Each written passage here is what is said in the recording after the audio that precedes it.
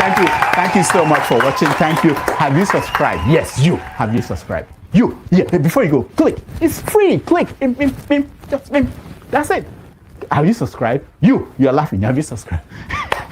Have you subscribed? Thank you. Thank you. Thank you. Hey, madam, thank you so much. I can see you. I can see you. We have to get to 100,000 subscribers. This by the end of the year. How are we going to do that if you don't subscribe? Yes, you. Yes, you're about to click off. Why? Have you subscribed?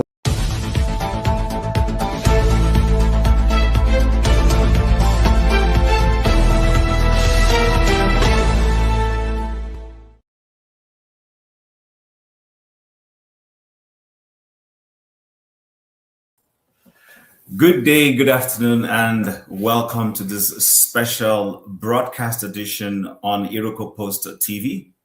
I'm Chim, and I'll be your host. And while today is not exactly Have Your Say, you will be having your say nonetheless. Have Your Say will return tomorrow at the same time it usually comes in, with our regular host, Rudolph, hosting, and then subsequently Forefathers taking off after the first session. But today we're here to discuss something totally different. We'll be discussing the critical subject that says, from critic to insider, how leaders manage appointees. So, of course, it's not new. Within the last couple of days, or should I say last week, the special advisor to the Nigerian president on communications and public relations made an appearance on Al Jazeera's head-to-head hosted by Mehdi Hasan. The outcome of that particular conversation they had, I don't know, I choose not to call it a debate, has generated a lot of controversy. And we just want to not talk about persons, but look at the subject matter of when you've been a critic of top government functionaries, especially the president of a country like Nigeria, and then you've said lots of things, and then suddenly you get appointed to come and be a mouthpiece of that government, or maybe even serve as a minister or any other portfolio, as it were. What do you think? Is it healthy for democracy? Is it fraught with any forms of danger, both to the appointee and the person being appointed? Do you think it's a way of decimating the opposition, or would you rather be positive about it and look at it from a big tent mindset that the president or the person making that appointment is choosing to expand the frontiers of those who speak and contribute to that government? Well, whatever side of the divide you stand on, we would like you to comment later on and share those views with us. But while I wait for my panelists, hopefully you will join us. I would like to play some video, something of interest to the public that has to do with Nigeria. So stay tuned and just enjoy this particular video. Où il vient, enfin je saurai où je vais. Maman dit que lorsqu'on cherche bien, on finit toujours par trouver. Elle dit qu'il n'est jamais très loin, qu'il part très souvent travailler. Maman dit travailler c'est bien, bien mieux qu'être mal accompagné, pas vrai? Où est ton papa? Dis-moi où est ton papa? Sans même devoir lui parler, c'est ce qui ne va pas. Ah sacré papa, dis-moi où es-tu caché? Ça doit faire au moins 1000 fois que j'ai compté mes doigts. Hey. Où t'es papa, où t'es? Où t'es papa, où t'es? Où t'es papa, où t'es? Où t'es, où t'es papa, où t'es? Où t'es papa, où t'es? Où t'es papa, où t'es? Où t'es papa, où t'es? Où t'es, où t'es papa, où t'es?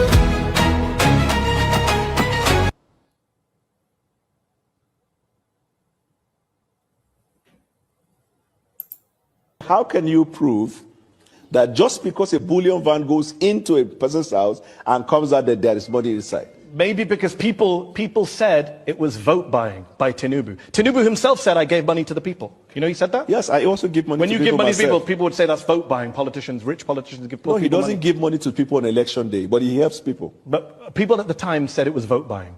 Do you agree with Who that? are the people? You said No, I never said that. ostensibly. I can't believe you still keep walking into this. You said it was done ostensibly for vote buying.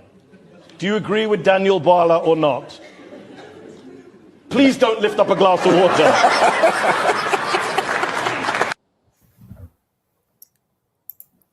Okay, so while we continue to wait for panelists to join us, welcome to today's broadcast. For those of us who are going to be on the comment section contributing, so please like, share, invite your friends, invite your family members, invite your adversaries.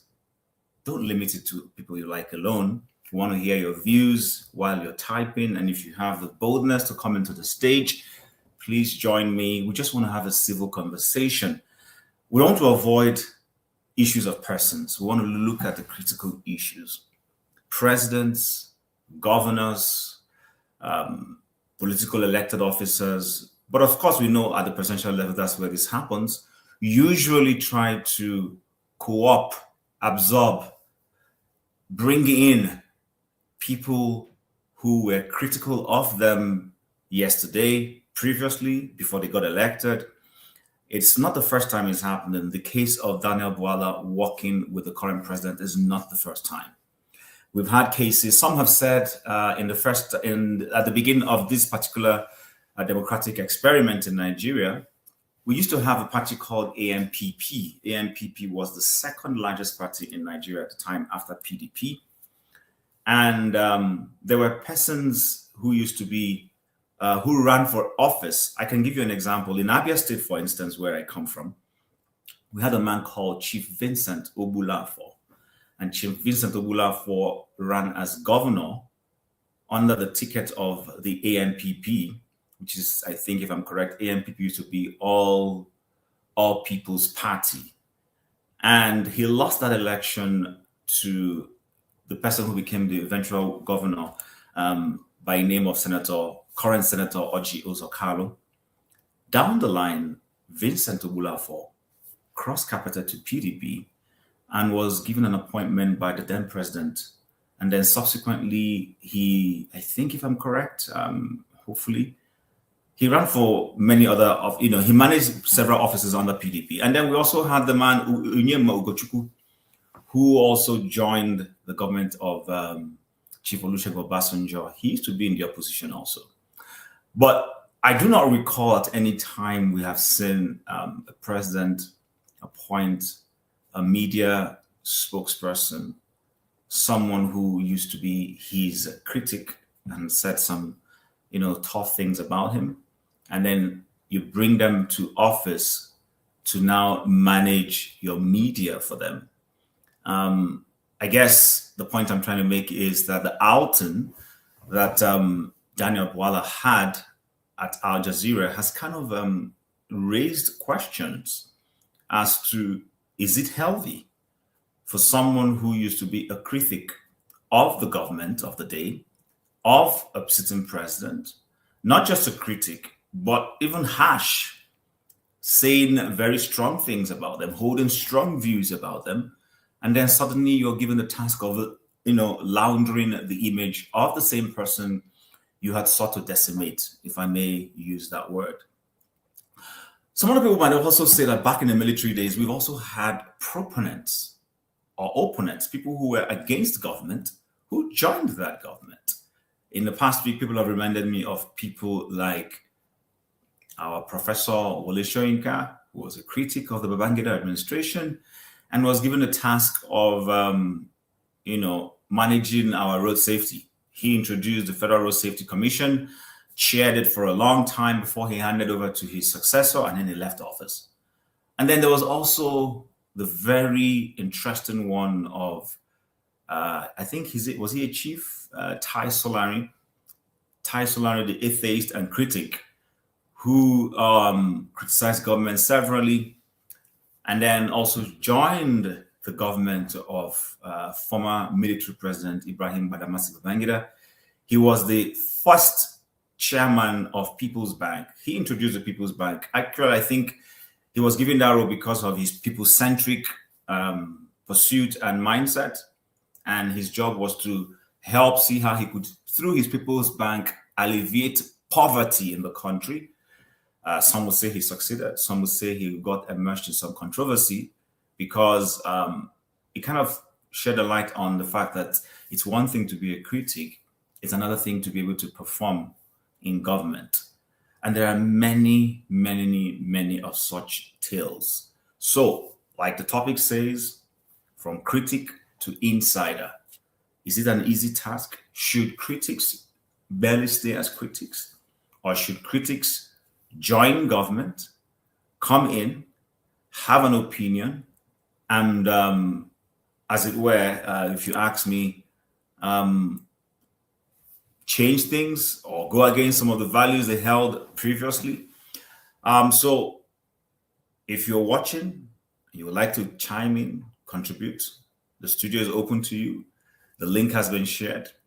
But also want to appeal to you to also support this channel, not just because of this broadcast, but the channel as an entirety. It requires money to be able to run broadcasts like this. So please show support, contribute as much as you can. I'm still waiting for my guest. I know it's a Friday. People are closing from work. And of course, because of time zone differences, there are people who may still be in the busy hours of their jobs. But while we're at it, yes, I want to go to the comment section and acknowledge those who have joined us at Easy4609. Thank you very much for joining. At HP89TTVC, thank you for joining. There's AGK Onyemaichi 5460. Thank you for joining. So we'll continue to wait. I'm waiting, but perhaps some of you on the comment section, why don't you come along and join the studio for a change? You know, we don't bite. I don't bite. I don't have a gun. It's a conversation for all of us. But let me see. Easy D460 says exactly.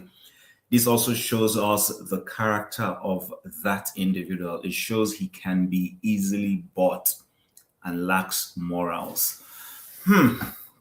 Easy. Is it that he can be easily bought, or is it that he didn't exactly believe in what he stood for yesterday? I know. I get your point. I guess you're looking at it from the perspective of his performance, because you know what? Let's take, for instance, Professor Wole Soyinka. I mean, whatever we say about him today based on his standings when it comes to national politics, one thing we can't take away from him is he criticized the government of military President General Ibrahim Badawasi Babangida.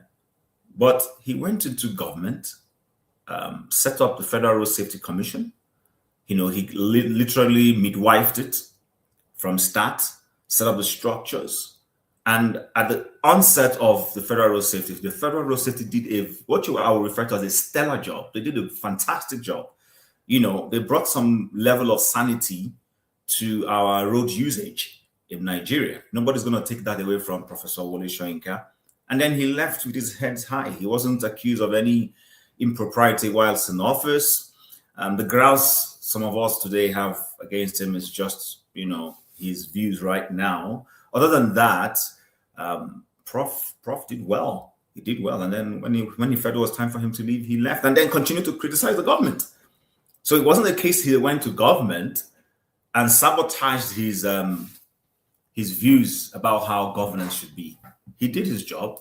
He took up a job from an adversary, somebody he didn't necessarily agree with in terms of how government should be structured. Professor Wole believed in civil democracy. He was against military rule, but he accepted the offer to serve. And then he served, and then he left. And then, of course, like I mentioned, Chief Tai Solari. I don't know if Tai Solari was a chief, but Tai Solari. He was a very strong critic of the government of Babangida. And he spoke more from the perspective of the people. He led lots of protests. That's why if you go somewhere along, I'm trying to remember the name of that road in Yaba, there's a statue of Tai Solari there to remember him as one of the people who were like labor leaders. He always fought on the side of labor union, asking for benefits for government, for citizens, improved remunerations and all those kinds of things. And as a result of his views, I think he sold the perspective of a people's bank that was supposed to help small-scale businesses and individuals like you and I get loans. Unfortunately, he didn't have an administrative acumen to run an institution like that. And at his age, I guess, he didn't exactly do a good job. But you would not say that Tai Solani was a failure. So, yes, easy. While I hear you on that, and I disagree with your views entirely, but I just want us to look at it from another perspective. There have been people who have gone in, they were critics, they went in, and they did a stellar job. Brick House Capital, welcome, my brother. It says, Chim, greetings, my dear brother. I just got back from work and only to see you online. All right. Trust you had a great week. I did. You are a wise man. Oh, I'm flattered, and person worth listening to. Thank you. So, but I would actually prefer if you guys came into the studio and supported me and let's have this conversation. Trust me, I would really, really love that. But while we'll continue to wait, I know people are getting back from work, just like Brickhouse stated. So again, in case you're just joining us, our conversation today is from critic to insider, how leaders manage appointees. The question is, in recent times, we've seen people, I won't call it cross-carpet, people who have been strongly in opposition and they've left their opposition standpoint and they've taken appointments into the governments of the persons they previously criticized.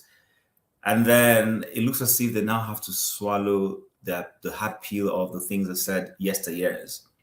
And of course, this is being triggered by the performance of Mr. Daniel Bwala at head-to-head with Mehdi Hasan. So, like, share, invite your friends while we continue to wait for people to come in and join us. I hope I will not be alone talking, but if that happens, that will be a fest. But I'm positive and I'm hopeful that people will join us. Let's have this interesting conversation. I really look forward to hearing what people have to say, understanding people's perspective. It's not about the person. We're not here to attack Daniel Bwala or attack anybody who has worked in the past with a government or a person they criticized. I don't think there's anything wrong with criticizing people or holding a divergent view. Actually, should we call the person a critic? Isn't that too harsh? It shows that you hold a different perspective about how things should be done. But anyway, I guess the audience understands. So we're waiting. While we continue to wait, please like, share, support the platform. I promise you it will be an interesting conversation.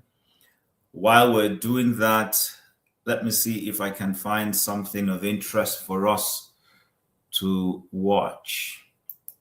President Bola Ahmed Tinubu has an opportunity. Some of us from the other party believe the reason he could do that is because he bought his election. Do you understand? Nobody can say when he went to Rivers and the former governor of Rivers was trying to subliminally, put a emotional burden or blackmail. He said, I owe you nothing. He knows how he achieved what he achieved. So he has that opportunity to say, and he has done that now in states where we tell you he picked somebody as against the wish of the government. Now you're talking about Rivers State, and some would say that the former governor also nominated himself. So were you surprised seeing his name on that list? Who? The member of your party, Nyesom Wike. You see, he's not a member of our party. Let me explain.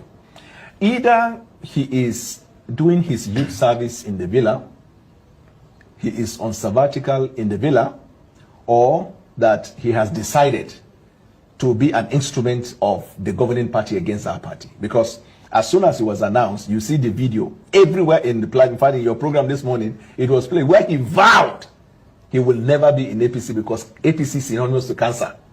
And then on another occasion, he said for the minister will go, I'm not interested. But he's not alone. There was a governor who said he was going to school. He was not going to be a minister. But his case will be worse if APC is voted. Because the man who is running now for APC does not even know half of what Buhari knows about government or national security. If you have the time, I will tell you more about what they are campaigning with as an agenda or as a rhetoric that he did well in Lagos. I will tell you, between 1999 to 2007, if you take out context, he actually performed worse than some governors in Nigeria, because the Lagos that they say he improved the revenue, he only collected tax. All the infrastructure needed for a state or in fact a country to develop was on ground. Lagos used to be the Nigerian national capital. Before Nigeria was formed, Lagos was a colony. You have all the infrastructure for economic development. As what you didn't establish them. There was seaport, there was airport, you have commercial activity, all the embassies are there. So transaction with foreign envoys is in Lagos. All the hotels are there, headquartered in Lagos. All the banks are headquartered in Lagos. All security apparatus, every facility and infrastructure for economic development was in Lagos. He didn't bring them. Asiwaju did not invite or introduce or brought to Lagos any serious foreign investor or domestic investor. And these revenues we are talking about that they claim he has generated, we are on. It's just that the government didn't have the infrastructure in collecting those. So what he did throughout this period was to collect tax. That's what they claim by revenue. And even then, the reason he did that was because the company that was collecting the tax, the company is allegedly traceable to him. So if you pick a man on the street and you tell him, I want you to collect tax in a given area, your percentage is 30%, he will be optimal. He will be highly effective. This is the summary. But let me tell you what he did in Lagos.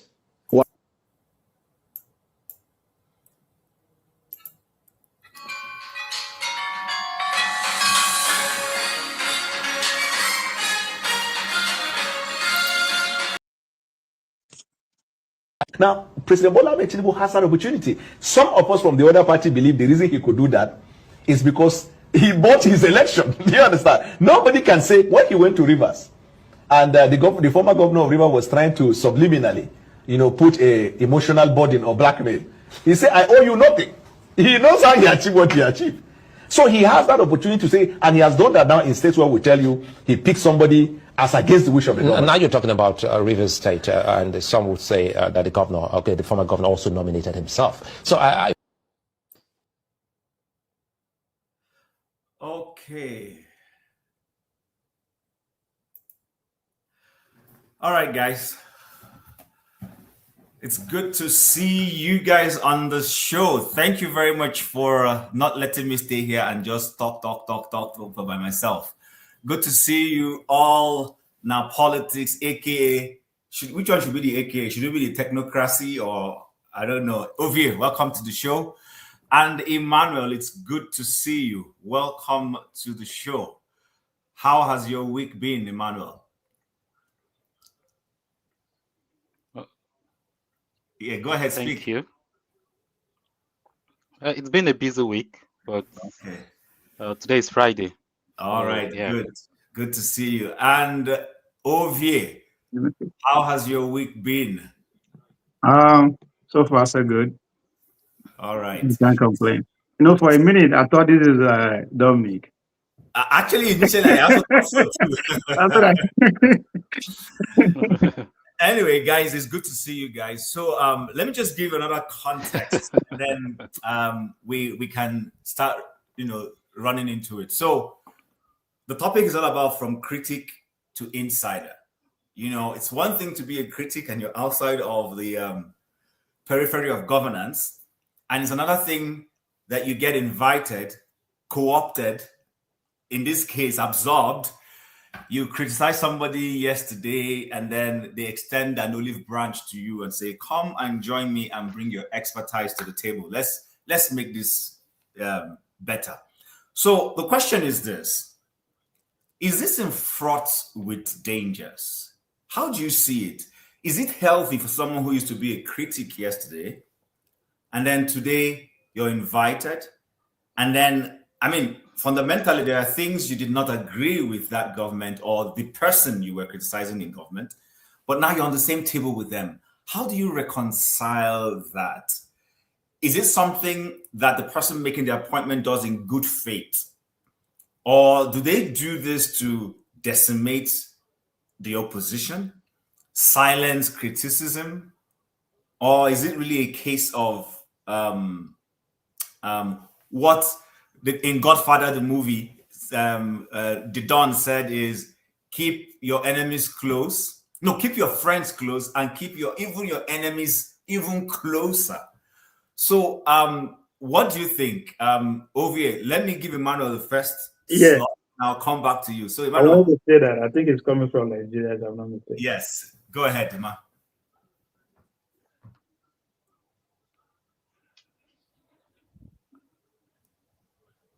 Oh, thank you very much, Chim. I do watch this platform, and I did come on.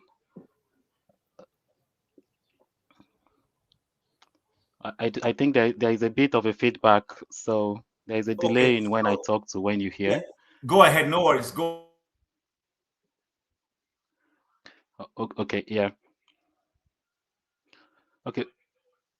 All right, thank you. So one thing is, uh, it's when it comes to people talking against the government and having the opportunity to be part of the government, the challenge is that it's principle. I'm hearing myself, it's feeling a bit uncomfortable. I don't know if it is from me here. Yeah, I think it's from you. Check your connection. Maybe you have two devices on, or maybe your YouTube is still on, wherever.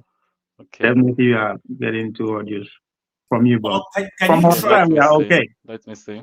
But Do we you can have? hear you clearly. We can Okay, hear let you. me let me start now. Okay. Go ahead. Oh, okay. Okay. Thank you. It's a question of principle because you need to stand for something. But if you don't stand for something, then it becomes difficult to. Okay. All right. I think I know why this is now. I have two webs playing at the same time. So yeah. It's a question of principle again. Many of these guys, they've changed their mind and they still want to be part of the new government. But it's always difficult. The case of Bwala, I would say someone like Bwala, if not in Nigeria, should not be part of that government. I remember people like David Cameron when he lost the election for Brexit. A greedy leader, it's easy for him to just say, I've allowed people to make their choice. Now that they go for Brexit, my government is going to deliver Brexit, just like Theresa May did. And you can change your mind. But in the case of Bwala, it just shows that he didn't stand for anything. And that is why principle is very important. We are yet to get that right in our client. For us in Nigeria, we are yet to be there. And it's because of the fact that when people win as president in Nigeria, when they're in power, they take absolute power. If you are in the opposition, it is difficult. We might say the way we like to say it. It is difficult to be an opposition in Nigeria. There was a time almost everything in government, or even outside of government. Uh, there was a time I do follow appointments to military when they want to recruit people to Air Force. After doing the camp, by the time they finish the camp, the next step is who has a letter from a general, a senator, a politician. So if you are outside, in Nigerian politics, we call it you are in the cold when your party is not in government. So it's not easy. So that's why people like Bwala, they have to survive because they are career politicians. Look at the case of River State, the screening that was done yesterday. That woman that said she's a politician and because of that she has not worked for so many years. You know, the reason why I cited that case of that woman as an example is that these people are career politicians. So they only have money from politics, from handouts, and when they are not there, they have nothing. So the question is not about those individuals because if we start looking at individuals, we continue to have the same problem because it is Bwala today, it will be somebody else tomorrow because they have to survive. Bwala is popular, that's why we know of him. In many states, oh, okay, I was in Osun State, I'm from Osun State, so when Aregbesola won the election through the courts, You'll be surprised how many months it takes people in Osun State to become APC. And these are people that fought over the years. Even in Ekiti State, the time Shegun also lost the seat to Fahimi, you'll be surprised within 2 or 3 months, everybody became APC in Ekiti State. So it's all about the people in power, they overstep, they do what they like. So they make it difficult for anyone outside of government to have that principle. It's not easy to, we can criticize Bwala from today to tomorrow. I watched the interview on Al Jazeera.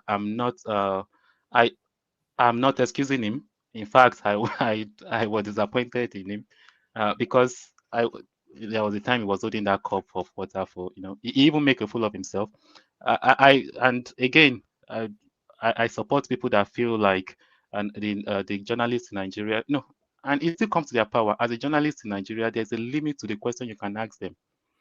And many of you will remember Femi Fani-Kayode when he lambasted those journalists for asking him questions.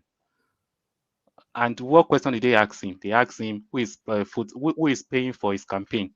And that is a responsible question for a journalist to ask. And he felt that question is insulting. And I don't know, why is it insulting to ask a politician where he has the money to campaign? So, Emmanuel, hold on. Yeah, come in, you are on mute. Okay. So while I can't hear you. There's something you raised that I want to ask. You said that, and before I come to you, Ovie will try and help us get into it, and then I come back to you if you take notes. So you said that when Aregbesola won the election, so was eventually declared as the winner of an election through the courts. Oh, he has gone off. He will come back. That it didn't take long for people in Osun State to suddenly become APC. And then the same thing happened when Segun Oni, I'm not sure who Segun Oni defeated or someone defeated him. People also swapped and joined the other party. So question, if he's listening and he comes back, question, so Ovie, is this a case of this is who Nigerians are? Or is it a case of the individual? Do you understand? Because the individual is a summation and a projection of the larger group. I don't know. I keep making this point. Last week I said so, and everybody almost chewed me raw here when I said that Bwala is just a reflection of, and I started counting all of us. I included myself, and people took exception to it. So, Ovie, help us make sense of what Emma said before he dropped off. Is this who we are, or this is just a case of one individual not really having gumption and having principles of where they stand? It's a case of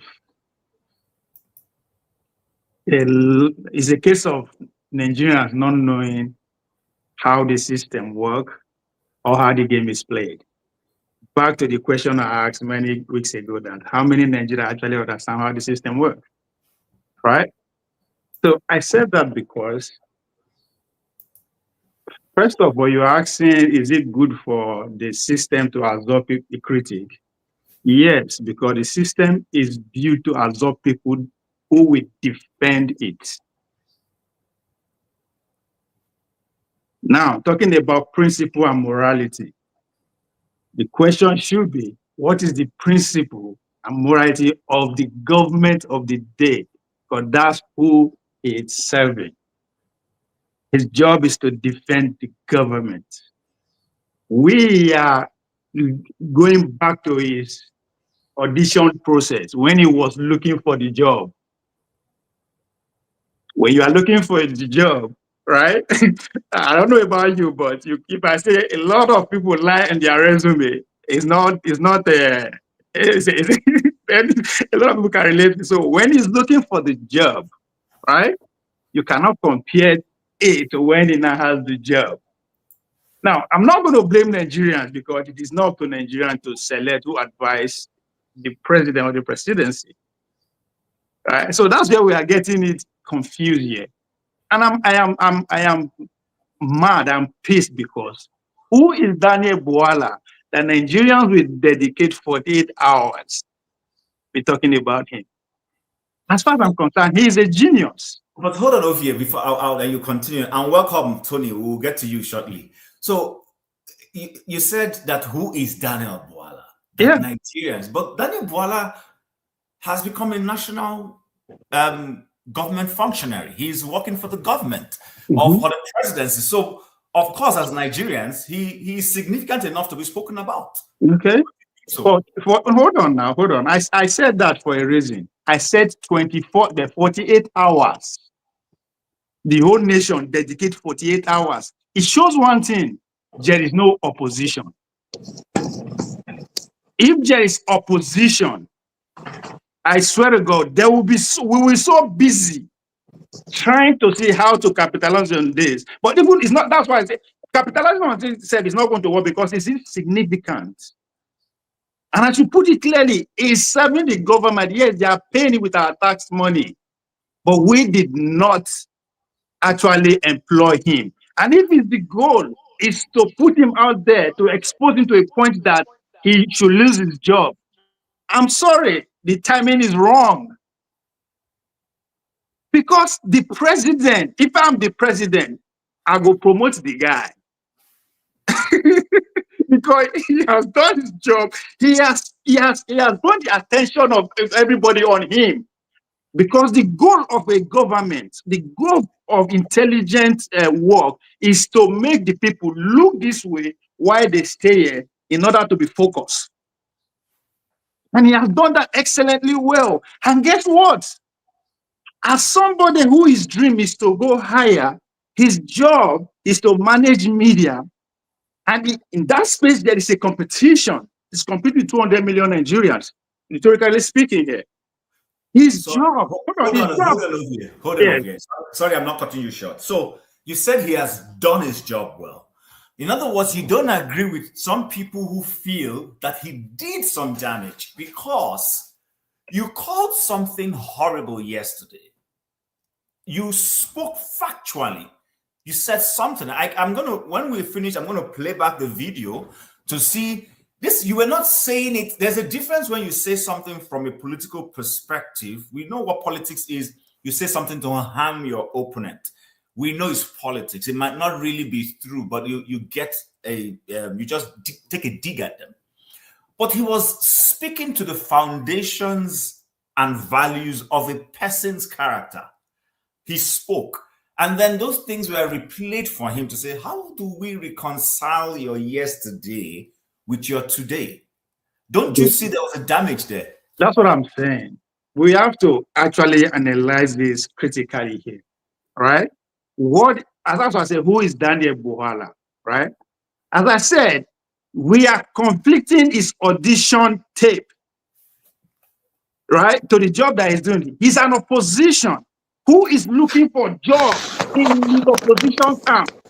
That is to be very clear. There are three ways that I know that if you want to work for any government, either you have money, you work, right, or you have the expertise. And in this case, this man has the expertise. He's a lawyer. He knows what to say that will not get him in trouble, but that will be very edgy. But outside that, when he said he can come out and say, come. When I was exposing this man, I was in opposition party. I was like every other Nigerian. The man was looking for the job, but we ignored everything he said anyway. We still gave him the job. He can defend himself like that, but he's not saying that. He's just saying what he did. He is a politician. That is his job. His job to defend what is given to him. Now, how he do it is what me and you are disagreeing with. The question is that do we have the power to take him out? If we don't have the power, means that we are promoting him. Because what we have done, we have successfully handled him ahead time that would have cost him millions to actually be able to get access to, based on how we are reacting to him. Why the goal of our reaction is to hurt the government of the day. But guess what? The government of the day liked it because they like distraction. So I'm not saying the morality, no, but that's not what we are asking here. It's not every time everything we front morality. No, we have to put everything into consideration. That's why I asked that question the last time. How many of us actually understand the system, the game that is at play? The system is to absorb people that will defend it, regardless of any situation. Okay. Yeah. I'm going to ask you to hold there. We'll come back to you. So, before I bring in Tony and Obe, Emmanuel was here before. Emmanuel raised a very critical point. And I was throwing a question. I don't know, Emma, if you heard that question, so I can repeat it. No, I didn't hear you. All right. So before I repeat that question, I want to welcome everybody. I want to welcome everybody to the show. Oh, what's going on? Okay, so just mute yourself for a second, Emma. I'll let you know when to. I think the echo is coming from you. All right, thank you. So for those who are just joining us, we're trying to x-ray the subject matter on from critic to insider. You were a critic yesterday, and then today you've been absorbed into government. Is that healthy? For a nascent democracy like ours, does it have dangers? Is there something to learn from what Bwala, his experience at Al Jazeera? Ovie has made his point. Ovie has said that he was auditioning for the job, that ab initio, he knew what he was trying to do. He was trying to sell himself, and he used attacking the government of the day and the principle of that government, and this has helped him get a job. And then that it's not every time we should front morality. I don't know if anybody here agrees or disagrees, because that the government actually likes what he did because it helps them deflect attention from the core issue of governance. People are busy talking about Daniel Bwala's morality as against questioning what government is doing. But Emma, my question to you, based on what you said, is you said when Aragbe Shola eventually became governor, and because the court declared him, that it didn't take days for people in Osun State to suddenly cross carpets and join the ruling party. So my question, which we're not here to answer, which Ovie has given his own perspective, is: are you saying this is who the generality of people are? Nigerians were just like that. The moment what has not found us out is that we haven't come to limelight like Daniel Bwala. Or is it a case of one man not able to hold on to some principles he believes in? Which is it, sir? Go ahead. I would say it's a mixture of both, and I will explain. There is this principle: every group of people deserve the leadership they get. So we have the type of leader we have because that is who we are. An average Nigerians, we are not good people. We need to improve. So and that is why we are a product of our environment, either we like it or not. Although it's easy for us, everyone to say, they call it holier than thou, for us to think we are above board. But one way or the other, our society needs a lot of improvement. The reason why I cite the case with Osun State is because we have no principle. We have nothing to stand on. And sometimes when I don't drive that point of principle too much, because of our political situation and our economic situation. A lot of times people criticize others for taking money for voting in election. And in reality, some people need that 5,000 to eat that day. You can't tell them that they should vote for those people that they don't even know when they have the opportunity to have the 5,000 to make it up for their family. But the reality is we tend to say, oh, they are selling their future and the likes. If we don't sort out the little things, then we are not ready for the big ones. Okay. Emma, thank you. I love the direction you have gone. This is quite interesting, especially the analogy you just used about the 5,000. So I'm going to come to Tony. Tony, welcome. And Prince Akwachi, welcome. Good to see you after a very long time. How are you doing? Tony, you just heard all our politics over here. You've also heard what the man said, and you know what the subject matter is all about. What's your perspective to this topic? Should critics be invited into government. Now, we're in a democracy. In the military era, we've had examples of critics who came into governance. But the difference is, like I said earlier in my introduction, is that many of those people actually performed.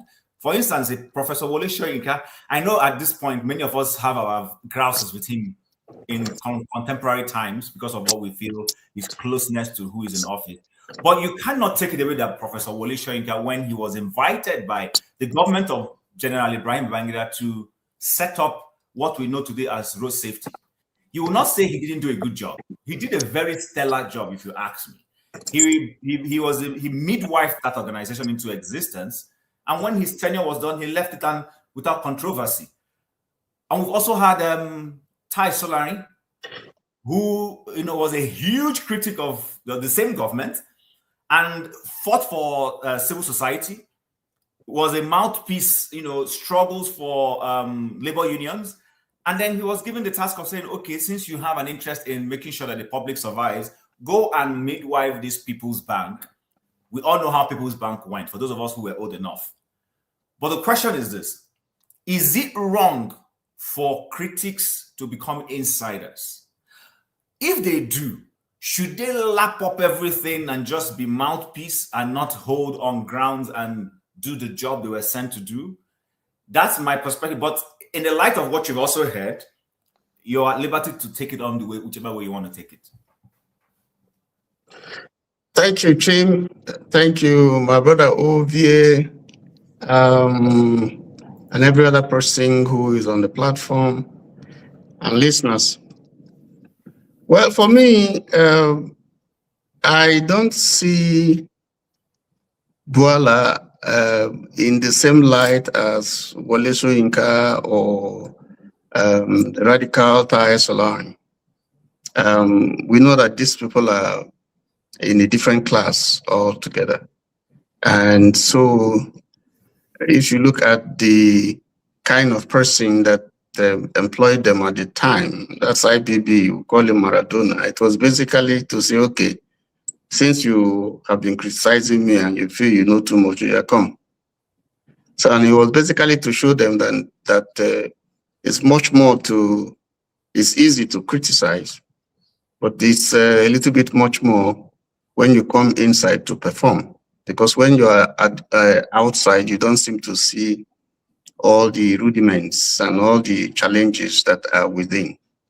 As you can see, Tai Solari ended up being disgraced because you remember there was an issue, where he was purported to have been portrayed as a rumor monger when what he was pushing turned out to be false, and that demeaned him seriously. But I don't class them. I don't put them in the same class as Bwala. Bwala is the political jobber. Bwala is someone who was in APC initially, ran for primaries. He got 0 votes. He didn't even vote for himself. And then since then, have been angling, left, went to PDP, was able to maneuver his way and found himself very close to Atiku and so on and so forth. When the going seemed good and when everything went bad, of course, he went back to APC after completely destroying the same person he's currently serving. A lot of people class him as those people who are looking for structural benefits or something like that, who are just there to see what they can get. But to look at his performance on head-to-head by Mehdi Hasan, I listened to a stalwart of APC who said in the first place it was not his job to have gone there, that it was Bayo Onanuga's job or Sunday Dari. But because of his nature of trying to, push himself around and show himself to be someone of substance or to please his boss, so he found himself there. And apparently in his usual way of trying to feel that, very intelligent guy, but trying to see himself bigger than he is. This view of himself, he can outclass anybody in the media, Sorry, so he went.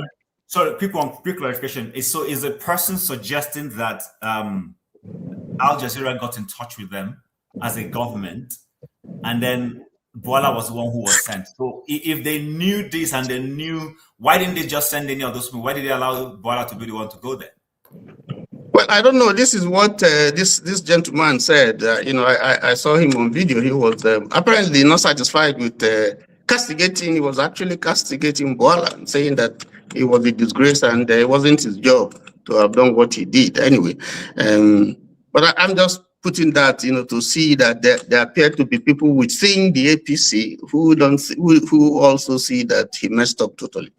Now, for me, I think the critical question again to ask is, what was the interview all about? What was the purpose of the interview? Was it to sell Bwala as a person? Was it to sell his government that he serves? Or something else? Was it to launder the image of the Tinubu government, considering the global outreach of Al Jazeera and the fact that this was something you can do free of charge? So those are some of the issues that we want to interrogate.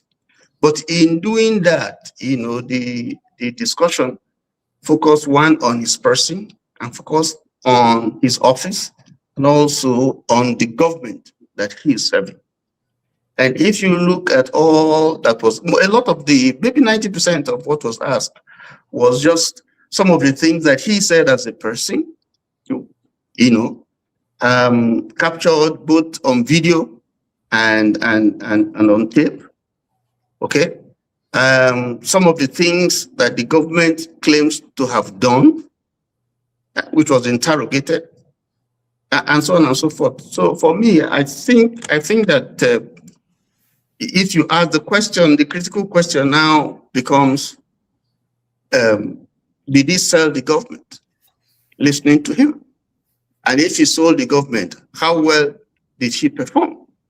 And I think the consensus of opinion, even listening to people, is that he totally didn't do government any good, the image of the government any good. That is why you can see him, even after that, he had come out to begin to defend himself, to pontificate and to say all kinds of things and to blame this person or that person and so on. If you did a good job, there's no need for you to come out to try and clean up or to say you were misquoted or you were edited and so on. To say that means that you have a feeling that what was portrayed about you, what was aired, wasn't right.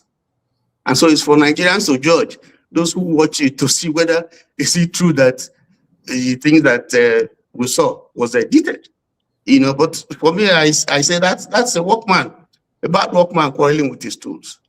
I was thinking that, what should come after the interview? Facing Nigerians to say, I'm sorry I messed up, and then let us move on. But to begin to try to rub it over our eyes to say, no, you didn't see well, you didn't hear well. What you heard was edited. I didn't say it like he was saying. Of course, we know he said it because we can see the video.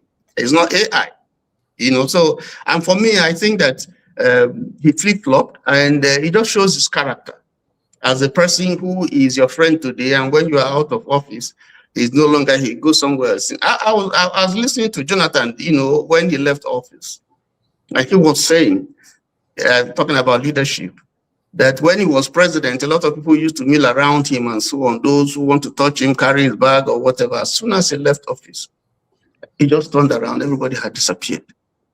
That is the character that Bwala has just shown all through the stages. If Ashwadu, for whatever reason, fails tomorrow, Bwala is going to move because you can see that ingrained in his character. So he's like the wind. It's like he's being blown here and there. He has no loyalty to anybody other than what he will eat. And that's unfortunate. Okay. Now, as to whether he did himself good by denying the questions that were put to him, some of them he accepted. I'm going to ask you to hold that portion. We'll come back to that particular subject matter. Let me just bring in Obe and then Akwachi, one after the other. So, OBE, welcome to the show. So you've heard what the previous speaker said, and you know what we're discussing. Ovie has given us a perspective that, as far as he's concerned, the special assistant to the president did a fantastic job, and that his principals are happy because, as far as they're concerned, the whole idea was to deflect, take attention away from whatever things is happening in Nigeria, which sometimes happens in government, and to the fact that he was able to do that, and that the talking point has for a long period now has hovered around him, the government has accomplished its objective.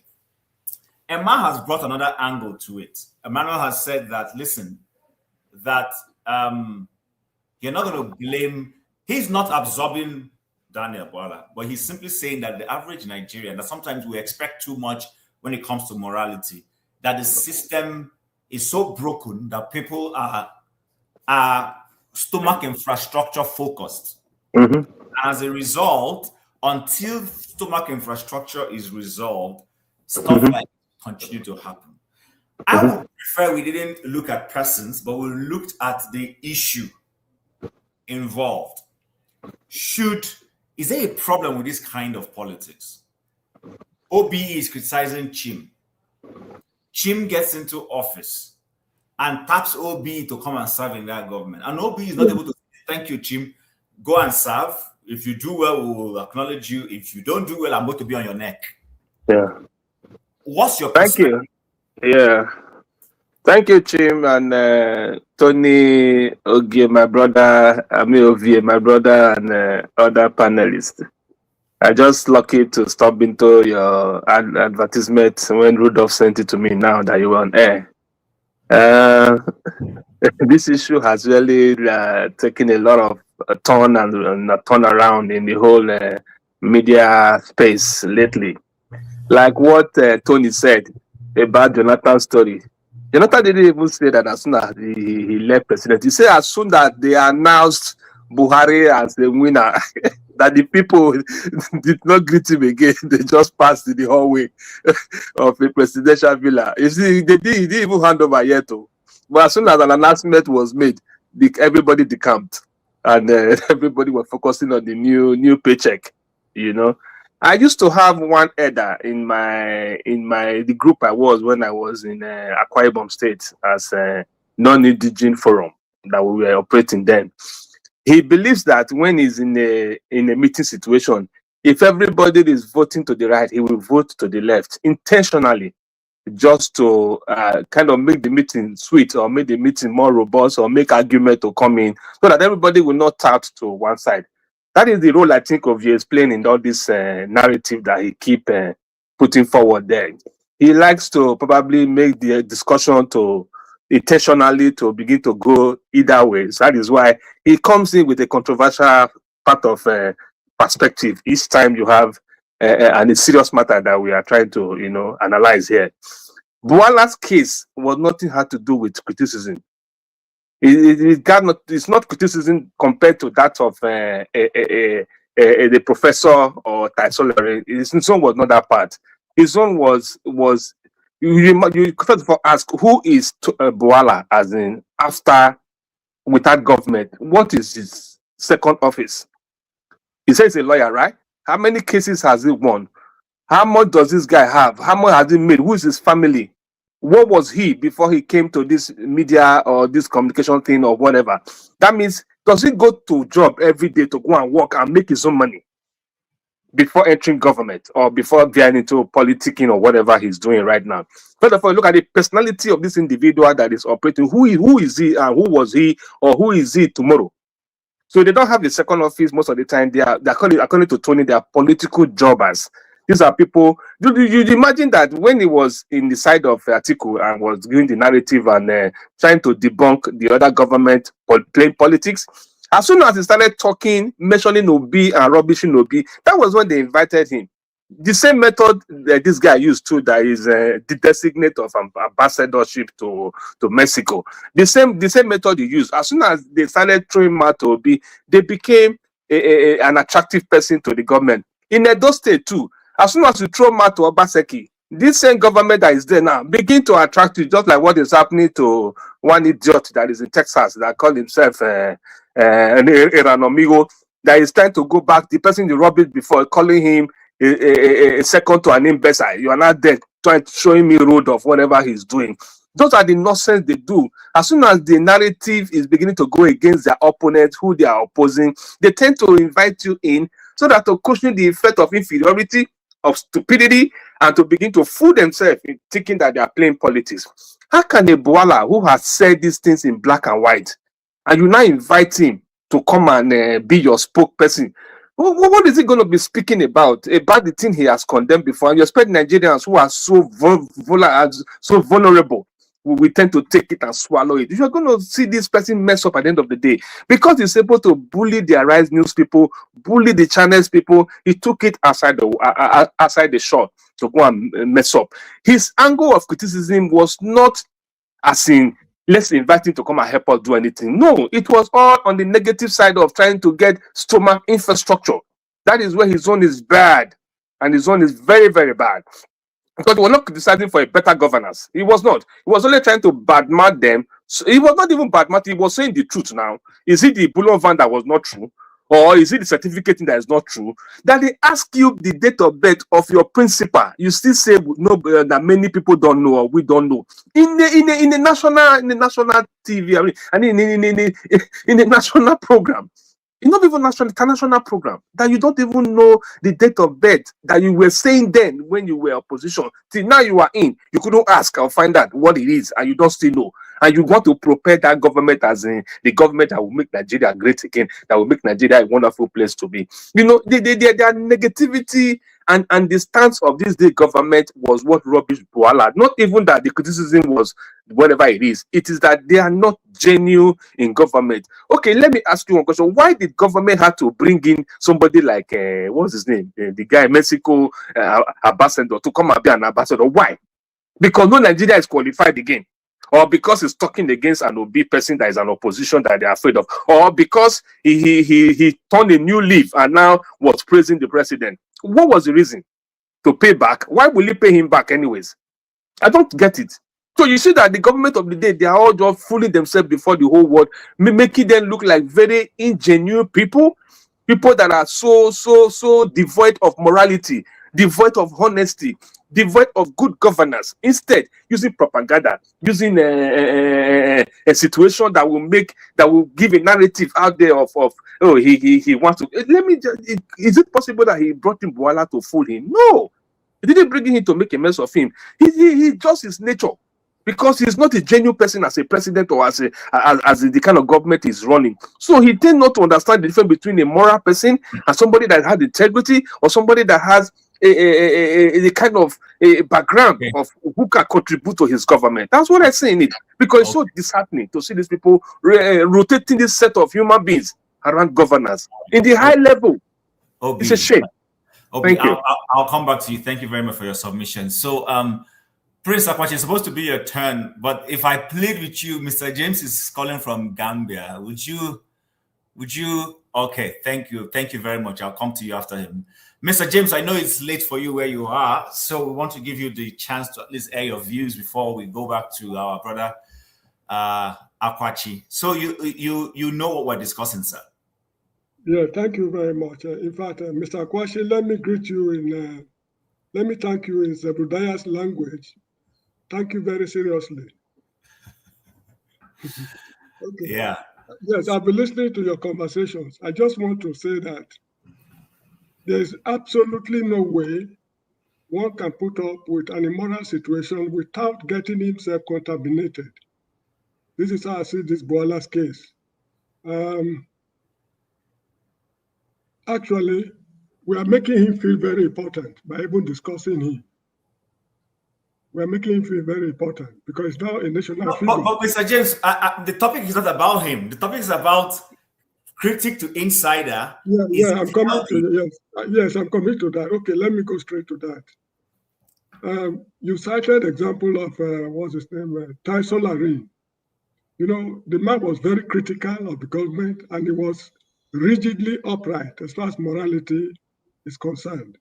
When he was made, I think, a chairman or president of People's Bank, Babangida's government made sure that they surrounded him with morally barren and bankrupt workers. They wrecked the bank. They wrecked the bank to zero. Then when they carried out the investigation, they discovered that his hands were perfectly clean. He did not partook in the misdeeds. So it is extremely difficult to keep, it's not even encouraging for any critic to accept government position. That happened to be the stand of Gani Fawayimi.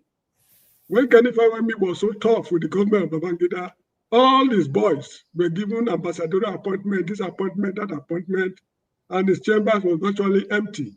But he stood his ground. He refused to accept any appointment. Even Wole Soyinka found it extremely difficult to work with them. So the tension of government inviting critics to come and join to come close to the honeypot is not to make them distinguish themselves, but to sort of water down their degree of criticism. I lived in a certain African country. I would not like to mention the name. There was a priest, I won't mention the religion, a priest who was very critical of the government. The government really do not know what to do about it. So the president decided to send some Secret Service men on a special mission to Dubai. When they accomplished the mission, they returned. Then the president invited the priest to the State House. The man sat down and they were discussing. The priest was still lambasting the man severely. So they brought a video clip and they plugged it into the television, and they asked him to watch it. To the man's surprise, his wife, who traveled to Dubai on business, the woman lied to him that she's going to Dubai on business all the time, not knowing that she was going there to play around with men. So they showed her, selling her body, and the priest was flabbergasted. So at the end, the president now called him, "Look, my friend, come here. If you cannot control just one woman, only one person, how do you expect me to control the whole country? Come, let us work together." That silenced the priest permanently. You get the point. So there are various ways of silencing critics. Any government that is being criticized, it is because the critics are taxpayers. You are spending their money in a fashion they do not approve. If you spend my money in a fashion I do not approve, that does not necessarily mean that if I'm made president, I will perform. I've been appearing on this program very many times. I've been criticizing Bola Tinubu. I must admit, if I am made the president of Nigeria today, I'm likely to fail catastrophically because that is not my area of specialization. I'm not good at managing people. All my life, nobody has worked under me. So making me a governor, the local government chairman, or whatever it is, it doesn't make sense to me. There are areas I know I can perform. Any government who requires my service, I will tell them, this is what I can do, and these are the conditions. If you are not prepared to abide by those conditions, you bow out gracefully. So that is how I see it. It doesn't make sense for any critic to judge the government because the government asks him to, they invite them in order to contaminate them and silence them and rubbish them and push them away. So that is how I see it.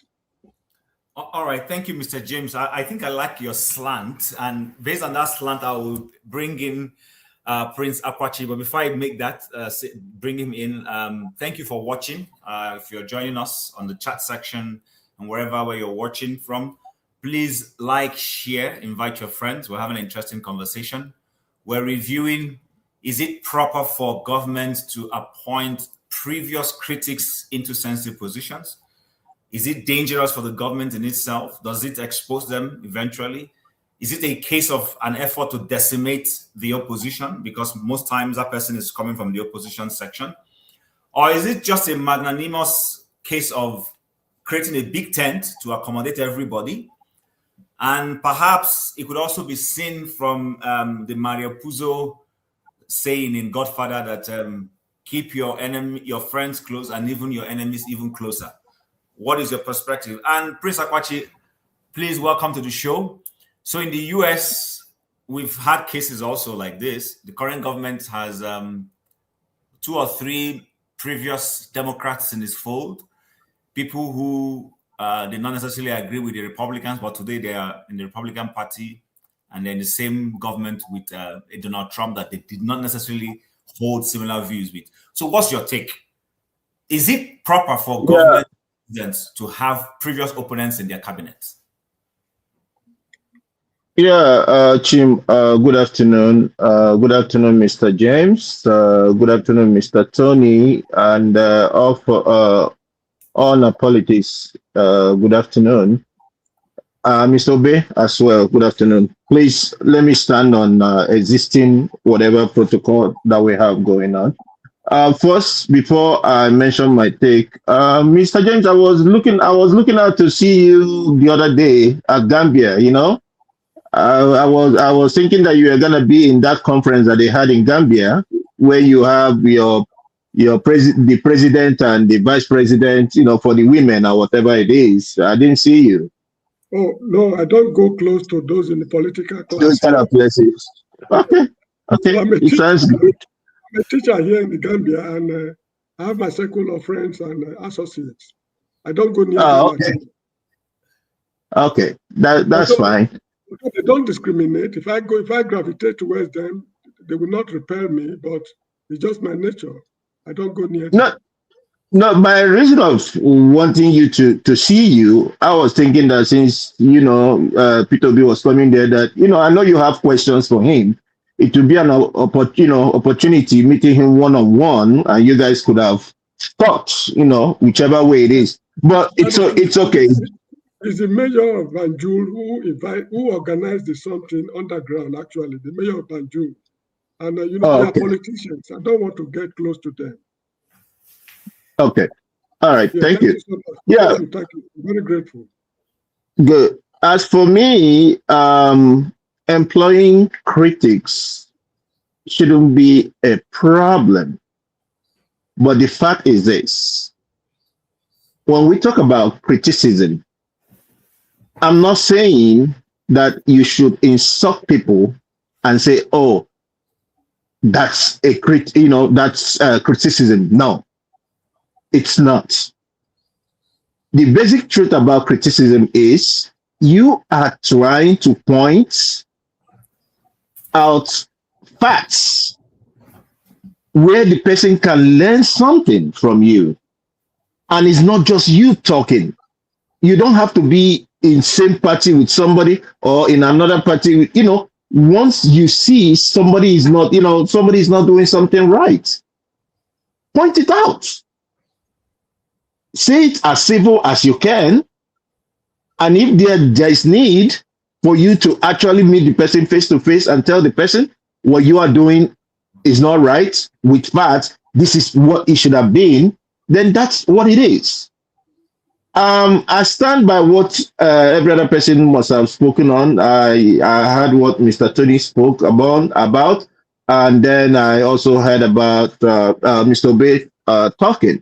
But the fact is this: if I want to just oppose that to Bwala is hired for a particular purpose, and I don't know if any of you have noticed it. If he was a former critic of Bola Tinubu or whatever it is, and now goes back to Bola Tinubu. He worked for Atiku. He never for one day, I've never heard him said anything about Atiku. Is he trying to tell us that Atiku is a perfect man? That has never been said. He is hired for a purpose, and that purpose is do whatever you can at every given time. Peter Obi, he went to Mehdi Hasan. It's just that they didn't give him that chance. It would have been Obi that would have been coming out from his mouth. The other day he went to Daddy Freeze. Come out, do your explanation, do whatever it is to, to apologize to the Nigerians how it is that you went to a show and you denied things that came from you. Things. That's one thing I love about when people talk about internet. I tell them internet never forgets. In years to come, what I'm saying right now, if anybody wants to see, you will definitely see it. As long as Google and whatever it is involved, you will see it. What am I saying in essence? He went there, and the next thing he was talking about how it is that Obi wanted him through Obasanjo. The Obasanjo called him. Who is asking for those? It's irrelevant. Nobody wants to hear any of those things. So what I'm saying in essence is, it's good to be a critic. Criticize anybody who you want to criticize, but criticize the person with facts and not lies.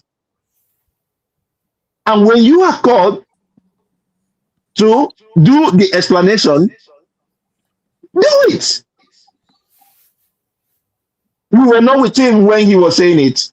And now that he was being asked, he is now saying, all hell let loose. That what do you call it? That Jazeera did this to him. As a matter of fact, he was even saying that from what I heard, on the streets, that it was obedience that influenced Mehdi to come up with those questions, which is a shame. And then the APC man talking about that he was not supposed to be the one. When Bwala goes to channels and Arise and others speak against Obi, he's excellent. They promote him. They love him.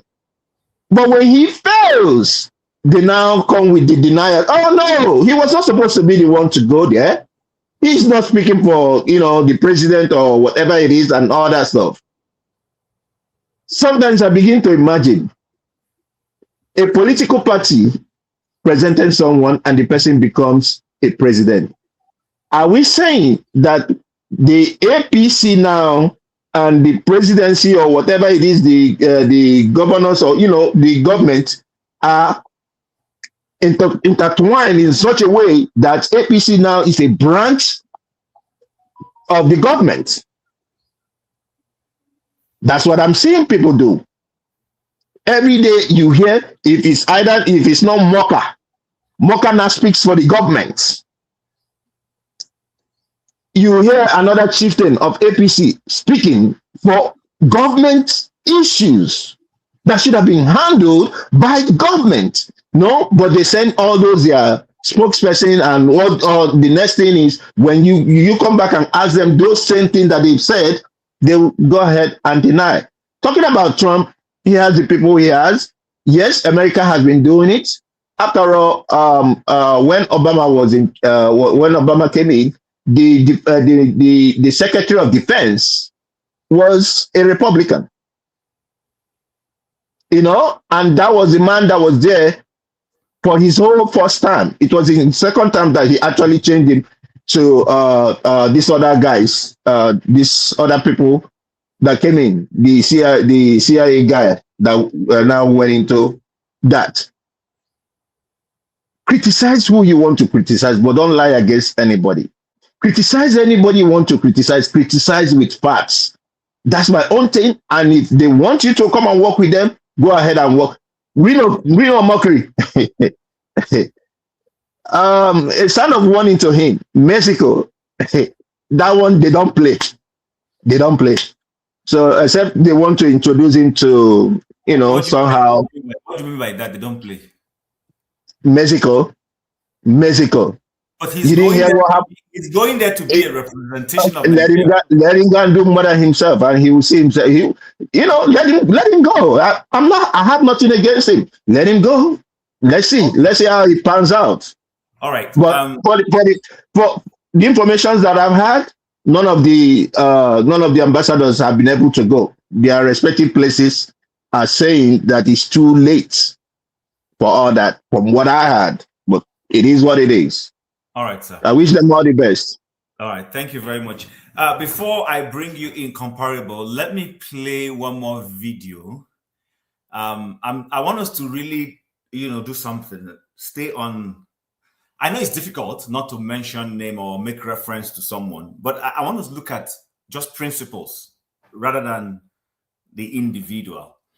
But I will play this video, and then after that, comparable facts, I will give you the floor to speak.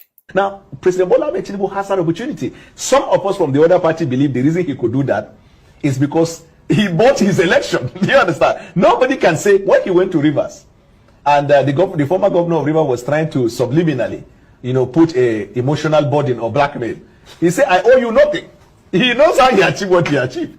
So he has that opportunity to say, and he has done that now in states where we tell you he picked somebody as against the wish of the government. Now you're talking about Rivers State, and some would say that the former governor also nominated himself. So were you surprised seeing his name on that list? Who? The member of your party, Nyesom Wike. You see, he's not a member of our party. Let me explain. Either he is doing his youth service in the villa, he is on sabbatical in the villa, or that he has decided to be an instrument of the governing party against our party. Because as soon as it was announced, you see the video everywhere in the platform. In fact, in your program this morning, it was played where he vowed he will never be in APC because APC is synonymous to cancer. And then on another occasion, he said for the minister will go, "I'm not interested." But he's not alone. There was a governor who said he was going to school. He was still going to be a minister. But his case will be worse if APC is voted, because the man who is running now for APC does not even know half of what Buhari knows about government or national security. If you have the time, I will tell you more about what they are campaigning with as an agenda or as a rhetoric that he did well in Lagos. I will tell you, between 1999 to 2007, if you take out context, he actually performed worse than some governors in Nigeria, because the Lagos that they say he did, he improved the revenue, he only collected tax. All the infrastructure needed for a state or in fact a country to develop was on ground. Lagos used to be the Nigerian national capital. Before Nigeria was formed, Lagos was a colony. You have all the infrastructure for economic development. Asiwaju didn't establish them. There was seaport, there was airport, you have commercial activity, all the embassies are there. So transaction with foreign envoys is in Lagos. All the hotels are there, headquartered in Lagos. All the banks are headquartered in Lagos. All security apparatus, every facility and infrastructure for economic development was in Lagos. He didn't bring them. Asiwaju did not invite or introduce or brought to Lagos any serious foreign investor or domestic investor. And these revenues we are talking about that they claim he has generated, we are on. It's just that the government didn't have the infrastructure in collecting those. So what he did throughout this period was to collect tax. That's what they claim by revenue. And even then, the reason he did that was because the company that was collecting the tax, the company is allegedly traceable to him. So if you pick a man on the street and you tell him, "I want you to collect tax in a given area, your percentage is 30%, he will be optimal. He will be highly effective. This is the summary. But let me tell you what he did in Lagos. One, he attempted to destroy democracy. He wanted to introduce what we call monarchical democracy, a democracy that is not reflected by the will and wishes of the people, but reflected by the choice of a man, and people should run around it. He introduced the concept in politics in Nigeria that we call take the queue, follow the queue. Has just been voted into a term of 4 years. He's 8 months into the term, which constitutes 31.8% of the total time that he has. He has less than 70% of the time in government. When is that going to happen? Two, when President Buhari took over in 2015, it was the same language. Nigerians patiently followed. Today, tomorrow, they finish the first term, they enter the second term. When there is a fundamental problem with policy, time is irrelevant. 30 years it cannot work, mix in Nigeria. And I'm glad Mr. Onje is an economist. Let him challenge it. If you look at the manifesto of APC and Asiwaju, you will discover that every promise that he put in there, unless he can show that there is a plan to create production, generate Nigerians to everything is about borrowing. And they may end up borrowing your intestine, your kidney, and every part of your being for the things that they want to do. I'm not perturbed by that, but let me tell you what they are selling to the Nigerian people, what they call renewed hopelessness. In their renewed hopelessness, What is the economic model? You call it renewed hopelessness, but they call it renewed hope. But let me tell you why it is hopeless.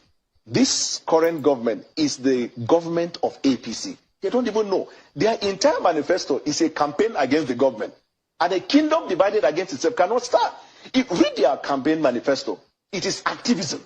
You are doing activism against who? You now said you want to remove subsidy. You forgot when Jonathan wanted to remove subsidy, all of them went to the street and called the heavens to come down on him. All right, so comparable facts. I wanted to play that, given the fact that we are talking about principles. It just so happens that we have to use someone to, kind of help us buttress that. So when you listen to this once upon a time opponent of this party, you've listened. In fact, he even dragged another person who right now we also don't know where he belongs. He dragged him on one of those conversations. My point is still, is this who we are as Nigerians? Last week when I said Bwala represents, and all of you, hopefully KJ is back, everybody took their guns are blazing, almost shot me down here. I had to say, okay, calm down now, calm down. So my question is this: you've listened to Tony, you've listened to OBE, you've listened to Akwachi, even Mr. James has given his own perspective. Is there anything wrong? Is it possible to go to office, do your job, and not lie? Because on the same platform that this gentleman went to, we also had previously another Nigerian who served in a government. Although, yes, you would say they were not necessarily opponents, she also went there. And she said clearly, listen, I can't speak to the man's character. It's his responsibility to do that. When you see him, you can ask him questions on that. What I can speak to is to the job that I did. Could Bwala have gone there, done his job, and not be immersed in this kind of controversy? Could he have owned up? Would he have been right? Will it have been political suicide not to own up to his past words, but say, oh, but right now I don't hold those views anymore? What's your take? Should governments introduce their critics into government, or it's a no-no for you? And if so, should people go to that job and just do their job and walk away? All right, thank you very much. Greeting everybody. Can you hear me? Yeah, greeting everybody on the platform. I was listening earlier, and I think I was driving at that particular time. I share a lot of people's view. I think everybody, most of the people here, apart from KJ, who just showed up, are on the same lane, except Ovie, But Ovie, I know Ovie Warrior as a brother, he's a more contrary.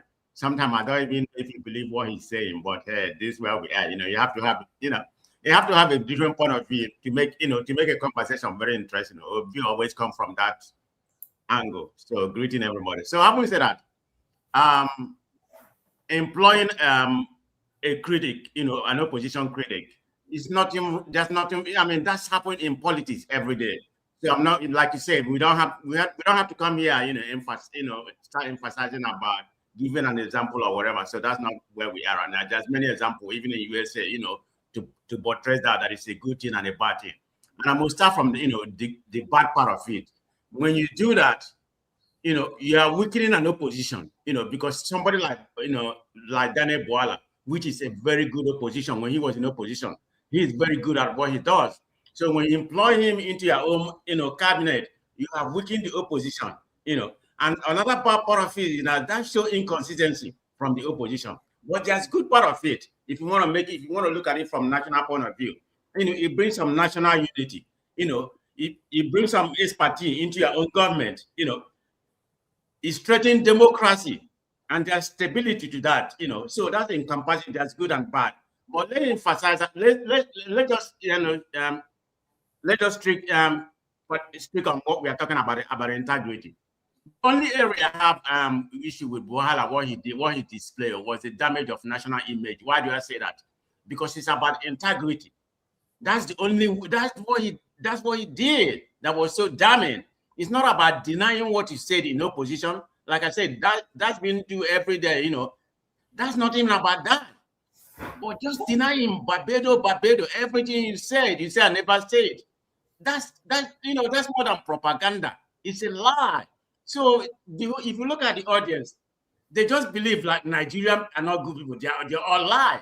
That's exactly what he displayed at that particular day. So hold on. Why is his perspective on the platform a reflection of Nigerians and not a reflection of him? Why is that? Why can't the world judge comparable facts for what comparable facts did? Why do they have to judge comparable facts because of what Tony said? No, I don't believe it's a reflection of Nigeria.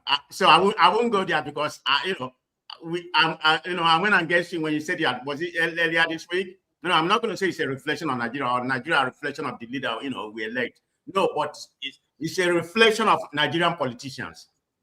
It's because they lie all the time. I'm not saying politicians don't lie, but their own lie. Bwala just exhibited what Nigerian politicians are. You cut them, their teeth in, right? They say yellow is not yellow. I mean, in the real politics, they know how to pivot, and say this is what I did and this is what I'm doing right now. But Nigerian politicians, they just tell you they call white, black. That's the issue with Nigerian politicians because they are used to that, their impunity. They use it to partisan Nigerians. So this is where we are. He's thinking that he was in a Nigerian TV where he can come like a Rush TV or whatever and bully everybody. That's exactly, the kind of mindset when he came there. And now he went to Dr. What's his name? Daddy Freeze, channel and claiming that he was doctored. If he was doctored, go and sue them. Don't come here, emphasize that you was doctored. I don't even believe that doctor. You're making yourself look like a fool already. Everybody already know you're a fool. You're a liar. You don't have no integrity. So in a bottom line, it came is the integrity part that really offend me. I mean, I've never seen such a person lie. I've never seen any politician, does that in my lifetime. They say what you say, Barbados. The only thing Hassan didn't have was to play the video. But according to what I had, that could be a matter of copyright. I don't need that. But in Nigeria, maybe they are playing it in YouTube. I don't know how what kind of copyright that should have been. But he did his diligence and was able to get every verbatim, every point by point, what he said, the date and everything. And you hear lying. So let me ask everybody here, the audience, I can tell you 99% of the audience, that watch it, that sit on that Hassan, interview, they didn't believe him except that APC man. When he believed, he know that he's lying, of course. He just tried to cover himself. So that's the part that's, the integrity part is that's where he lost me. I fought him, So I said, it's a reflection of Nigerian politicians, not Nigerians.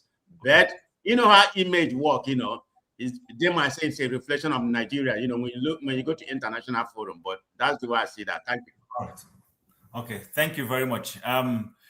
KJ, we'll bring you in. So you've heard what comparable facts just said to us now. I continue to ask, is it right or is it wrong to bring in previous critics to come and serve in a government that they have criticized before? The vice president of the United States was a critic of Donald Trump in his first tenure and even criticized him even up until maybe Donald Trump became the nominee. But here he is today. He's the vice president. Pence also was a critic of Donald Trump in Donald Trump's first term. When Donald Trump was running, Pence didn't want to endorse him. In fact, what's the representative? The former governor of, was she governor of North Carolina or South Carolina, who became the permanent representative of the U.S. to the United Nations, Nikki Haley. Nikki Haley was also a critic of Donald Trump, but she served in Donald Trump's first term. So, has Bola Tinubu committed any class suicide? The current vice president, J.D. Vance, is also a critic of Donald Trump. I just said it. I said he was a critic of Donald Trump, and then Trump brought him in. So, and that was what Bwala kept trying to latch in on. If you listen, he kept saying Donald Trump has done it, blah, blah, blah. But is it the same thing? Do you think it's the same thing? Is there any difference in what the criticisms of Nikki Haley, Michael Pence, and J.D. Vance versus the kind of thing that Daniel Bwala has done? Hold on, can I say something? But all these people just mentioned, they were in the same party. So there wasn't a different party. There wasn't an opposition. I mean, they may have said it at that particular time, but most of them are in the same party. So that's politics. Marco Rubio, all those things, that's a politics. But you're talking about opposition, if I'm right. But I just want to come in there. All right, okay. Yo, KJ, unmute yourself. We can't hear you. KJ, we can't hear you. We can't hear you speak. Okay, you might have to. You don't live for your car like Ovier. The one You might have to exit and come back. I can't hear you. We can't hear you at all. Come here. I'll tell you the way they do it for car. Exit and come back. All right, sure. Living in the car is not for everybody. Sure, you might want to take a go at what KJ was saying. Is KJ back? Let's hold on. Let's see if he's back. KJ, are you back? Speak. Can you hear me now? Okay, good. Yes. Okay. Thank you so much, Chim, for hosting. Ovie, I don't know. I'll come back to you later on. Thank you so much. Thank everybody who is here to participate. Tony and all. The question or this is how I would like to look at it. There's no office of the critic. Is there any office for a critic? Do you open office there, a critic? So you just open every day sitting down? They don't have. So what then makes a critic different from every other person? Morality, your moral stand on the positions you have taken. So you are able to hold that position, whether it is good or it is bad. And they have been, this is, I've been listening since you started. Some people have said this is the way we are. No, that's not the way we are. There are people in Nigerian government who have held to their principles and they left with their principles. The last of them, or the last one I can mention quickly, is Awudogbe. Awudogbe, who just passed, he lived on principle and died until he died holding the principle we have always believed in. He didn't mind whether his friends were going the other way or not.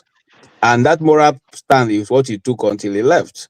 And I don't think comparing Tai Sholari to Daniel Bwala is fair, because we all follow that news when it happened.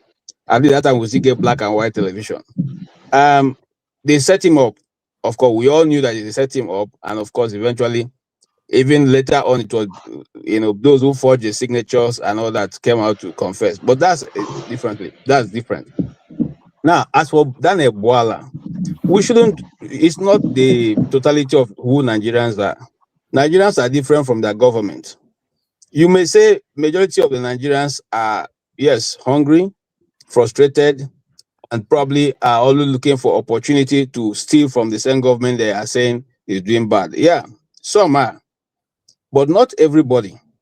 If everybody was doing the same thing, then right now there'll be no government, there'll be no country at all, because we all will have been eating each other up. So I will say of this, what makes Daniel Bwala's case bad is because he tried to refuse to accept what he has said before. It is not wrong to change your position. When you do change your position, admit that what you said, the things you said, but now you are seeing before you are standing outside of the train. Now you are inside the train and you see things a bit clearer. That will give you some leeway. And then when you're also criticizing people, mind your language. It's not every nonsense that comes into your mouth that you vomit. And then eventually you now start saying, I didn't say that. How could I have said that? And then they play it for you. And I want to say this because after that is Freeze's interview, people have been saying those who want to always align with lies have been saying, yeah, they doctored it. No, Jazeera is too big to doctor Daniel Bwala's interview. That is who? Is he one of the major presidents of the world? What are they trying to get? See, what we have simply done is to market the evil that people have known this government for outside. Remember, I used to say on this very channel, Alibaba and the 40 thieves. Who is Alibaba? Who are the 40 thieves? The Alibaba, if he's not a thief, cannot have friends who are 40 thieves. So the same thing. This is the same set of people that you see in government. Those who have established themselves to Nigerians as liars. They are bringing them in so that they can help perpetuate whatever evil they decide to. Because these guys go out and they are able to explain away whatever is the deficiency in the government. They explain it, and the media is complicit. So the media will take that and run with it, and they keep quoting it, and they keep looking for how to flip the news. You see, they've gone from making it a disaster now to making it, oh, they just wanted to embarrass the government. You know, they just wanted to embarrass the government. And we cannot discuss this because Daniel Bwala is a special assistant on media to the Nigerian president. Even though yes, now the presidency have become, murky water, have become, akamu. Okay, but he's speaking in a civilized world. That is a very important position to occupy. And when you speak, it is taken that this is what the president is saying because you are speaking on behalf of the president. But now here you go, somebody speaking on behalf of your president, the media themselves and the audience who are laughing at him in making his, his comments or even trying to defend whatever Mehdi was throwing at him. And did he do a good job? No. Should we celebrate him? No. Should he go home and cry? No. He should go home and have a rethink. And if he wants to make up, he should have given a local interview to say, actually, these things are here. It went this way, but this is what I was trying to say. Look, the truth of the matter is that these people don't care about you. They don't care about me. Even the Bwala, I'm not even sure that Tinubu even watched the interview. So it's not a big deal for him, And then why do you see, you went there and they're asking to defend something that the owner of the information is not able to defend, and you want to defend it? How are you going to do that? So what if I were in his shoes, and sometimes we are being in the shoes? I used to work for an organization whose owner is a Republican. Okay, and so when people meet us with a democratic talking point, which we know is obviously what is normal, what the whole nation should be talking about, we say, look, this man, that is his view. We as a media house will have a different view, and then we try to just adjust our view to what is prevalent in the society, which we know is correct. But you can't go to a media house, an international media house that has so many researchers waiting for you to just say one word, and then you now go and say, I didn't say that, at least, and then you come back and you expect that the Nigerian society will agree, that indeed you are doctored based on what? So my take on this is this: listen, we know that politics, there's no morality in politics, but those who taught us the democratic process themselves have morality. If it was abroad where this happened, the person would have left that office and resigned the next day. And don't tell me it doesn't happen in Nigeria. Polunongo was a minister of powers, and he resigned because he was accused of corruption. There are other people. In fact, there are other people who resign based on principle. We all seem to forget that Ngozi Konjo-Iweala resigned from her office when she was moved to a ministry that she just thinks that capacity is not there. She left. Okay, there are people we can point to who are examples and a milestone in Nigerian politics who have held on to their principle and refused to bow down. Obito Okiwe left his position because he also refused to go and be a minister of interior. So what are we saying? These people have come and they've seen us finish. And you see, there are charlatans out there who are defending him. If you scroll a little bit, there's even a man now who is saying that if you put any poster in Edo State that's not that of APC, you are gone. Well, that's just telling you how far we have now gone down the slope, and I don't think there's going to be any reversal. I wanted to just make a contribution and then continue. It's a bit cold. Yeah, we had surprise snow yesterday, so I don't know where it came from, but we know what there's this thing they call cloud seeding. So we won't go into that today. Anyway, thank you so much, and I will join you if I get into the house. Wrong time to live in the car. You know, since me don't enter house. You know, I don't enter house. And you the enter car cycle. Wrong time to live in the car. Take my advice. KJ, that was a gift from I can't hear you, Obi. I can't hear. I don't know what's wrong with my phone. I can't hear you. This is the wrong time to live in your car. It's too cold. Take my advice. You know, since me don't enter house. Okay. All right. Show. Welcome to the show. Sorry, I can hear Ovie now. What did you say, Ovie? Sorry, just 1 minute. Ovie says you should go into the house and stop staying in the car. Wrong time to live in the car. It's too cold to live in the car now. Me say I don't enter house. Me say I don't enter house.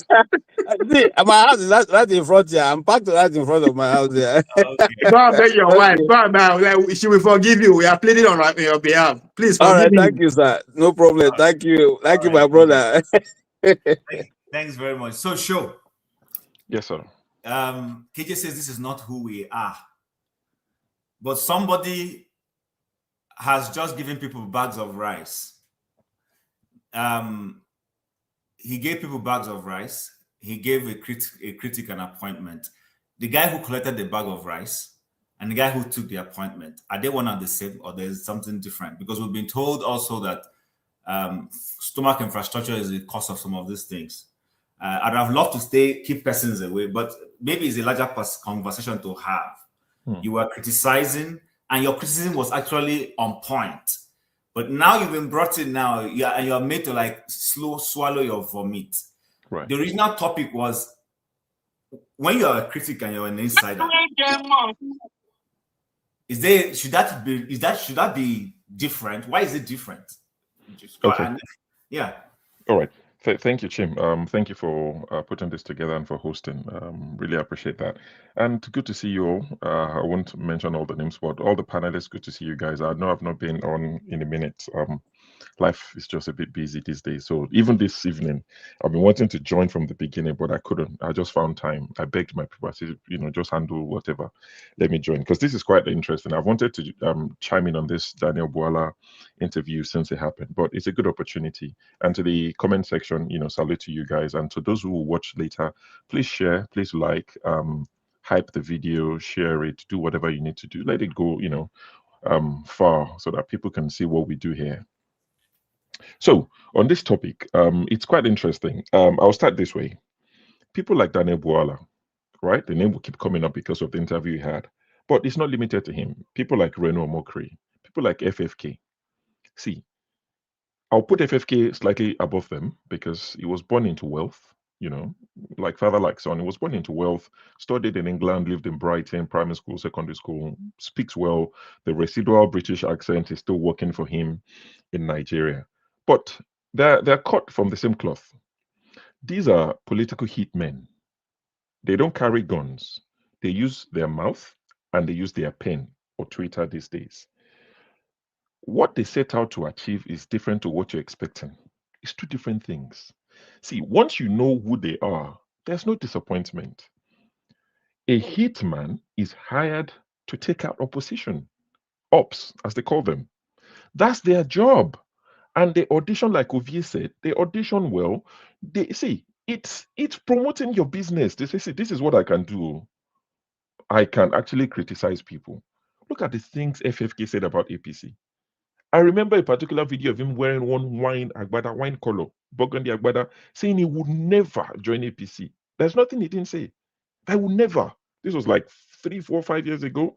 He cursed them. He said all sorts of things. Now he's an ambassador going to represent every Nigerian in Germany. Reno is going to Mexico. He's going to represent you. You might disagree. You might say Tinubu is not your president. Officially, they are your representatives. They end it. Now, let people not conflate these things. I'm not approving of these things. I'm just laying it out as it is so that we understand what we're dealing with. They are political hitmen. Like I said, they don't carry guns, but they have mouth and pens that are more dangerous than some guns. So once we understand and establish that, it puts things into perspective. Politicians see them differently to the way we see them. They see them as useful tools. I would rather have them inside pissing outside than them being outside pissing on us. That's the way politicians see them. They are useful people. When was the last time any of them criticized Tinubu or the government? You think that's not a break the government can do with? They can do with that, let them not bother us. Find something for them. They are useful. Tinubu is not stupid. He knows that if he loses 2027 election, these three guys would jump off that train and jump onto the next one. If Peter Obi, see, I'm obedient. I don't hide it. I will vote for Peter Obi as long as he contests. I don't have to explain it to you. You don't have to understand it. You don't have to like it. That's my choice. It's democracy, right? I'll vote for Peter Obi as long as it's contesting. If you like, you can put the one that they've looked up. What's my Kaduna friend's name? You can put him as his vice president. That's not my business. If that guy was good enough for Tinubu in 2023, he's good enough for me in 2027 and 2020, whatever. Erufai, right? Erufai, I'm not going to justify it. I'm not going to defend it to you. You can cry high heavens and hypocrite. It's fine. Well, hypocrite. It's okay. I wear that badge with pride. Peter P is contesting. He can take the devil. Record it. Snap. Record me. Yes, that I said it. My brother, shake your head. It's okay. It's okay. You don't have to accept. That is me. Nobody would gaslight me into, oh, look at all the people in ADC. Yes. Where do you want me to bring politicians from? Ghana? No. They were good enough for you in 2023. I would use them to achieve my political goal. So that aside, I'm saying you have to understand how politicians think. And I'm thinking like them now. Right? If you think like them, it solves a lot of your headache. So politicians see these guys differently. If Peter Obi wins, don't be surprised he would employ some of these guys.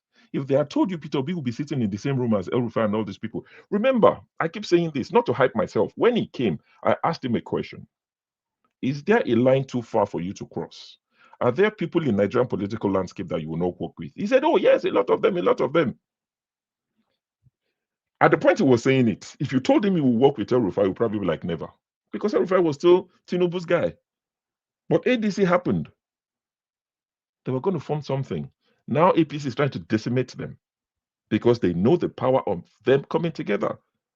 So politicians think differently. We on the other side, we are looking for, I've had the word integrity many times on this show tonight. Brother, you are in a street fight. Broken bottles are allowed. Sharp metals are allowed.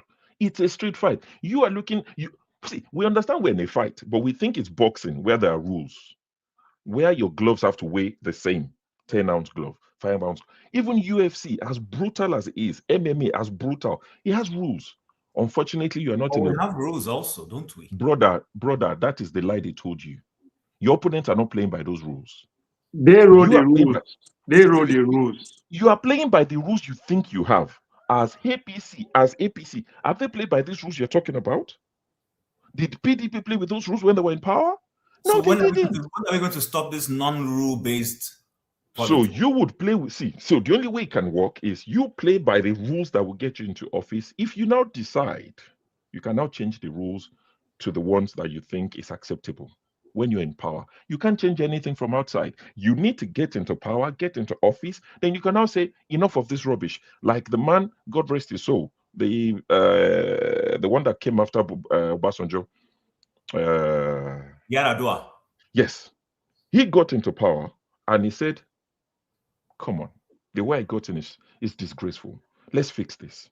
He was onto something. Then we lost him. So if you keep playing by these boxing rules in a street fight, you will keep losing. You will play by the street rules and you would win. Then you can now say, we got in this way because that's the only way. There's only one way to win.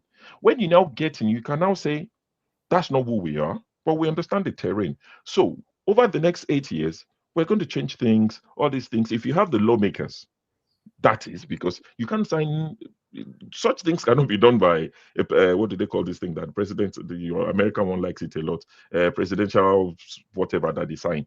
You can't do it by that. So if you have enough lawmakers, you can now say, okay, we'll change the laws. Executive order. You can now change certain things. That's the only way to do it. So integrity does not come into it at this point. I'm sorry. People might quote me and say, oh, even is saying, brother, you're not going to win. You can contest 1,000 times. Yoruba say, if you throw it up 10,000 times, it will land the same way.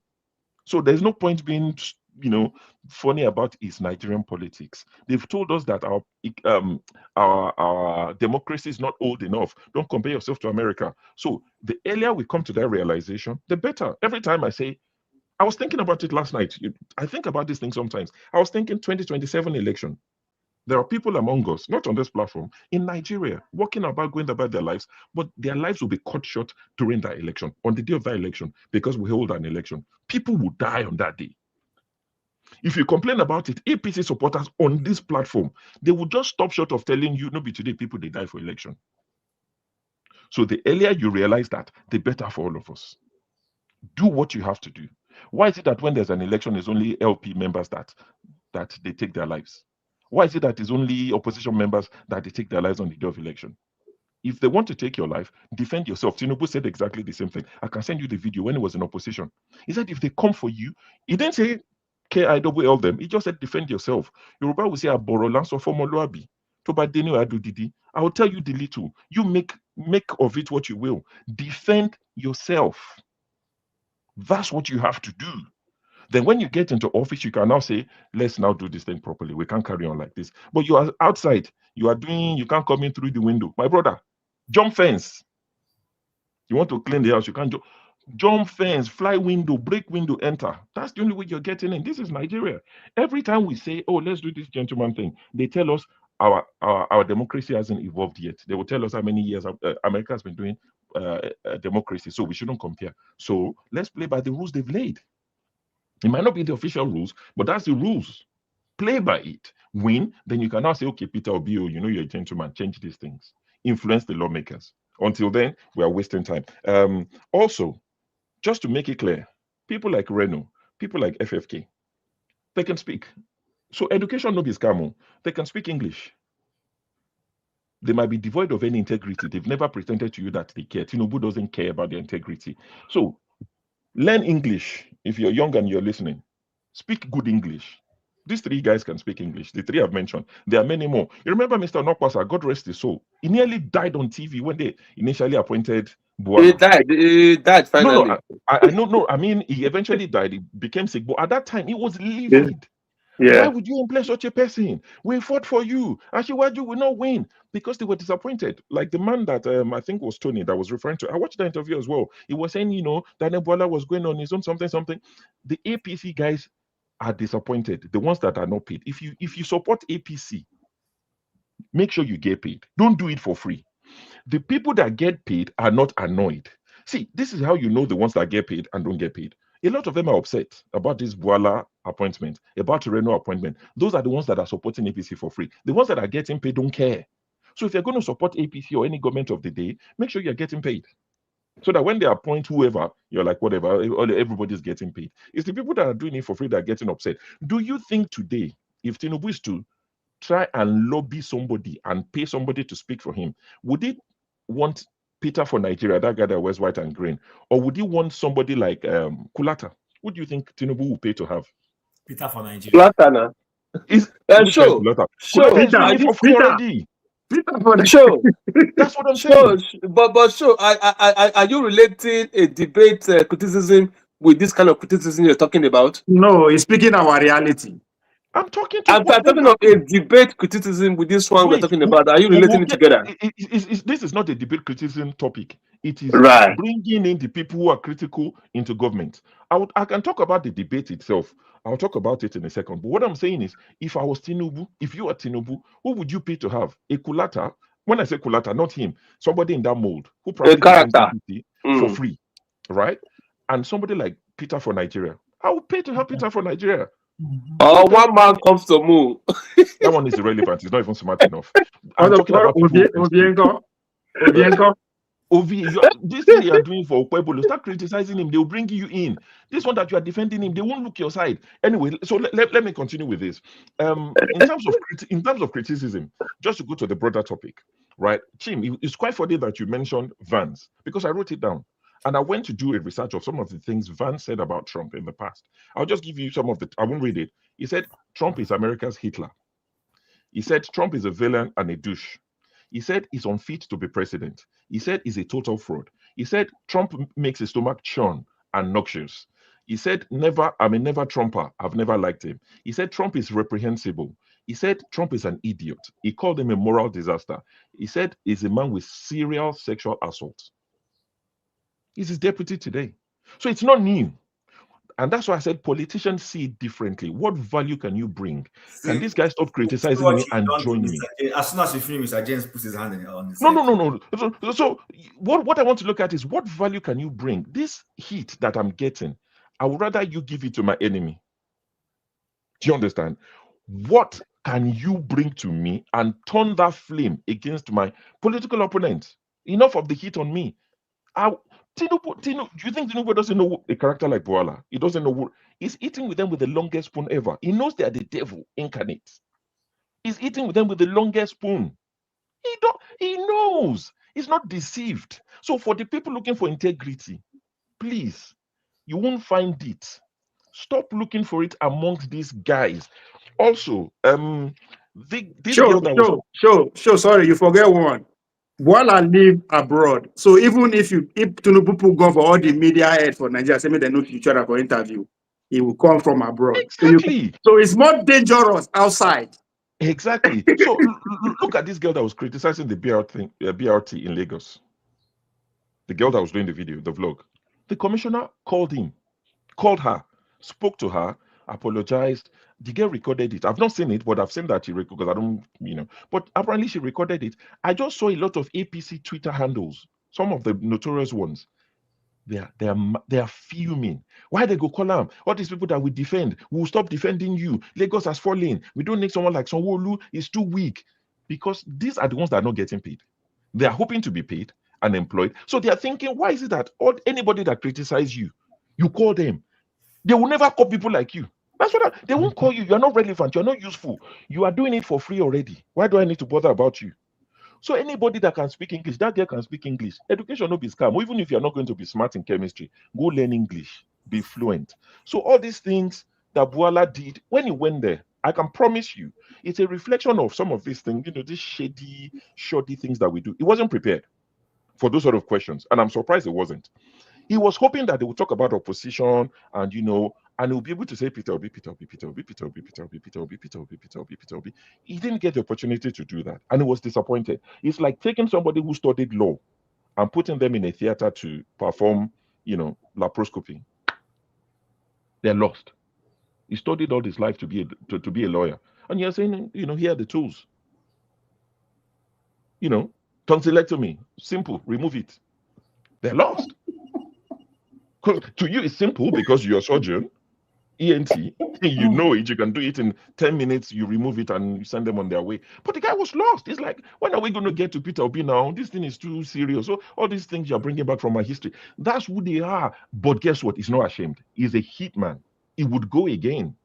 It's like you send a hitman and he fails on his assignment. If you're magnanimous and you don't sack him, he would go and he'll be successful another day. It was a bad day in the office. He knows that. He was the first person to post that link on his Twitter handle. He didn't think it was going to be that bad. He shared it before Al Jazeera did. He's a hitman. That's who he is. Tomorrow he will work for your Peter Obi if the price is right. So please, this disappointment, let us manage it. Understand the people you're dealing with. They have no morals. They have no integrity. They don't pretend to have it. They don't want to have it. If you give Bwala integrity, we'll give it back to you. Don't spoil my market. Keep your integrity. All right. Thank you very much, Sho, for that insight. So I guess the next person I'm going to bring in, Dexter, before Ify, the question is going to be, so is all hope lost? Should there be, and I know Sho is not saying there shouldn't be integrity. Sho is just trying to split what I've always believed in. There's the ideal and there's the reality. In the real world, politicians are not exactly angels. We don't have angels. But the point that I think the topic is trying to underscore is, at what point do you actually draw the line? Because I still think that the outing of the man in question did more harm to the principal than he did good. Or if he doesn't agree, if he feels that that's what they want, that the principal thrives in that kind of controversy, and that this gives them a different perspective, a deflection from core governance, so that while Nigerians are busy deflecting on the outing at Al Jazeera, governance, there's not less pressure on them when it comes to governance issues. So, Dexter, with all you've heard and the topic we're discussing, what's your take? Thank you, Chim, and greetings to everybody on the platform and the comment section. If I start from the end of your question, I think there is a valid point in what Uwe is saying. Let's try not to look at things just directly. Let's look at it indirectly. So while everybody was busy with the Daniel Bwala system, Nigeria is gradually drifting into an autocratic system. In the House of Assembly, I don't know if anybody saw the video, where the deputy speaker was reading out bills. And he literally didn't read what the section, he would just say section 159 passed, section this passed, section this passed.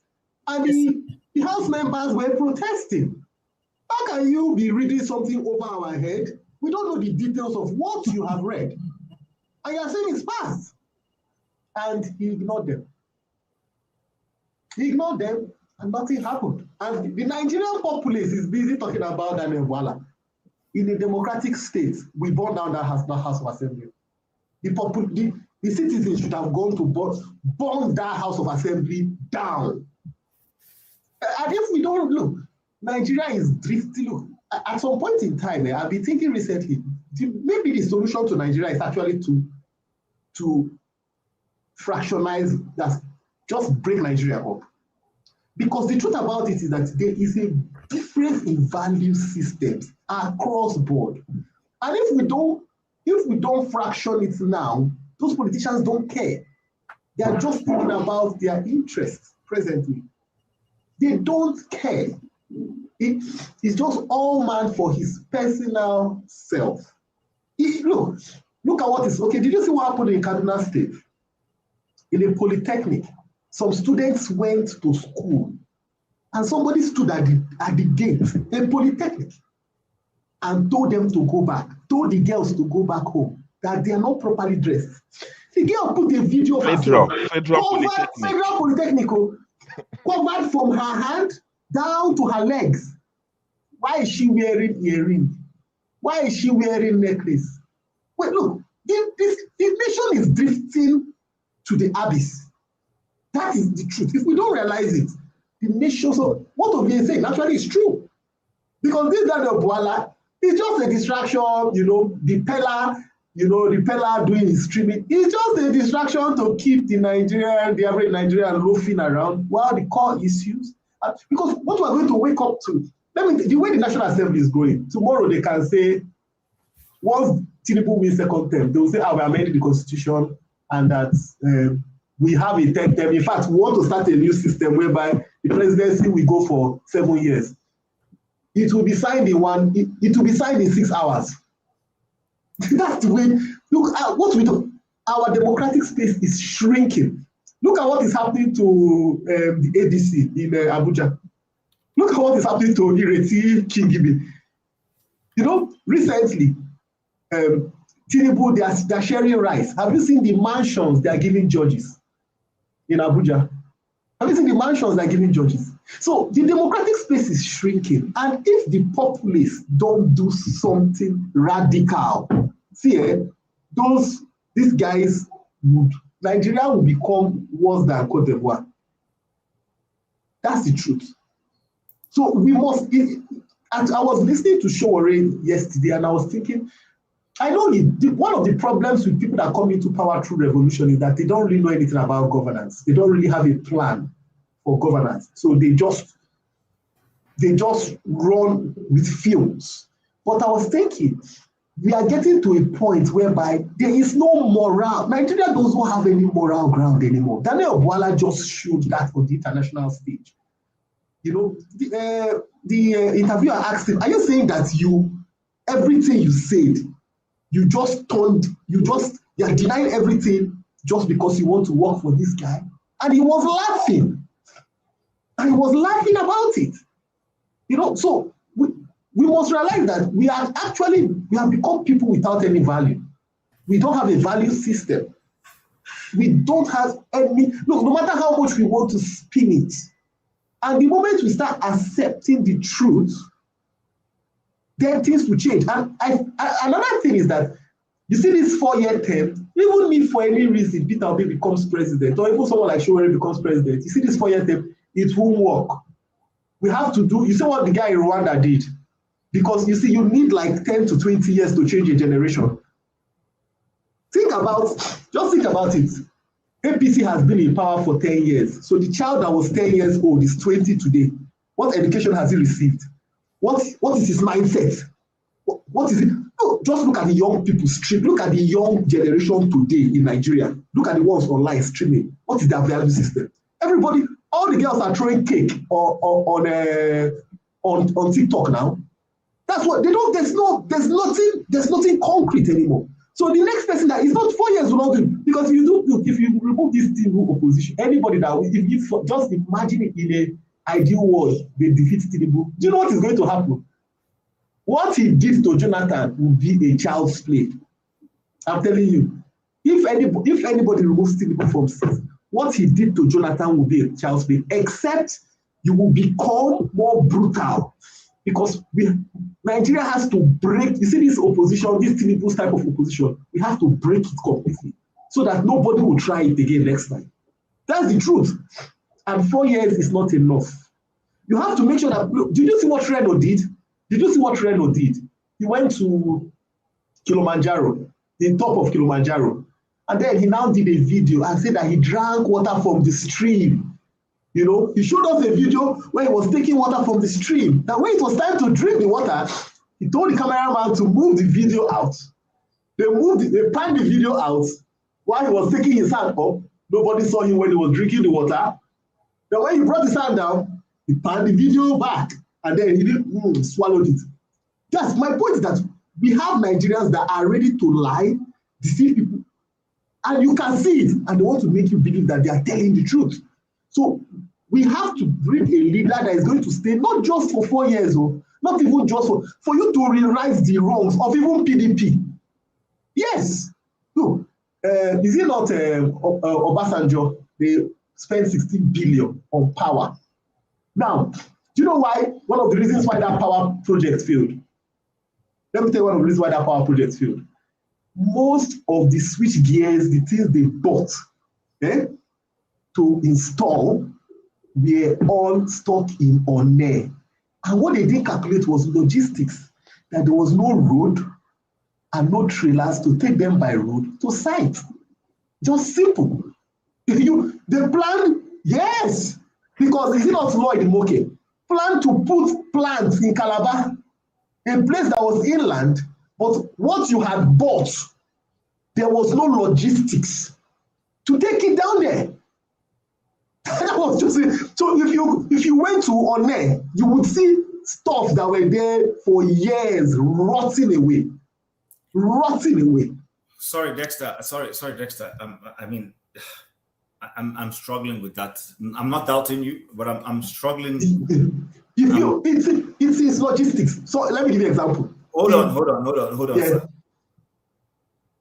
As little as I know, yeah, I do know. Even at that time, I still know that if I was in government, if that ship had landed and we noticed that it's logistics, I will make arrangements. If we need to split everything, there are some smaller ships that can still go to Calabar. You are talking about inland. There's a difference. Chief, if you have to move that stuff 20 kilometers, 40 kilometers, there are no ferries that can carry those kinds of things. It's not about ferries carrying it. The sites were inland. You needed cars. I hear you, but it just needs to. So even the inland will still need a vehicle. So get it closest to the closest portion of that inland and then move it in. Why is that difficult? They shipped everything to Onne. Everything was, yes. And there was no logistics to take them. There was no logistics. Cannot create the logistics? Well, don't forget, somebody was making money for all those things to sit at Onne. I can agree on that. So let me give you a typical example. In Enugu State, when CCC, the China construction company, came into Nigeria, they wanted to build a state-of-the-art facility. And they looked around Nigeria and they chose Enugu. They saw a tableland, they wanted to build an airport. They were ready to build an airport where they would be bringing in their equipment and it would be an international standard airport. What happened? Is it Chimaroke, who was the governor there, took them to his village and told them to build the airport. They said no. They have seen the best site for the airport. And that was the end of it. That was investment gone. So the point is, We have a generation, that's why I say in Nigeria, we have a generation that is gone. We have a generation that is gone. And unfortunately, that generation that is gone, they are influencing the next generation. And we have to stop it. Because these guys are, no, think about it. I was listening to, I think, you remember when this guy had his crash? Pella. When Pella had his crash, and everybody was speaking about it, there was something very dark black man said.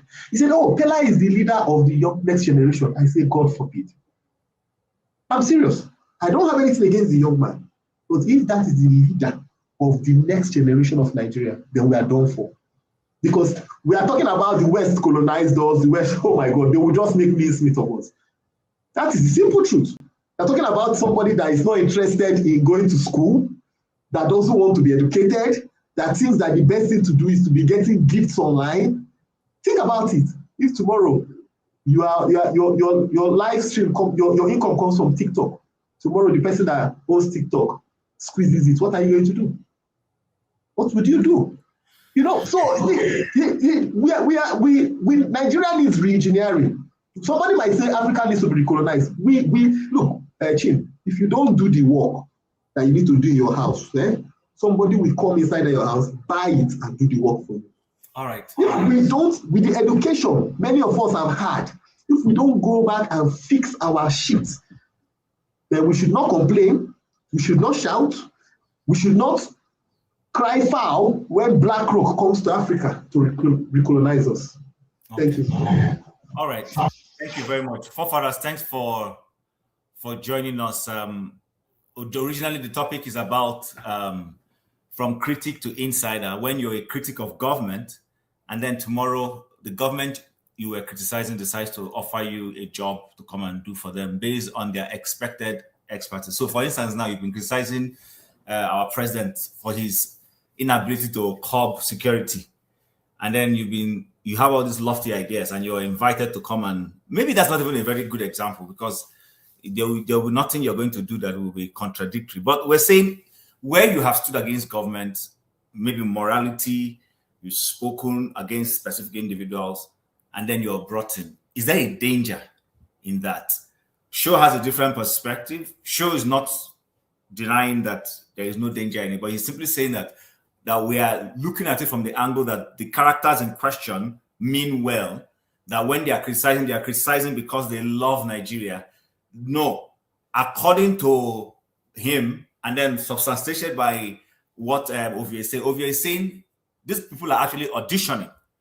So in other words, forefathers, are you auditioning to be a security expert, for instance, if you are offered a job to come and sort out our security job in Nigeria? You know, I'm just trying to put it lightly. Do you see it from that angle that these people are being auditioning?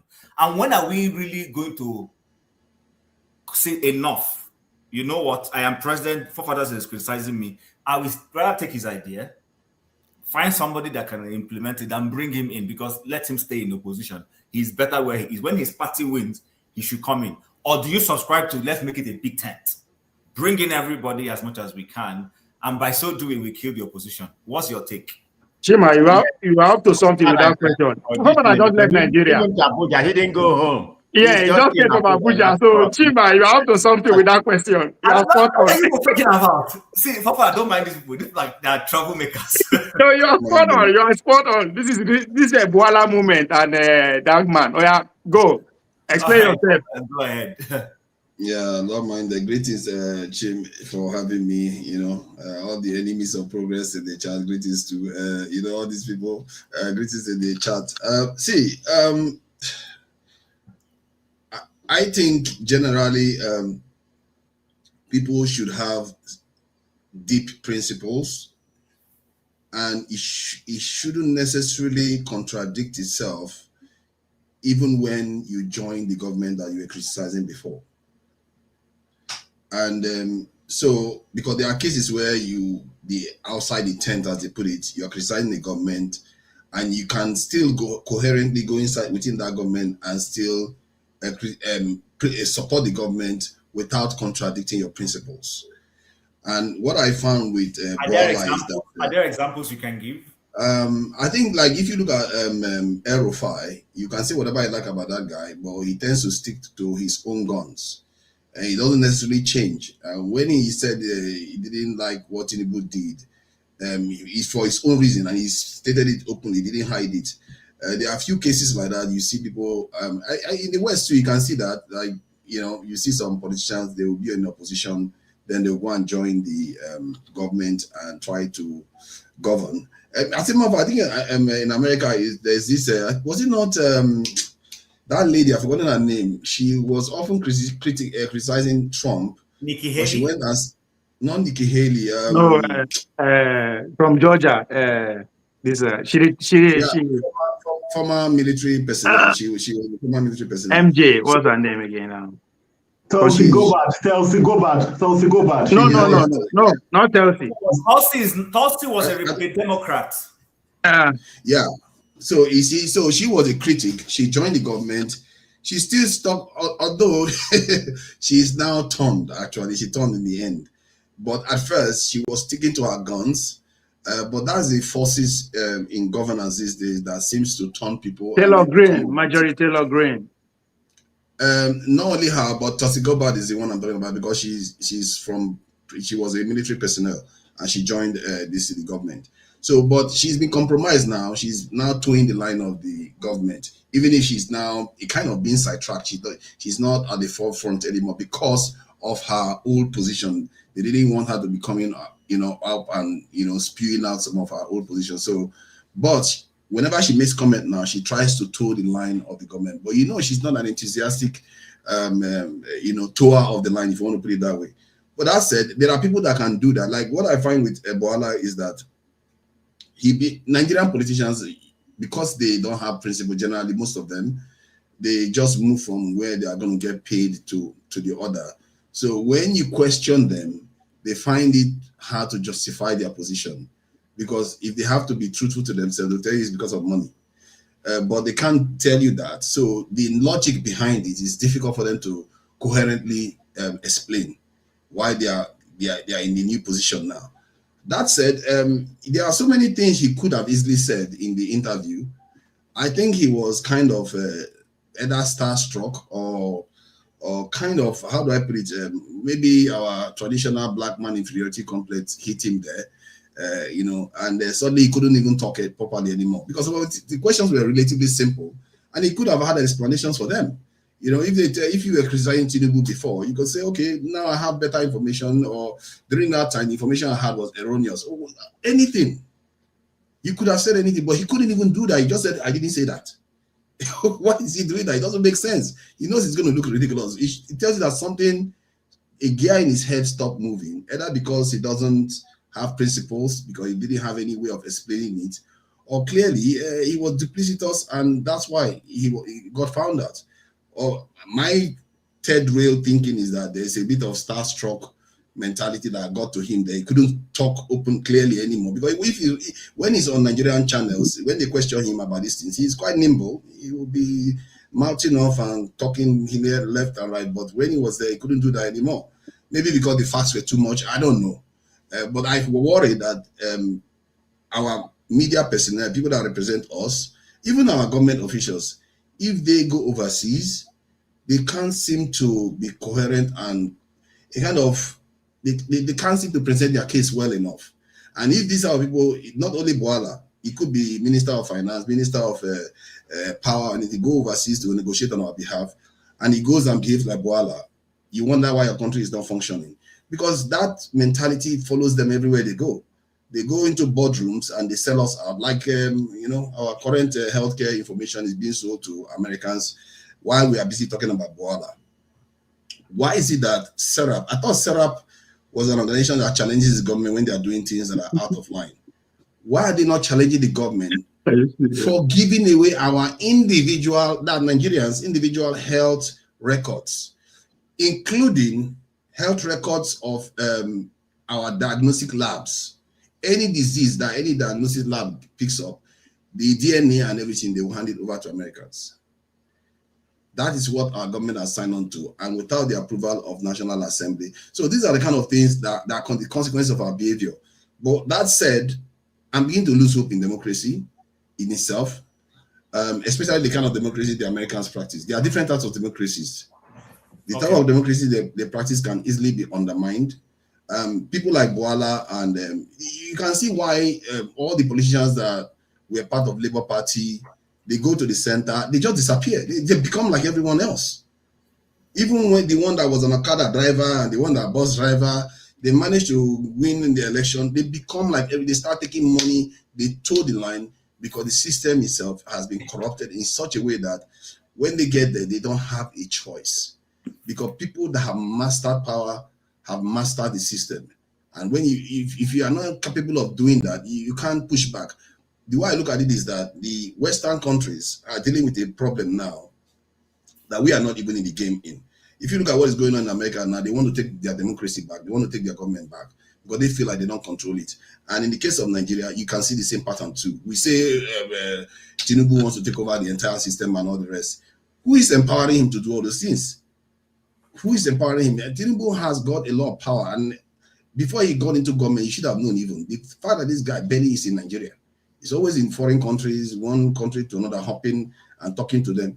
He's been empowered heavily to do what he's doing right now. And for better or for worse, I think Dexter said something about us being recolonized. The way he put it, like, oh, let's not complain. No, we should try to prevent it. But I can understand why he's saying that, because if our tax information has been given to the French, our health information is handed over to the Americans, soldiers are coming into Nigeria, what else is remaining? And Tinubu seems to be handing them everything. Okay. We can't, when I sit here and complain every day that we are leaving our country without defense, it seems like I'm just being paranoid. I was on a panel today with an Israeli woman, and she talked about how for 2 years in a row they were protesting against Netanyahu. And now Netanyahu has started all these wars. But she said she's not going to leave her country because of Netanyahu, that she has to be there. Even if she's not a soldier, she's going to help with people that need a car, if they need treatment, she's going to try to help. And all right, she still didn't abandon her country, even if she hated the man that was in office, even if she hated what they are doing, and she still would not leave it. And she literally called Nigerians cowards. This lady, she's an Israeli, but she can speak in English. And she talked about how their secret service, they are already in Nigeria, and including the American ones too, they are already in Nigeria. So what that tells you is that we have totally different mentality. Because when you look at the way some sections of Nigeria are so happy that people are coming to bomb us, you would think, maybe we should just be colonized and, let it be done away with. Because if you hear the way these people talk, their mentality is totally different.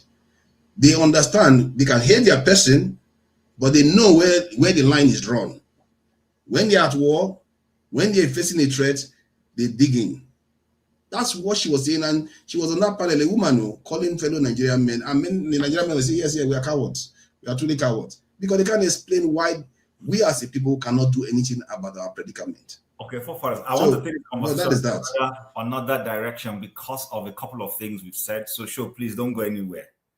I raised the book up. I don't know if you guys are seeing it written the proper way, because on the screen it looks as if it's turned around the other way. All I can see is character.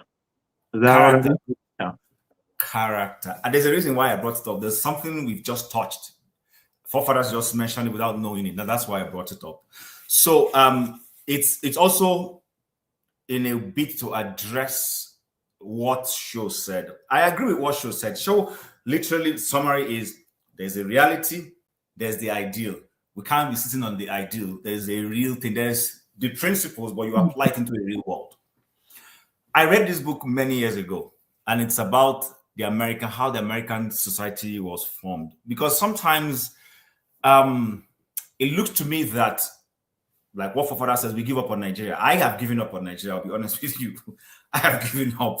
At the point of giving up is when I packed my bag and left. But for many years, I resisted leaving the country. For many years, I would swear that Nigeria would be a fantastic place. But at some point, I looked and I said, you know what? Grandfather suffered this thing. Father will now suffer it. Grandchildren will now suffer it. At some point, we need to call something to and say, you know what? I've tried. Why I raised that book is this. There's a story in this book about George Washington as the first president of America. And the story, if I'm correct, goes to the fact that what we see today, where the Congress invites a president or a member of the executive to come and explain something. This guy was a military general, don't forget, used to a command structure. You don't order generals around. But the Congress invited him to come and address them on something. His aides told him not to go, that how dare the Congress invite him. He told them, no, I will go. He went there, and then somebody insulted him or said something that seemingly looked like an insult on his person. And his aides were like at dagger's edge. How dare this guy do this? And he told them, leave them. When he left, his aides asked him not to come back to the Congress again. He said no, that he likes what is happening, that a culture is being formed. The culture is that we want a separation of power, judiciary, executive, and this legislature. If I bow away and not respond, subsequent presidents will also break that thing. It brings me to a rule. It's called the law of first principles. When someone does something, it's going to be replicated consistently. It's an administrative rule. If someone does something, go and look at it. It doesn't, see, there is nothing Tinubu is doing today that someone has not actually done in Nigeria. Think about it. We now have not magnified it the way he's doing it. So in other words, when are we going to have someone who is going to come and respect the opposition? That's where I'm going. Say to yourself, okay, I need expertise. Forefathers is criticizing me. You know what? Let him stay in his opposition. I think I prefer him there. He does this society a good service. I will find my own men in my party to run the government. I'm not going to go poaching people all over the place. Because in 1999, what Obasanjo did, Obasanjo decimated AMPP. It's a fact. AMPP had strong, both parties had strong opponents. He did it. He took Bwala from, from AD, Alliance for Democracy, and made him, first of all, Minister of Power. He didn't do it. Then they moved him to Minister of Justice before he was assassinated. That was opposition leader he pulled, though.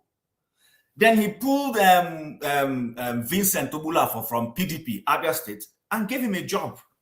Then he pulled Onyemo Gochukwu, brought him as a special assistant before he made him NDDC. And I can mention many other people he pulled from other parties. That is where this culture, at least in this, because before this, if we take our minds back to the First Republic and the Second Republic, we didn't have opposition switching party.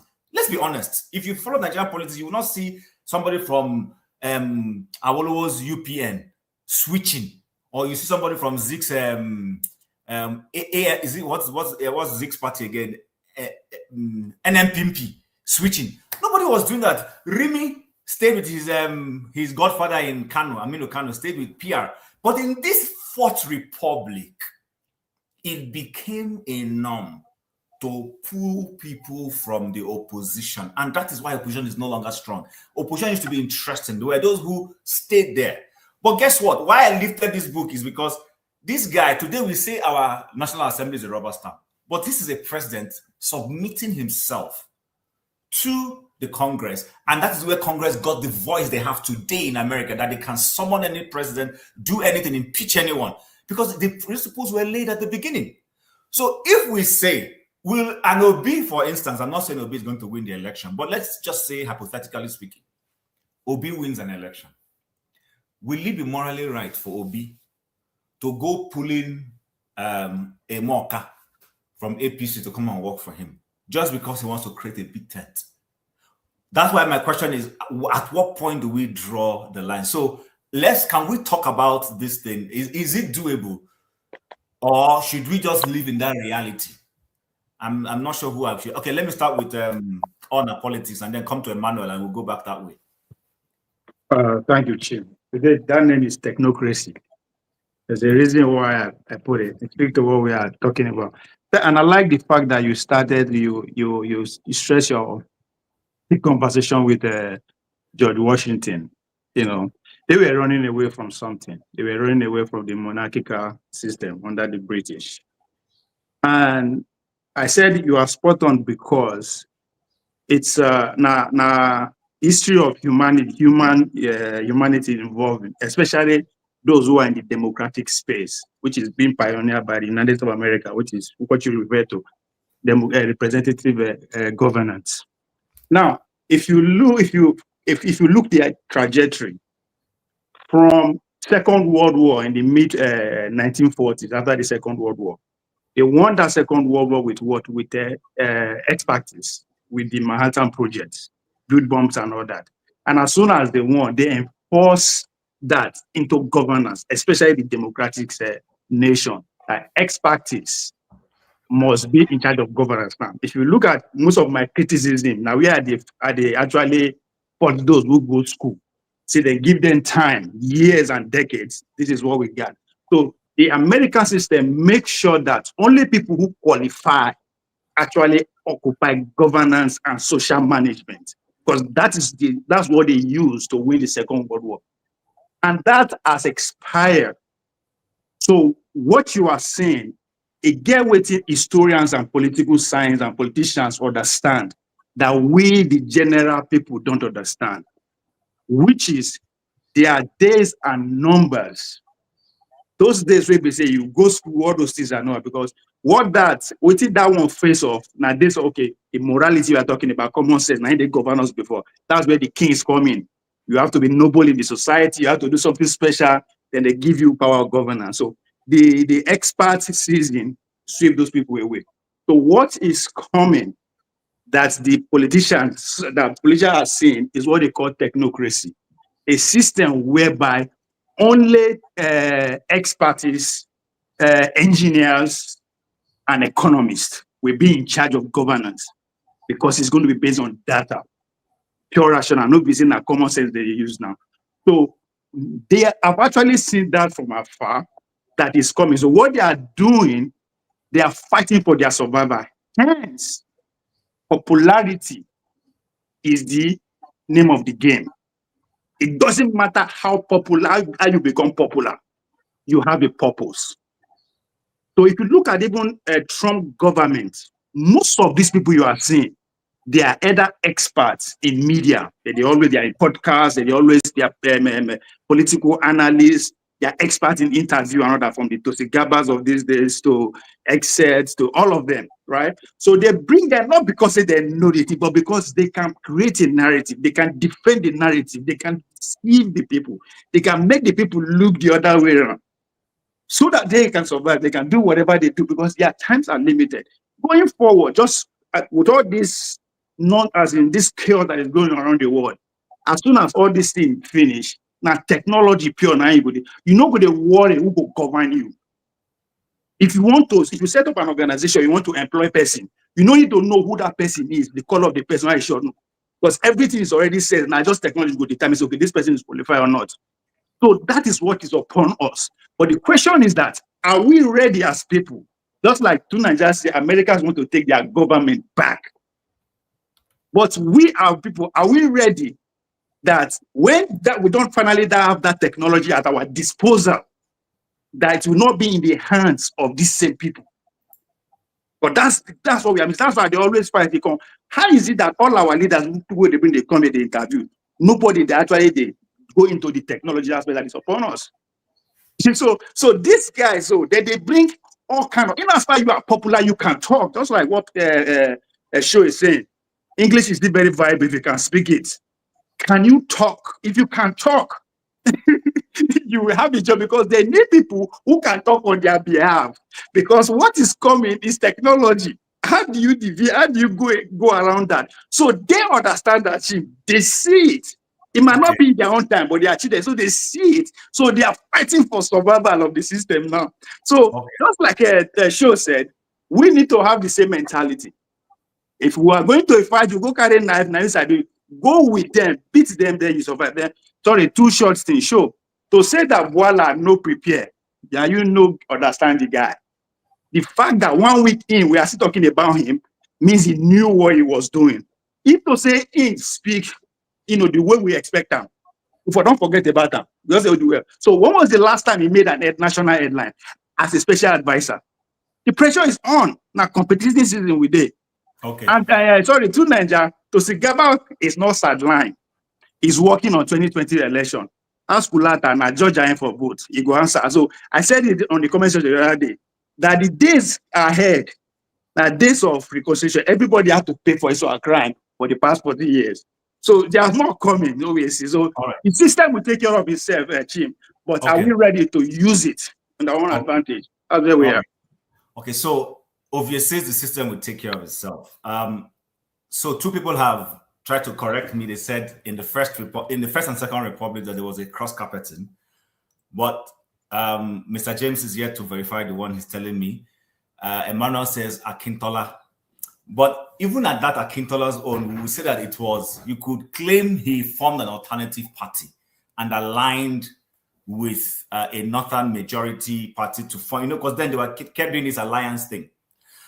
My question is this again, and it's still based off what Sho said. I'm asking, in Singapore, for instance, Lee Kuan he was a Democrat, then he became a despot. And in his despotism, you can argue it because the West called him a despot. They said he was a despot, and that's why they coined the word benevolent dictator. Because in his era, we had people like the guy in Vietnam that was it Cambodia or Vietnam that was ruthless with people. Something Pot, can't remember his name. But my question is this, Pol Pot. We had a Pol Pot who was also like his contemporary at the same time. But the difference is this: go to what Pol Pot did and compare what the guy in Singapore did. They're not totally different. The guy in Singapore was seeking discipline. He wanted to structure the society in a way that would be beneficial Lee Kuan, beneficial to everyone. What I'm saying is this: Tinubu comes to office. Okay, you have snatched it and run away with it. Let's use Sho's analogy of get power first. So now you've gotten power. How are you using that power for the benefit and advantage of the larger society, or is it for yourself? I guess my where I'm going to is, when are we going to have our own Lee Kuan, that the interest is the society, not just your political ambition or what you see? Because that's what I am seeing. If you decimate the opposition just because you want to entrench yourself, are you doing society any good? If you make the National Assembly an appendage of your office, or the judiciary an appendage of your office, how is that going to help our society? So that's my question. And that's why I'm talking about, that's why I was mentioning the fact that in this era, we have had more people leaving the opposition when they should have been in the position to do opposition good. They leave it to go and, go to where some of them said that they don't talk when they have yam in their mouth. You guys know who said that. I'm not going to mention his name. That when you're on the dining table, you do not exhibit bad table manners. When are we going to allow opposition to be opposition and do its job? Because it benefits our society. That's the point I'm making. So, Emmanuel, I want to come to you first, then I'll come to Mr. James. Is it utopian to ask that a president goes to office and allows the opposition to exist? Okay. Thank you very much, Chim. And thank you, everyone. One thing is, I don't think the problem is simply appointing someone from opposition. And in every country, as many panelists have said, you need people from different political backgrounds. But the most important is that the line should be drawn. There should be, you should consider if it's for national interest or it's just about politics. So, and I think appointment should always serve a national interest and not just for political settlement. In the case of Nigeria, and if we draw back to Bwala's case, I would say personally, I might be wrong, Bwala's case appointment is more driven by his activity around defending Christians in the Middle Belt, because it was outspoken about the effect of the killings and the likes. And once he got that appointment, he was the one that was going there to convince people that there is no genocide. So in terms of the reason why he was appointed, I think it was more about that.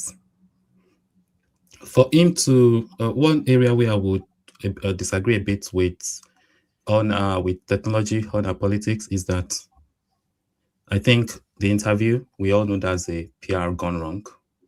But one thing is they will take him because he's taking one for the team. He didn't do that right. But secondly, when you bring people, there should be a question of credibility. I know we've talked about dignity and the likes. For those of you that you study law and economics, you know that even when it comes to that, there is nothing like fairness. There is nothing like morality in economics. It's about cost-benefit analysis. And I think that is what politicians also do. What they want is look at, for those of you following UK politics, look at Peter Mandelson. The Prime Minister clearly knows that he is troublesome. They warn him, there is reputational risk. But what I want to get from Donald Trump. So he has to weigh and balance. And at that point, that is ahead of all the problems. And that will always happen in politics. And of course, democracy needs strong opposition that is not just there to make noise. But at the end of the day, every leader, everyone likes power, even if they pretend. So every opposition wants to be in charge. They want to control as much as possible. And that is why they always want to get all opposition. The only thing I think we lack at the moment is that I think Nigeria is also the same as the US. The power of the president is too much, or the power of anybody that is in government. As a local government, as a governor, you can decide to take all the money for all local governments. That's why you see when a new governor comes in, he automatically wins all the local government elections. So I think it's more about balancing.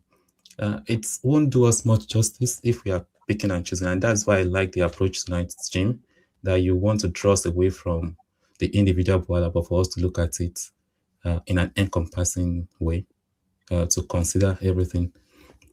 And that is it. So for me, it's just simple. It's okay for us to have opposition, but I would say it should be driven by competence. Look at Bola Ige. Although when Bola Ige joined OBJ, I was not happy about it because I know, but that's what they do.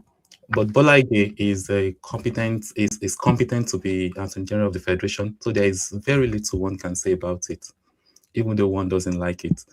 But people like Bwala, people like Reno Mokri, we all know that the reason why Tinubu has given them those appointments is because in Nigeria, it's very important to have those people. Look at, I follow David Umahi's case. The lady that was complaining and dragging him, the lady has apologized on TV. So there is that element about it. They want to say, this person has said this, but now he has seen the light. That's the way they will put it in the advert. That is when they've not seen the light. And that's the point of getting those individuals. They know who they are. They won't trust them, but they will manage them, and they know the garbage they bring. But there are instances where it will go wrong. Thank you. All right. Thank you very much. I'm going to bring Mr. James, and then we'll go to Tony. So, Mr. James, was it wrong for Bola Ige to join OBJ? Is it comparable to the kind of thing we're seeing today with the runners of Omakri and Co? I'm sorry, I will not be able to answer the question because when he joined OBJ, I was already outside the country and I was not too interested in politics, so I do not know the nitty-gritties. Okay. But I remember he read classics. He read classics or something like that. I don't know much of them. I'm sorry. Okay, so looking at the issue of character that we were talking about, at what point do we draw this line? Is it wrong? Would you think? Because listen, okay, let's say something good about Tinubu because we always bash Tinubu all the time. Let me say something very good about him. Tinubu was in opposition. Buhari was in opposition, and even though at the time Tinubu was in opposition, we didn't see his political desire for presidency. But he stayed in opposition even when his opposition meant it was only one state. He didn't cross carpet. He may have worked with the government of the day where they needed to work with for national interest, but he would do that and still go and criticize PDP or call them names. And if we didn't have that opposition, there would have been no, I mean, it's debatable. Nigerians would say they probably would have still preferred the PDP, considering what's going on now. But that was the first time an opposition party in Nigeria was winning. Let's not forget, 2015 was the first time opposition dethroned a sitting president or sitting political party at the center and replaced them. If we didn't have that opposition, forget about how they have turned out right now, we're not happy. Wouldn't you say it is right for people to still stay in their opposition, beat their time, build their opposition so that when it's time, they take power and do good with it, rather than subsuming themselves with the sitting government and not giving Nigerians an alternative? That's actually my point. Well, it's a very complicated question you've asked. You know, I sent you a message earlier on. I said the character of a society is a conglomeration of the characters of the members of the society. Individual character and societal character are not necessarily the same. I, as Mr. James, I have my personal character. You have your personal character. Cho has his personal character. When the three of us are together, the character we are going to display might not be any of these three. It's a conglomeration of the three. Just like when you get a glass, you pour Coca-Cola into it, you pour Fanta and maybe Vimto. You stir it. If you taste it, it's neither Coca-Cola nor Fanta nor Vimto, but these are the components of the concoction you've just made. That is how the character of the society is. So when people are behaving, or the behavior of people depends on the characters that make up the characters of the society. So that is how I see it. Bola Tinubu as a man might have his personal character, but as a politician, it is not his personal character as such that is shaping the affairs of government. It's a very funny question. This is a question I think a psychologist or a sociologist will be able to answer, because psychology deals with individual behavior, while psychology deals with individual behavior, while sociology deals with societal behavior. These are the people who will be able to answer this question properly. I'm more of a geographer. I believe in rainfall, temperature, and things like that. I'm sorry.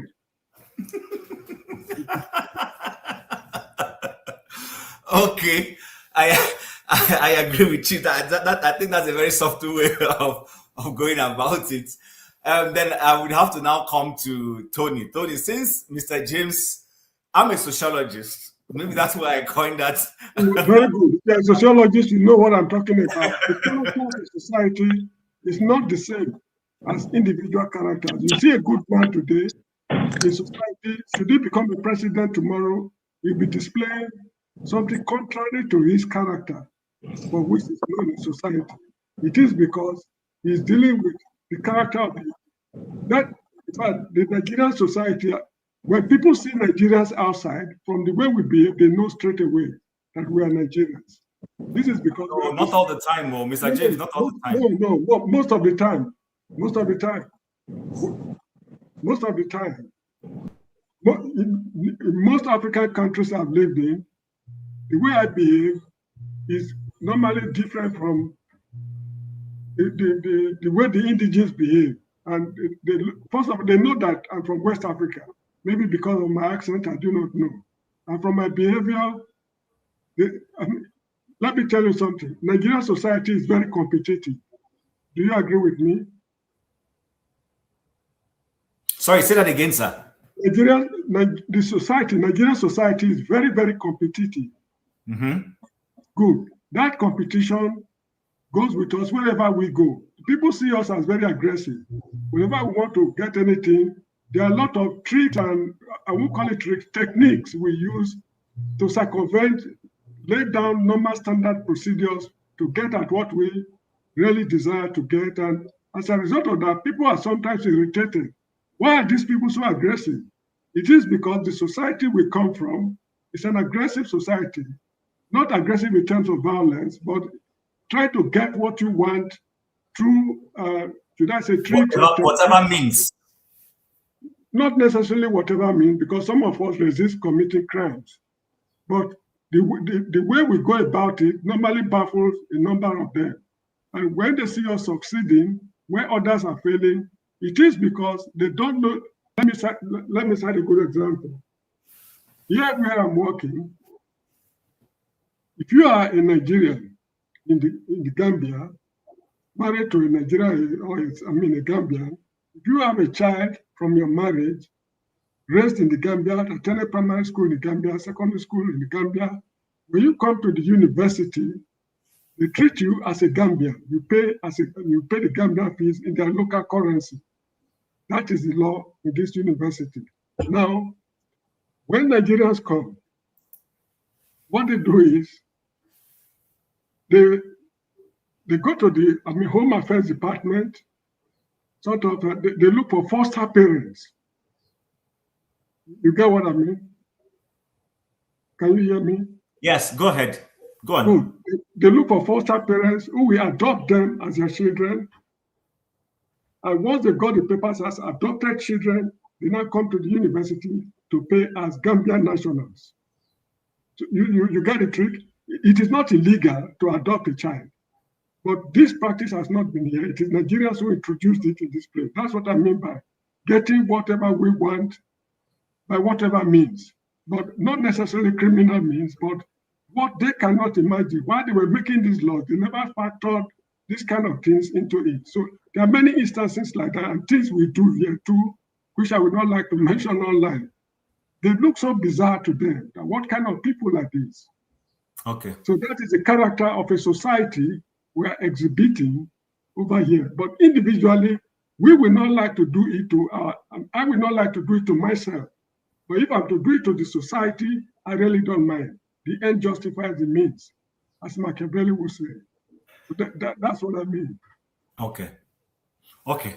I think it's well noted.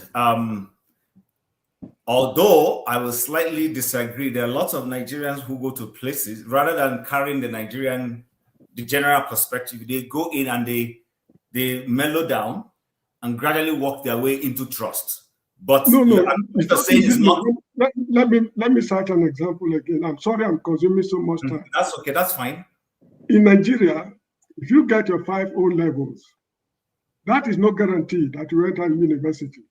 Sure. It qualifies you to enter the race. You have to write your JAM exam. When you write your JAM exam, maybe you chose medicine. When the result comes, they tell you, okay, you are admitted to read medicine at UNN or UNILAG or wherever it is. When you get there, they ask you to come and write post-JAM exam. When you write the post-JAM exam, they tell you, we are sorry, you do not meet our cutoff mark. You come and read chemistry instead of medicine. Then you agree to read medicine. Chemistry. When you get to the chemistry class, you meet crazy students whose ambition in life is to read chemistry. You have to slug it out with them. At the end of the day, you come up with second-class lower degree in chemistry. That is how competitive the society is. So when you come out with that, should I say, resilient character, people find it very difficult to compete with you because you know a lot of tricks and techniques you can use to circumvent the system, and they find it very irritating. What kind of people are these?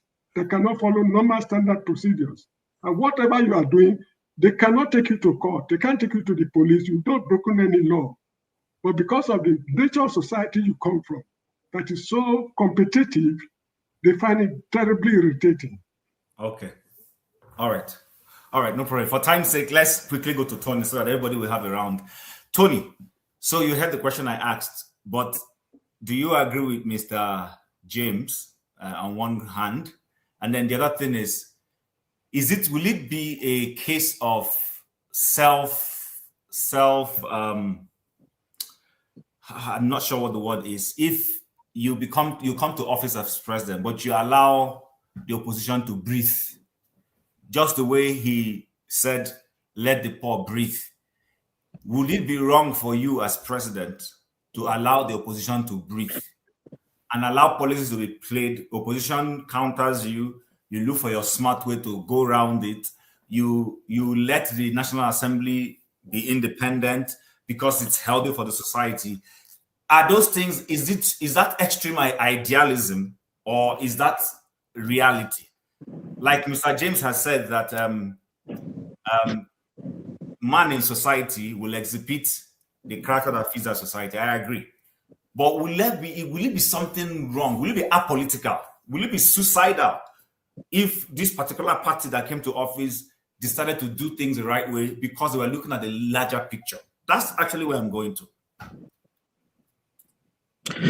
Okay, I'm gonna be quick because I'm about closing now.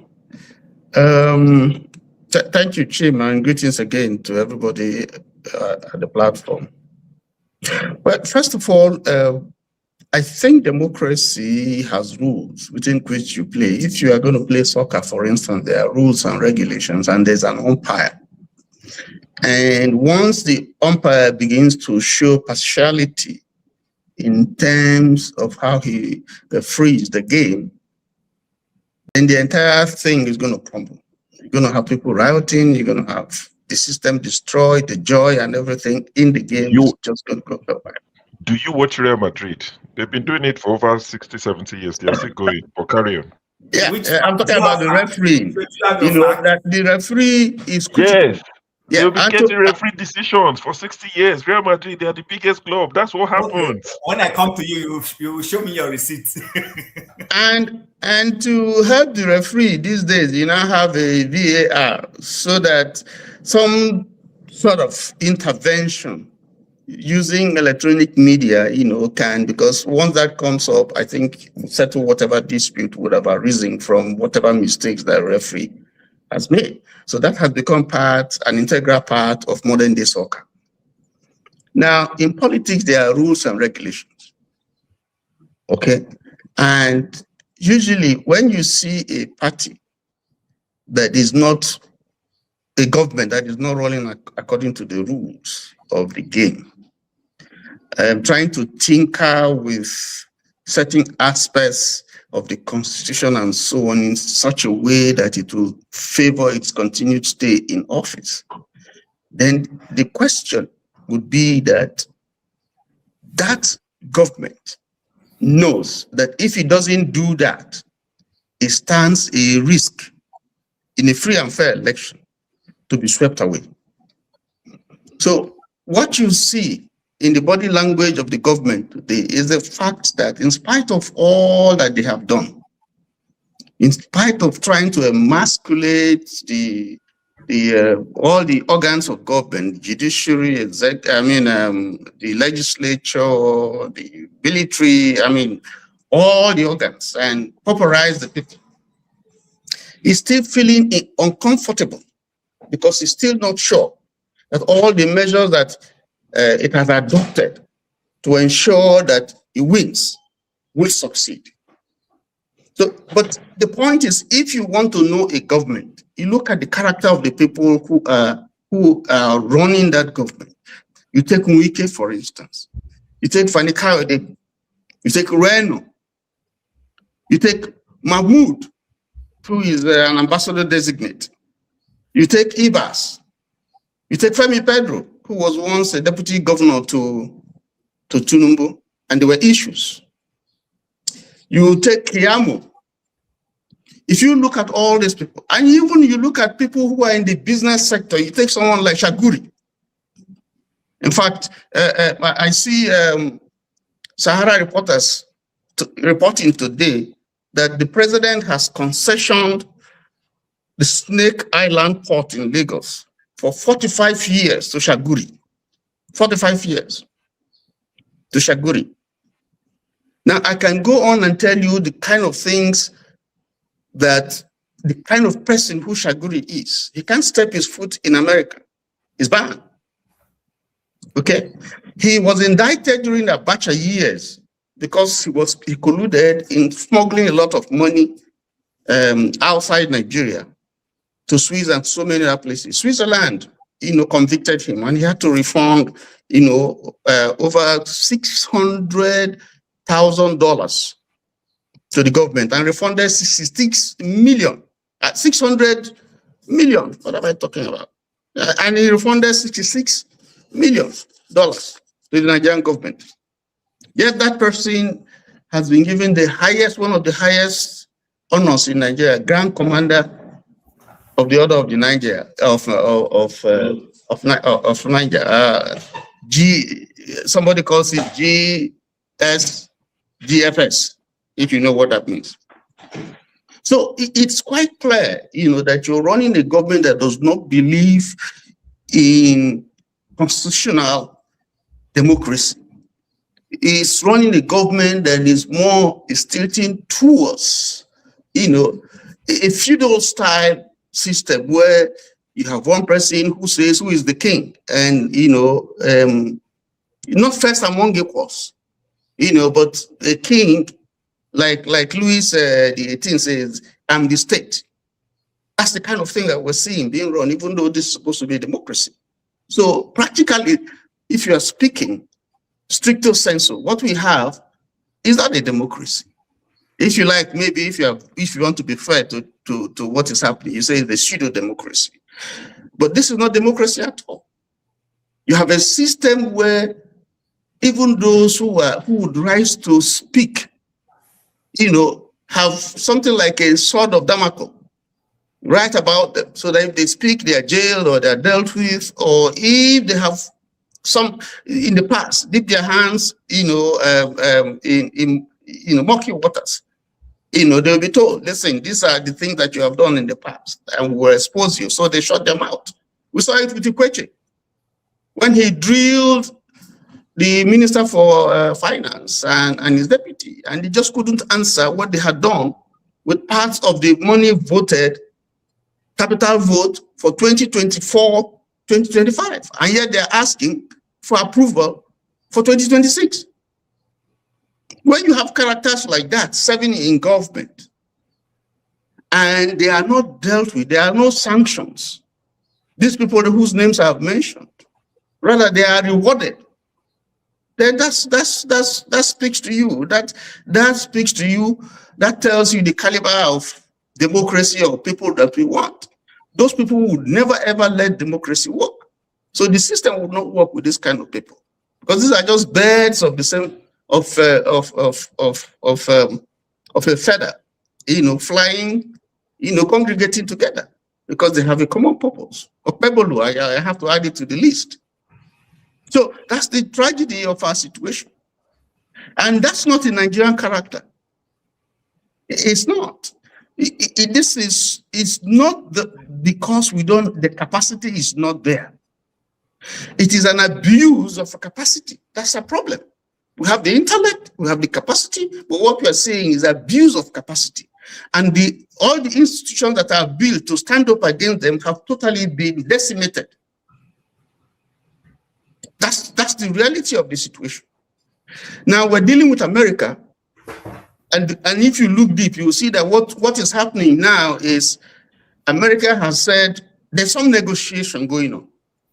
And what I understand that is going on is, listen, these are the things, you give it to us, we keep a blind eye to what's happening in Nigeria. But if you don't, we deal with you. And the current government is ready, say, we're ready, take what you want. Do what you want so that we'll stay. So it's the government that is more interested in perpetuating itself in power. If you go by the laws, take the 2026 Electoral Act as amended, you would see that there's a deliberate attempt of exclusivity, trying to exclude certain persons, trying to ensure that certain persons who have criminal record can participate in the electoral process. And I was just reading today that in Wales, there is a law now, if you lie deliberately, then you'll be barred from running for election. But in Nigeria, we are putting in our laws that if you lie, that's okay. You can't be, I mean, it cannot be an electoral issue. I mean, you can't take it to court. So these are some of the issues. You will see that this is not a government they have succeeded in ensuring that they have majority. It was, and I doff my hat for Ashwaju for doing that because it was intentional. So when you get that majority, then you can do anything you want with Nigeria and you will sign it. And will sign it immediately. And he will say that, well, it's what is passed to me, I have to sign. That's the will of the people. The people who are representing you have passed this to me, I cannot dispute it. So if you look at the structure, the way it is, and the way everything is framed, is deliberately, pointing to a situation where this government wants to perpetuate itself in power and is presenting a fait accompli, a situation where whether you vote or you don't vote, in fact, your vote will be inconsequential. That's what I see. That's my reading of the situation. And again, I say that's not the Nigerian character. It is not. What is happening is that those like Shaw, who would have been able to get into the system to question like Abaribe, you can see what's happening to him. No, they take you out of the system. If they talk to you, they give you money and you refuse, and then you're on your own. Whatever happens to you, you see a minister threatening people to say, look, if you don't do this, what happened to so person will happen to you.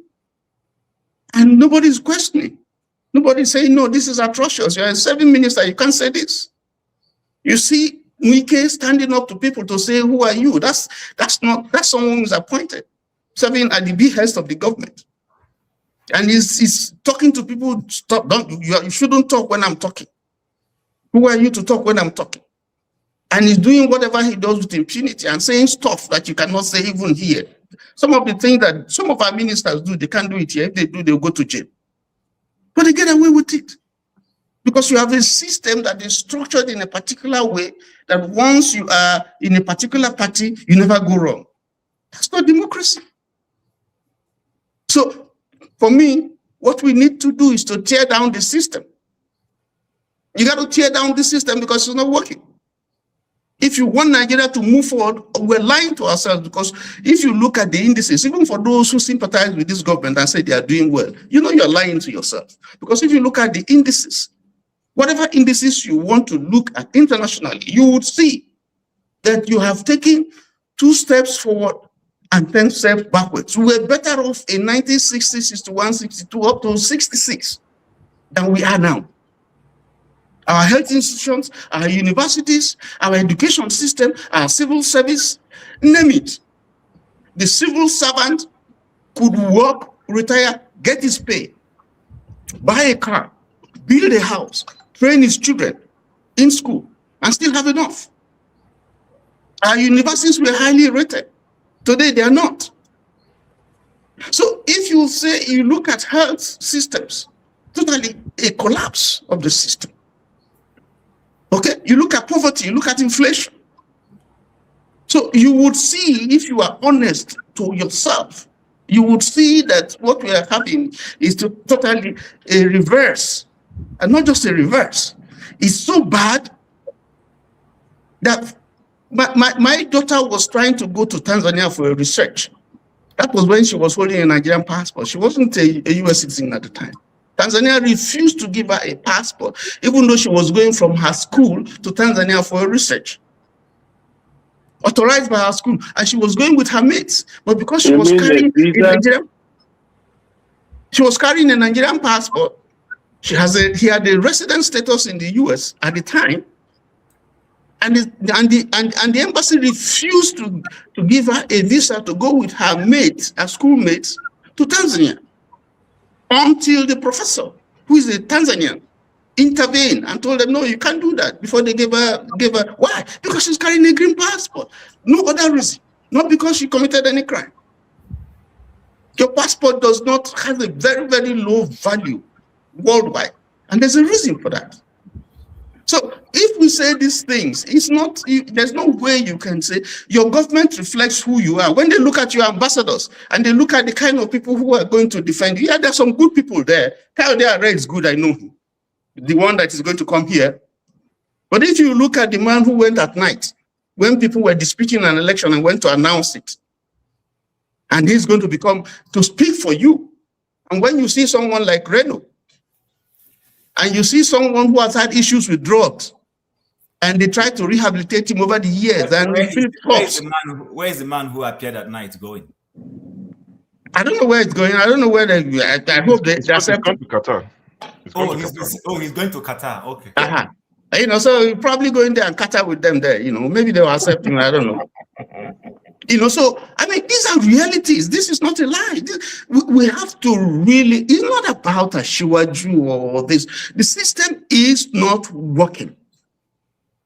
Okay. We can't deny that. Because of time, round off, please. So in closing, what I'm saying is that, you see, we have a real problem. I have not mentioned insecurity. Last year, 2025, from the records, about 7,000. Well, this is just part of the recorded numbers of people who were killed in the north, just in the north. And they said these were Christians, you know, killed. 7,000 were killed. 2009 to 2025, a record number of 125,000 people were killed. We're not fighting wars. What does the government say? Nothing. 500 killed, nothing. 200 killed, nothing. 100 killed, nothing. Nobody says anything. Flags don't go on half-mast. But here where I am, one person has been missing.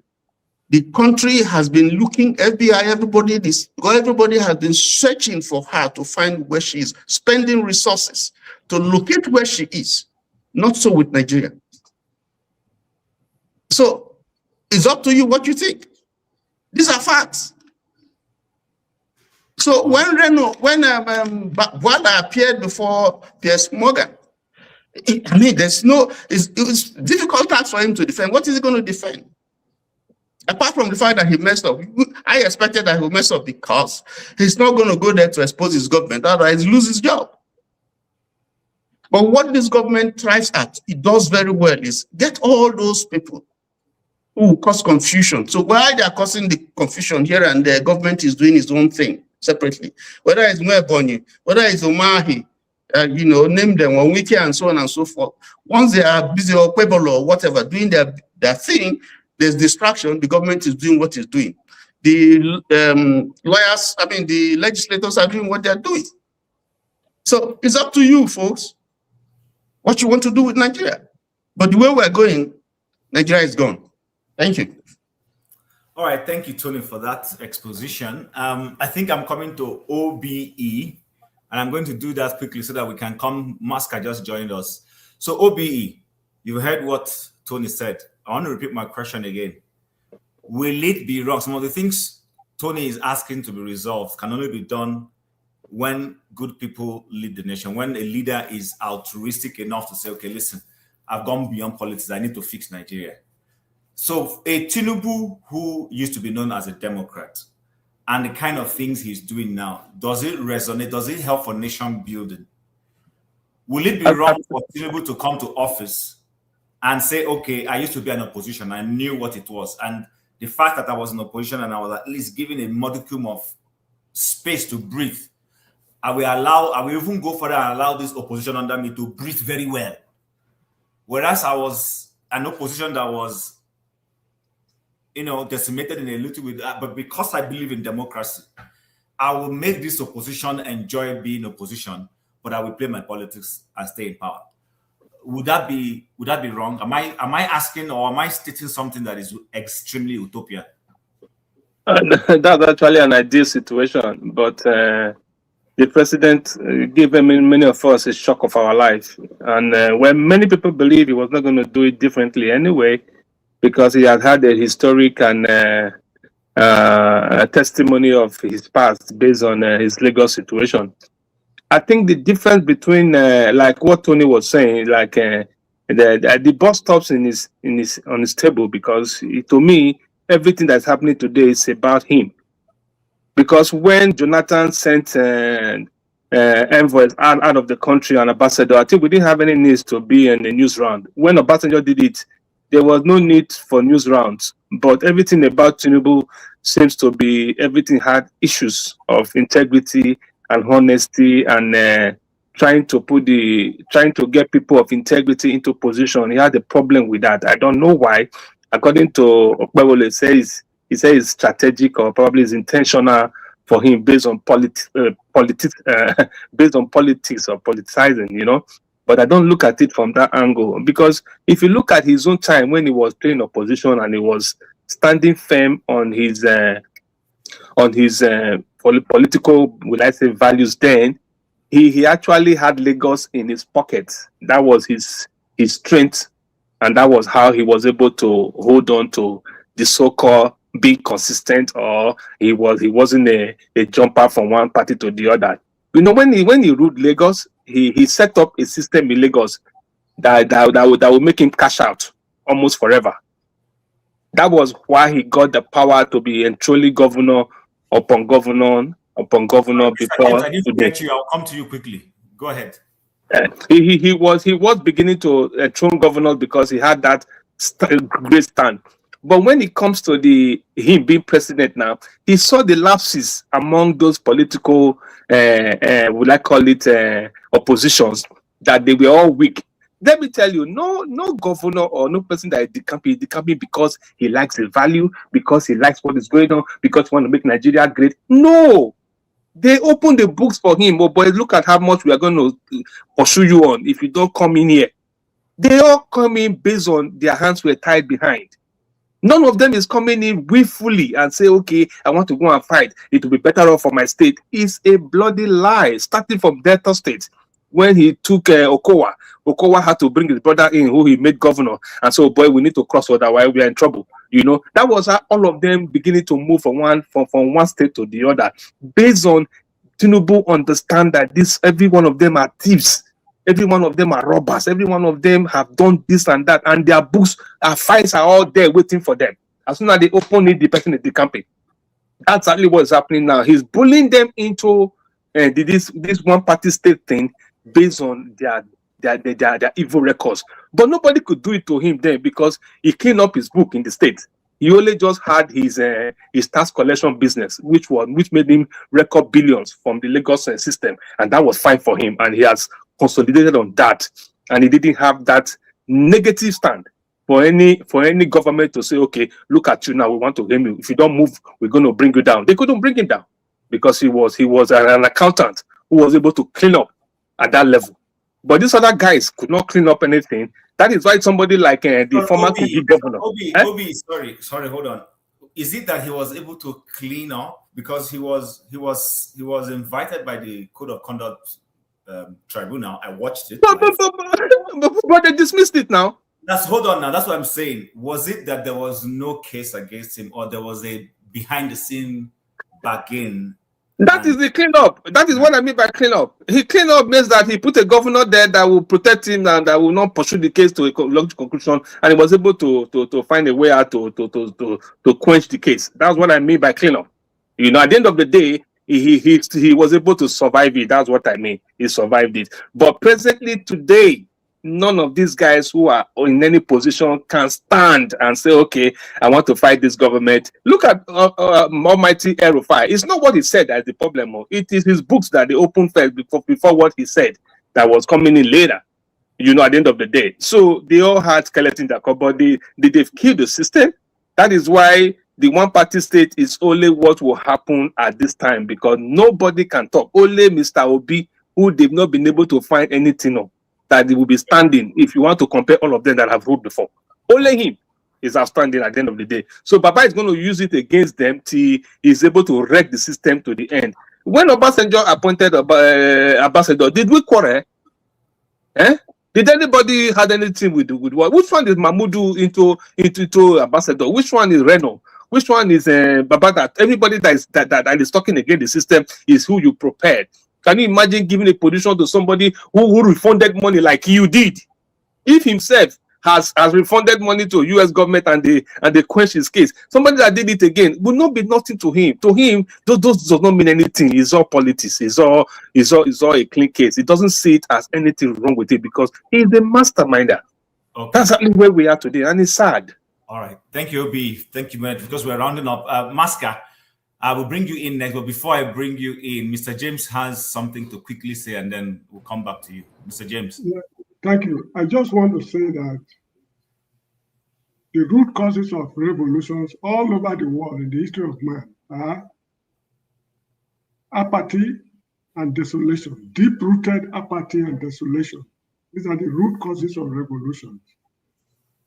I think we are inching towards that state. It's just a question of time. We should pray hard to whatever we believe that it should happen in our lifetime. If not in our lifetime, it will certainly happen. It's just a question of time. All right, sir. Thank you very much. So, Maska, you know the topic we're discussing. We've come far. We're gradually closing. After you, I'll bring forefathers and we call it a day. So, basically, what we've been talking about is bringing opposition into office. Does that all go well for the system, or is that something we should be cautious about? Because if you bring in the opposition to run the part and parcel of government, then who does the job of opposing you and holding you accountable? And then secondly, will it be a case of being self-destructive if you allow your opposition to breathe and allow people to stay in their opposition and not bring them in? How do you see this? All right, thank you, Chim, and good evening, all. Before I respond to your question, I just want to go back to what Mr. James said something. He said it in good faith. But you know, what I've learned in life also is that most of the things we do in passing, sometimes they end up to be the most fundamental, life-defining things we do. He said it's a question of time. In my mind, that mentality is really the fundamental problem with our country, because we leave everything to God, we leave everything to time, we leave everything to chance.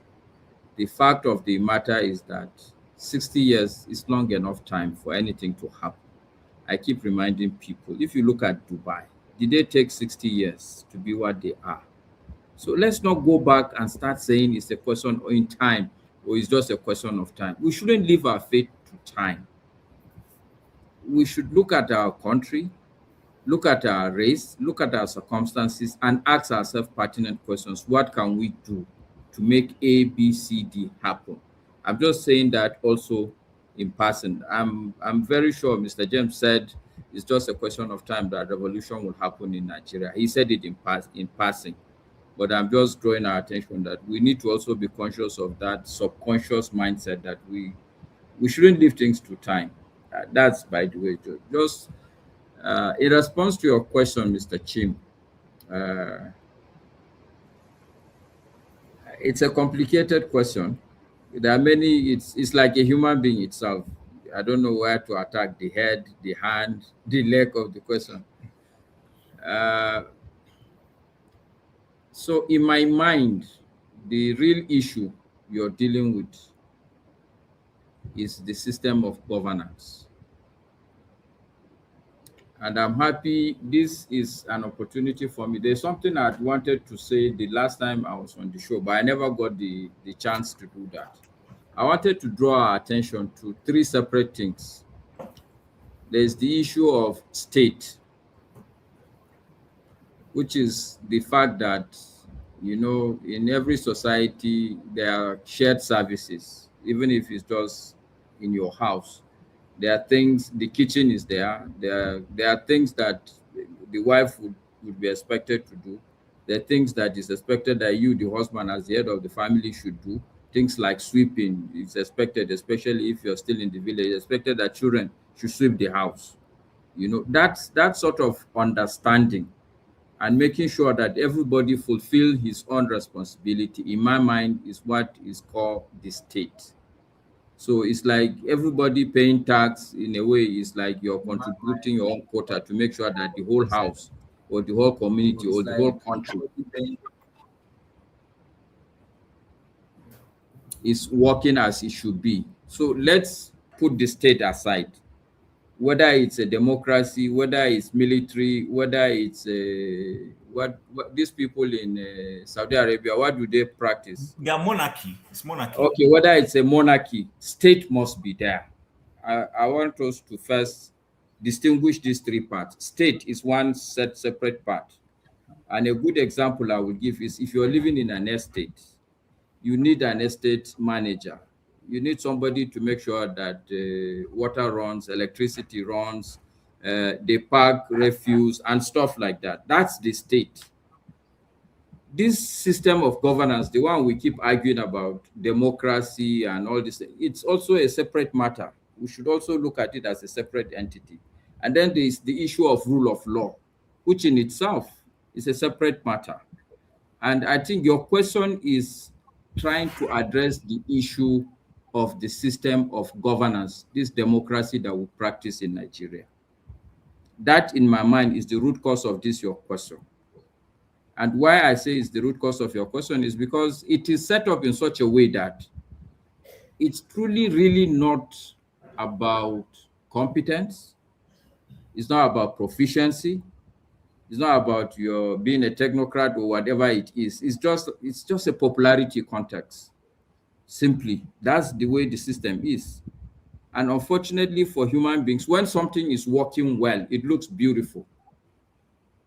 But you need to see democracy in a place like Nigeria to really understand what truly is democracy. It's really some, if you want me to be very honest, I'm beginning to question it. And I think forefathers mentioned it when he was talking. Master, hold on, then please hold on. So in other, and I'm trying to be, I'm actually trying to rein myself in not to throw out the popular cliche of in better climes and stuff like that. You will see that in other democracies, especially, okay, let's take the American and British one, which we know. So the British run a parliamentary system where a cabinet member doubles as a cabinet member and a member of parliament, because it's from those who won their seats to parliament that the person who becomes prime minister will pick some people in his caucus to be ministers in the executive arm. So you are both in the executive arm and in the legislative arm when it comes to the parliamentary system. But you will see that they would pick good people or qualified persons. If you bring it home to the American, which is even more streamlined, when you are in president, the president can choose not to appoint anybody from Congress who will have to leave their seats permanently, like Marco Rubio, for instance, an example.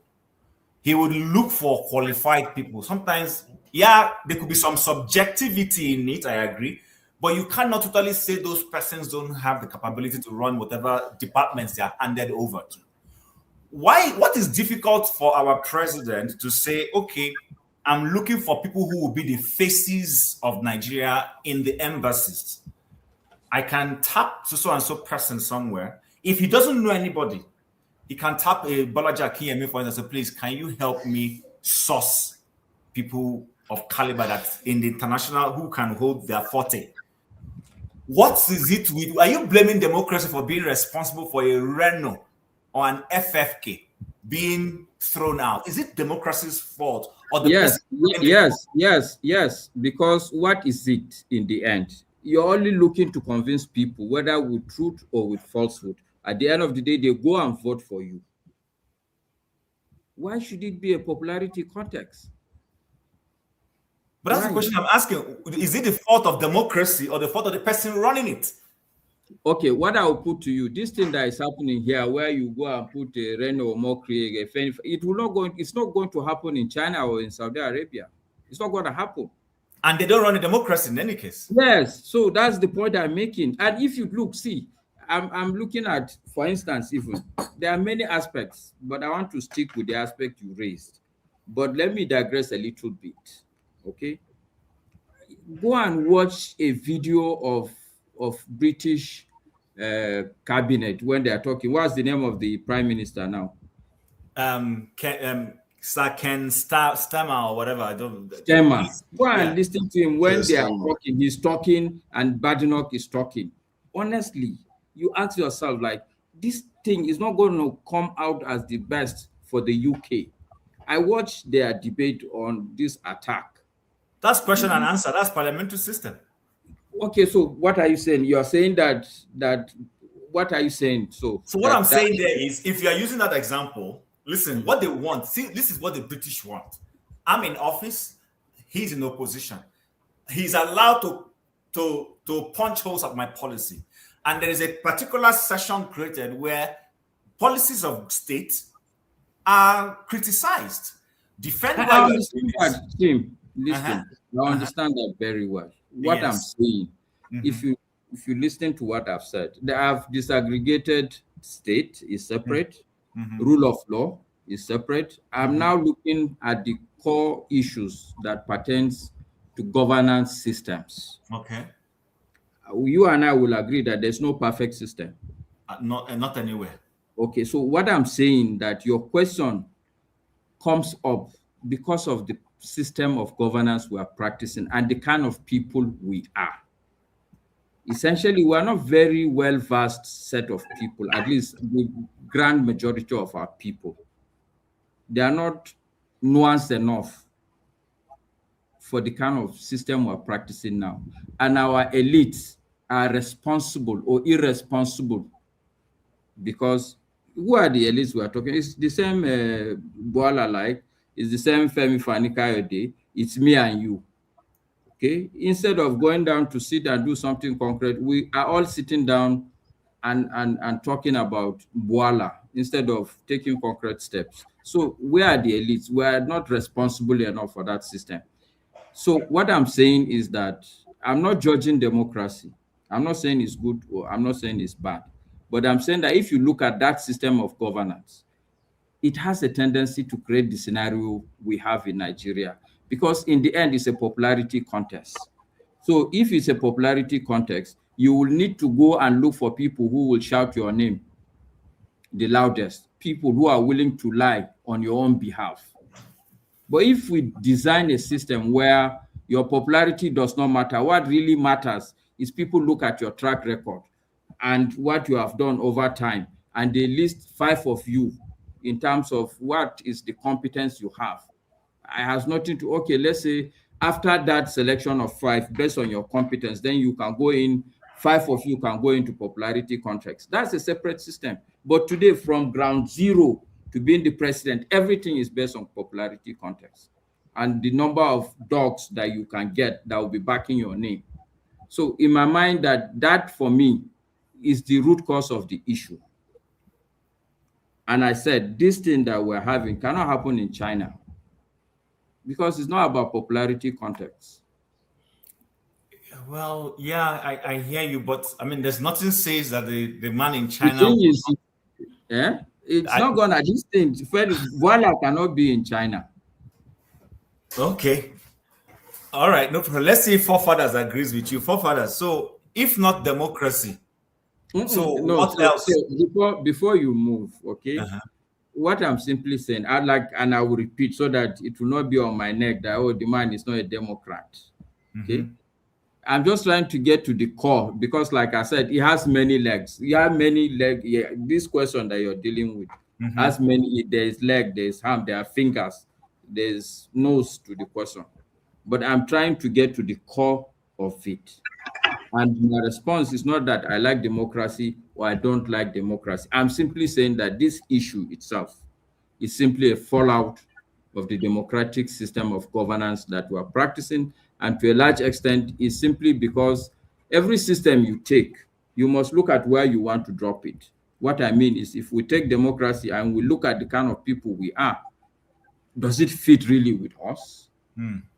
So these are some of the questions. It's not about whether it's good or bad. That's all I'm saying. And I still will rest my case here.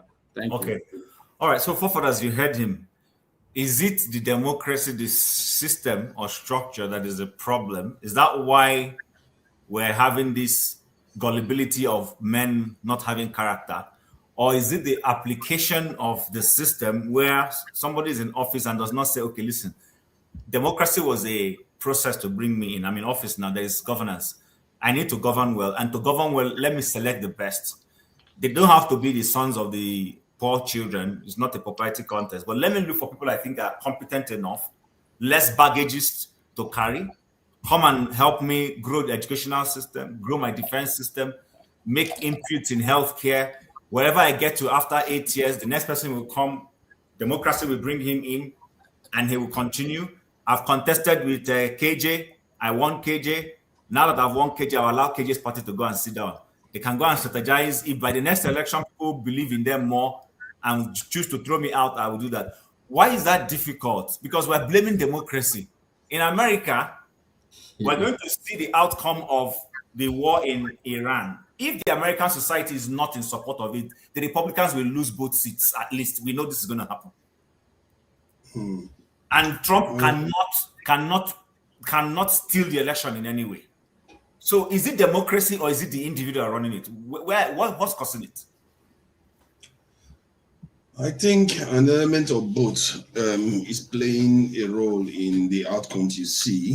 In terms of the system itself, it does have a role to either polarize a nation or not. And some systems are easier to collapse into a one-party state than others. And the American political system, for a long time, a lot of people say, whoever you vote, you get the same government. Because on a certain level, it's the same government that are ruling. For me, when I look at Nigeria, I've always thought that the Nigerian state should be, at least at the current situation we are facing, deserves a government of national unity. Because given the state of the nation, a national emergency should be declared in security and economics and technological areas, because the country is on its knees, basically, and it just shows you how we lack awareness of the situation that we are in. When Tinubu won with 30-something% of the vote, and he went and just started governing as if he got 150% of the vote, it tells you that there is a democratic, deficit there, whereby he's governing as if he won everybody's support, but he's barely supported, even by his own supporters. He doesn't consult them on many of the decisions that he's making. Some of the things he has done, he didn't consult the Nigerian people at all.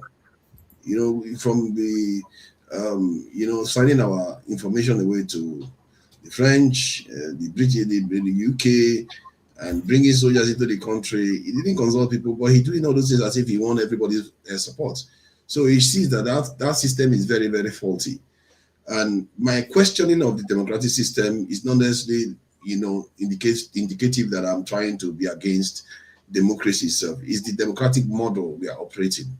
It doesn't seem to be suitable for Nigeria. How a Nigerian was able to buy into this shows you how some of our people have IQ problem.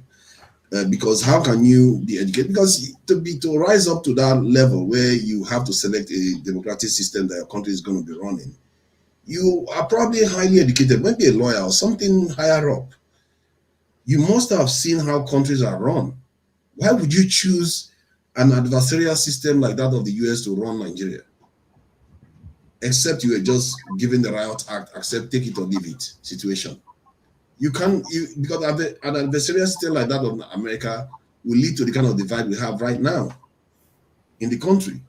The kind of system that is best suited for Nigeria was the kind of system you have like in Switzerland, whereby almost every region and every part of the country has a say, and the citizens have a lot of power. Yes, it requires our people to be a little bit more informed about their duties to the state, but that's all that is required. Hold on. So you said the American system, not all democracy is adversarial. No, sorry, Chim. Maybe I think we should not be lumping democracy, because even democracy, there are variants. There's the parliamentary system. Exactly. Yes. There's the presidential system. So forefathers is not talking about democracy as a whole, but the variant, the American variant. The presidential variant of democracy. Yes. He calls it what's the adversarial. Adversarial. If you look at Very America, polarizing. America is divided along certain. It's always divided along certain lines. Okay, so but it's always us and them. But even the parliamentary system is adversarial. Remember, question and answer session is adversarial. So, but here's where I'm going to, forefathers, then you continue. Here's where I'm going to. You said that that our variant of democracy also has a tendency, depending on who is real and how we go about it, it can dovetail into a one-party state. One-party state. What is China that we praise? Is China not a no-party state at all? Zero, no competition?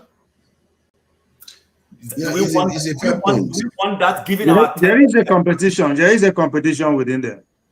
Hey. But it is still within the same class of people. In fact, it's even worse if we go there. In other words, if I don't like you, if I feel Masca is going to be a threat, I will come up, and I'm in the office, I'll come up with trumped up charges and we'll take him out.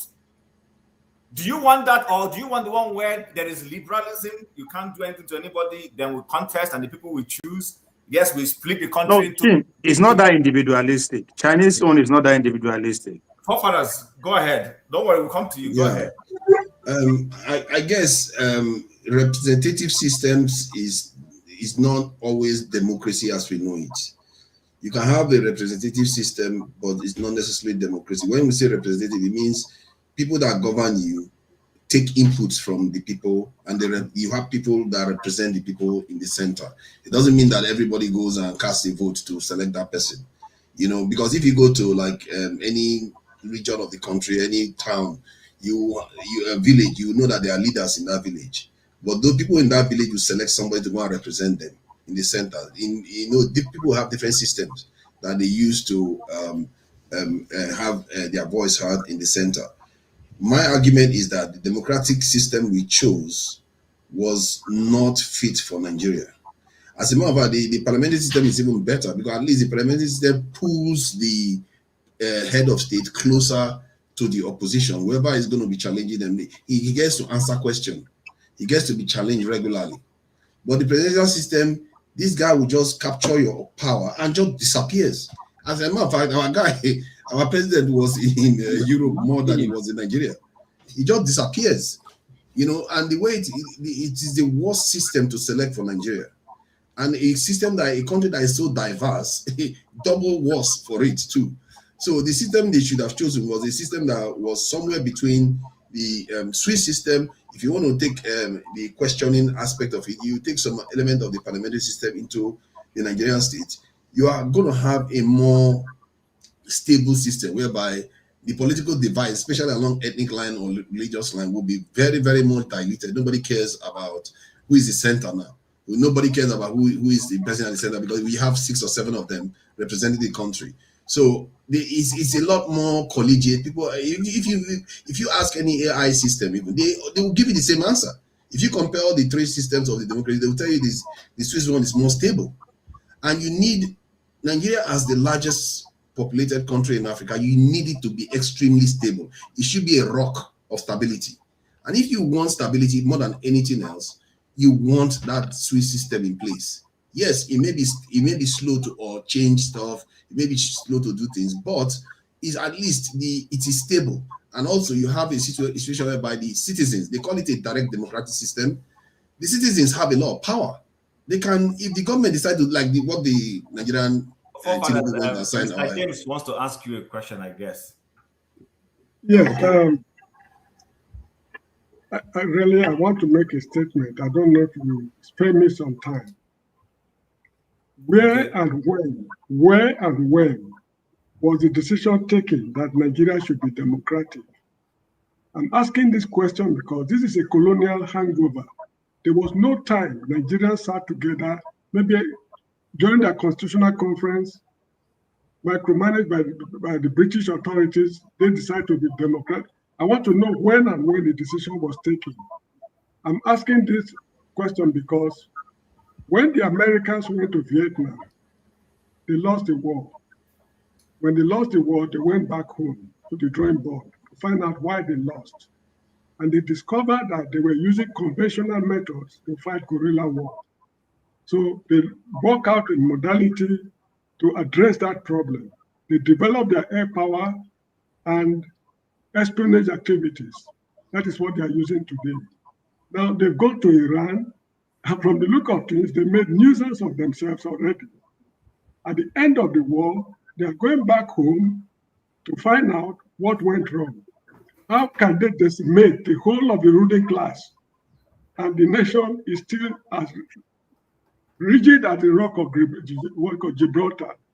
That is a problem the political scientists, the sociologists, anthropologists in America will solve after this Iranian war. Now, as for the black man, what is wrong? If you see, we have a lot of sociologists, lawyers, a lot of intellectuals. What is wrong for the black man to sit down and work out a political system for himself? Now we are talking of the Chinese system, the Russian system, our histories are not the same. What we went through, pre-colonial, work experiences are not the same. So if you bring the Chinese system to Africa, it cannot work. The histories are not the same. The Russian system cannot work. The Americans, their values, and whatever it is, we are not the same people, although we are all members of the human race. The time has come for African intellectuals to come together to find out, to work out a solution to this problem of leadership. Monarchy can no longer work because it has been polluted. Okay. Most of our okay. All right, thank you. Yeah, so for us, round off, and then because we're running out of time. Yes. I think it's a fair point that you raised, that you can't But just I copy saw and Katie paste. wanted to make an input. Okay. Let Fofaras finish, and I'll give it. Okay, is it an input that will stop? No, I think you should allow him. Okay, quickly, sir. Never mind, continue. Katie wanted to. Continue. Okay, thank you so much, Maska, for seeing my desperate plea to make a comment. Yes, I totally agree with Mr. James. It's a high time for a thinking society to have sat down and asked the pertinent question: what are we getting wrong? And I want to answer Mr. James. It's not anybody that recommended presidential democracy to Nigeria. It is we. It's out of pride that people like Obasanjo decided to move the other way around, instead of following what we're already used to. And if we were practicing parliamentary system, I think Nigeria would have been far gone, because what was the good thing about the parliamentary system, the way it was being practiced? Our various regions were using the system that the people already know, and those systems were working perfectly, because we are not the same. If you use the system in the north to talk to people from the east, you will never get it right. If you use the system of the east to talk to people in the north, you can't get it right. So regions were using the political system on the ground to deal with their people, and there was good results. Because that's the only time Nigeria made a formidable progress. But now, I want to say this: the problem, the bigger problem is the fact that we are not applying the. If you go into an exam and you want to write an exam, the first thing you do, you read the instruction. If you buy a new system in your house, you read the manual. Now you cannot buy a car and then you begin to operate it like an aeroplane. Okay, which is what we are doing with democracy. Democracy has rules and regulations of which you practice. Now, I asked just a rhetorical question. The East-West Coast Road, how much is it costing Nigeria? When was it bidded? Was it approved by National Assembly? And I can go on. There are many other major multi-billion naira contracts that are being done today, for which the National Assembly has no input. If you go back a bit, even with the change of the naira, what was the input of the National Assembly? So you see that certain people can just do whatever they want, spend the money they want, do anything they want without any caution, any recaution to the law of the land. And when you go to the National Assembly, they just rubber stamp it and say bow and go. Other nations that are making progress do not bow and go. They question. Even the man we have been talking about, as powerful as he was, the system got him to account. There are certain things he wanted. The system said no. It's against the constitution of America. And so that will not pass. Before now, backwards, he was sitting in the dock. Nobody is too powerful not to sit in the court or in what do you call it now? A disposition, okay, whatever. Now, excuse me. No, the one that the parliament calls you, you sit down, they ask you, they go back into your history. If you have found one thing, whatever you have done against the system, today we have Bill Clinton and his wife. But our system is still thinking that once you get into a governorship position, you have become a king. Nobody can ask you any question. That's why a person can go, a journalist talking to you, and you tell the person, what kind of stupid question are you asking me? You must be very stupid to ask me that question, because you are thinking you are a king. So our people, first of all, have to, and that is one of the places where when I was here back there, I was trying to gather enough support. So we raise. For us can finish. So I'm going to say this, and I'll go because I'm on the road. I'm waiting for you to talk now, so that we can educate our people that a governor is not your king; he's a servant. And if he's not doing well, you have the right to go and meet him and say what you are doing is not correct. That's not why we elected you. And if you don't repent, we are going to change. And then we also know that the people have the money. You see, that's what the problem is. It's not your money as a governor. It's not your money as a president. The people is the money of the people. So you can't spend it anyhow you like. All right. You can't take your children and be going about introducing them and using government funds to do that. Until we do that, my brother and sisters, if there's anyone there, we're not going to go far. Because the system we're looking at and we're following checkmate themselves. Checkmate themselves. Okay, look. No matter how you look at the American system, whether you call it whatever, if you come against the system, they will hold you. And if you have stolen money from the system, you will bring it back, and you still go to jail. So it's not as if you bring it back, or they will just give you a slap in the wrist, or they'll give you free bargain. No, the money you stole is calculated. You pay interest, and then you still go to jail. If we decide to apply the system the way it should be run, Nigeria will be a better place. But we refuse to apply that system. And we clap hands for those who do not apply the system. That's why some people can come and say to Obi, you know what? Maybe to talk, maybe to go price granite, maybe to go price granite. You have to bring money. You have to bring money. Don't waste your time. No, I'm just telling you the fundamentals. So, and the people who are holding the money know that if they give it to Master, he will not do that. So they will give it to KJ, who will go about mobilize market women to say, oh, make my talk, and then that is how these people come to social media and they flood the social media with this thing. And then you think that's how the whole Nigerian people are thinking about the system. And then, of course, at the end of the day, they rig themselves in. And if you ask them, say, but the whole people, even the market women were saying this is how it should be. So we are far away from being anything that will make difference. That's the truth. And I rest it there. Okay. All right. No, let me sorry, Mr. Forefathers. The point I'm making is this. The Iranians have a political system that can sustain itself after the leadership has been decimated. Such system has never occurred, be established in any part of the world.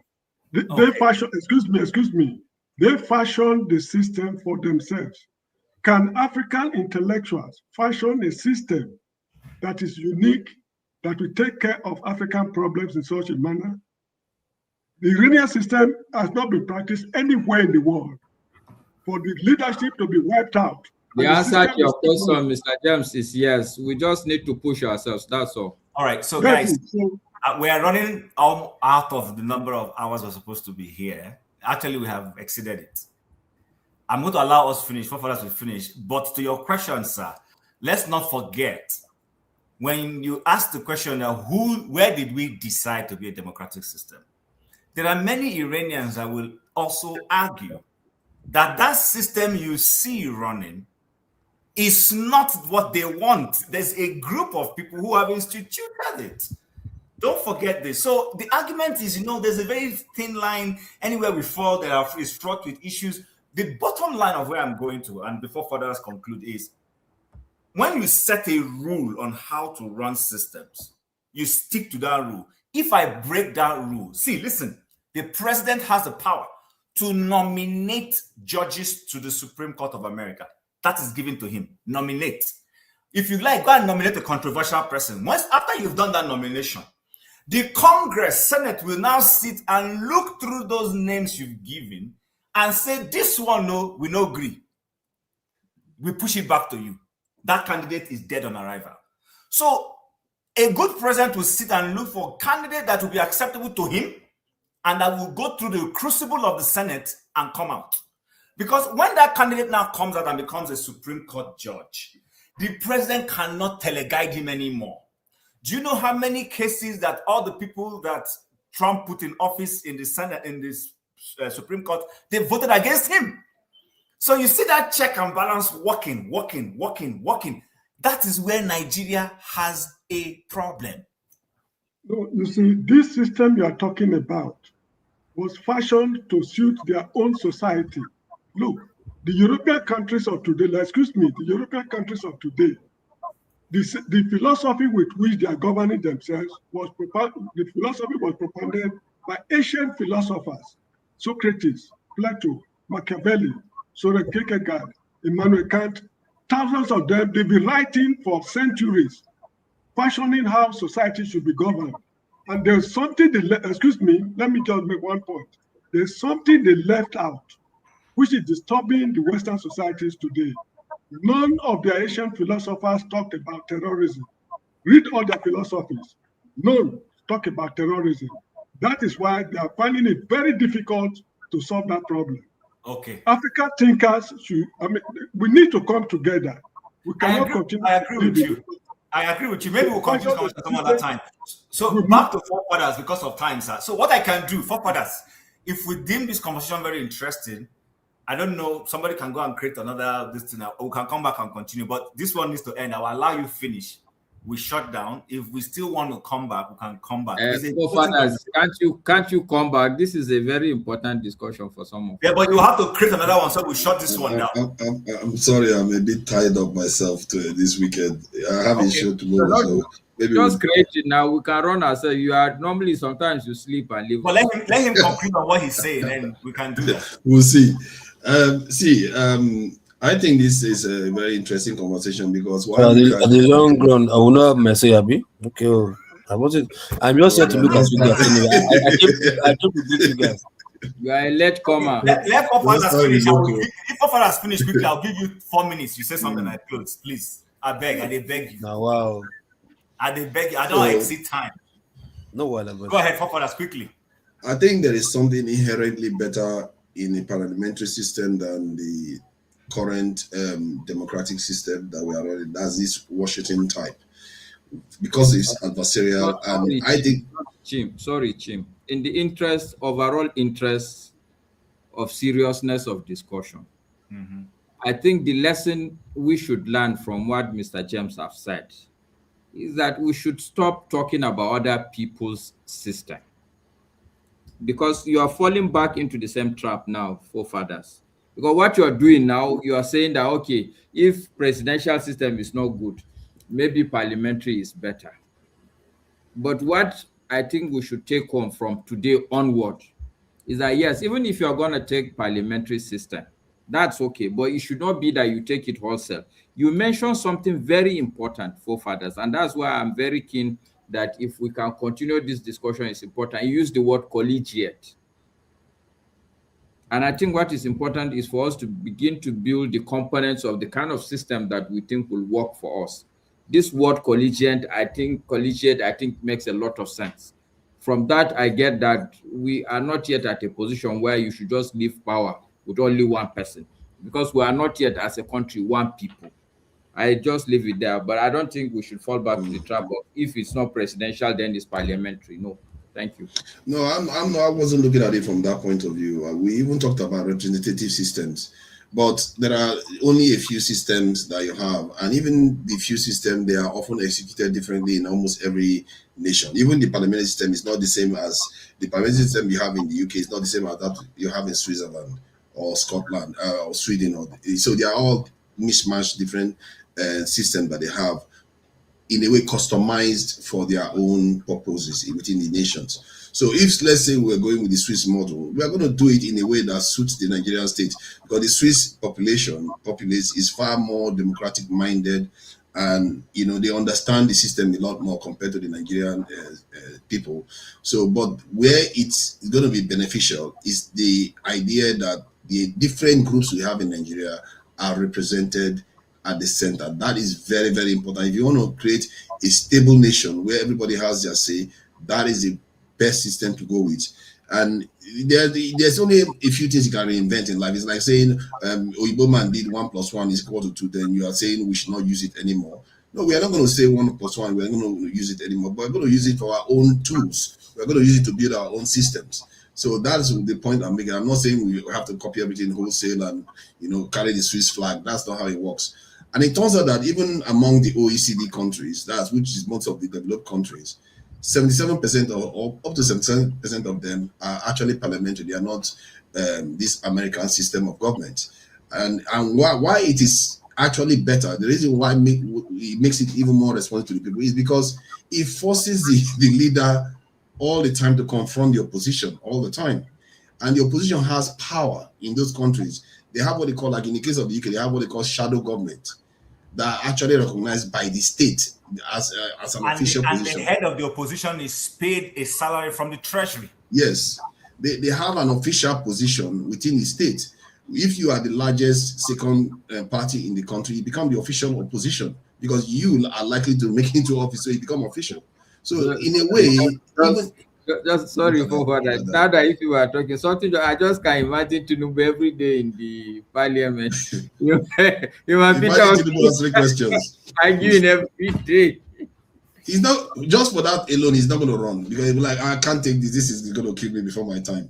He will not be able to answer questions, and he will be exhausted every Wednesday or in whatever week of the day. So, Coppola, can I beg you let Local Peace speak, and then so that we can start closing? I know he came in. Let me finish my submission. Everybody finish their submission. Okay, all right. Can you do that in 2 minutes, please, sir? I will do that. Thank you. I appreciate that.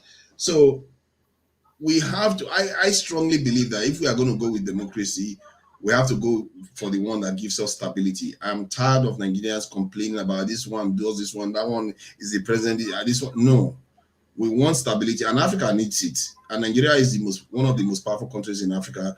If you want to create a system, you decide on a system that gives you stability, which is the Swiss model. In terms of who decided whether we should be a democracy, I think it was obvious when Abiola ran for an election and he was denied the mandate.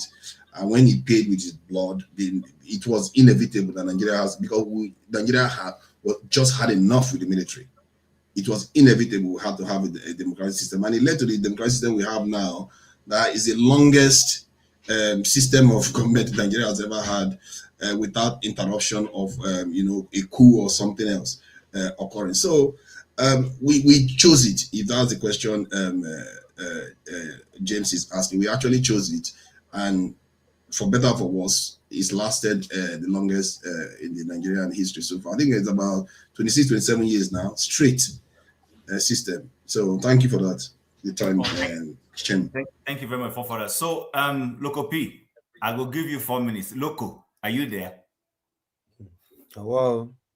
Adisa. You don't come early now. All you people will go church late or go party late. This is what happens when you come late. Thank you, sir. Okay, so I'm going to give you 4 minutes so that we can shut down, please. So for the way you laugh, close your teeth. Sorry.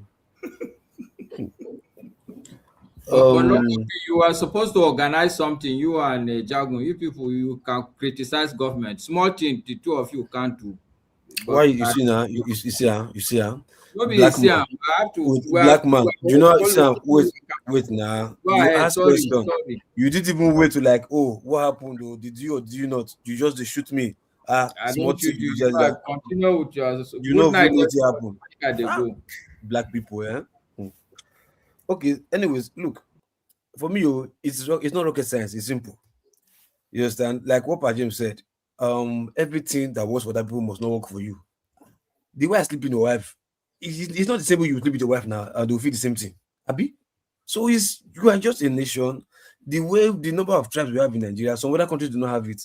The way we eat our food, people don't eat our food like that. So our culture or weather is different. So in all ramifications, we can as well create our own that works for us. But the most important thing, however, the type of, or no matter the type of governance we create, where your leaders are being held accountable, where they don't see themselves as alpha and omega, where they can do things or people who hijack the system, that is very important. And that's where the people comes into play. In Nigeria's case, the people are just so docile. And it didn't start like this. It wasn't as obvious as this, but it started a long time ago. Ignorance, leave them. God will punish them. Leave them for God. God will answer them. God will answer them. Now they now become to a monster that is so powerful that we are now used to it. That anything that happens flies.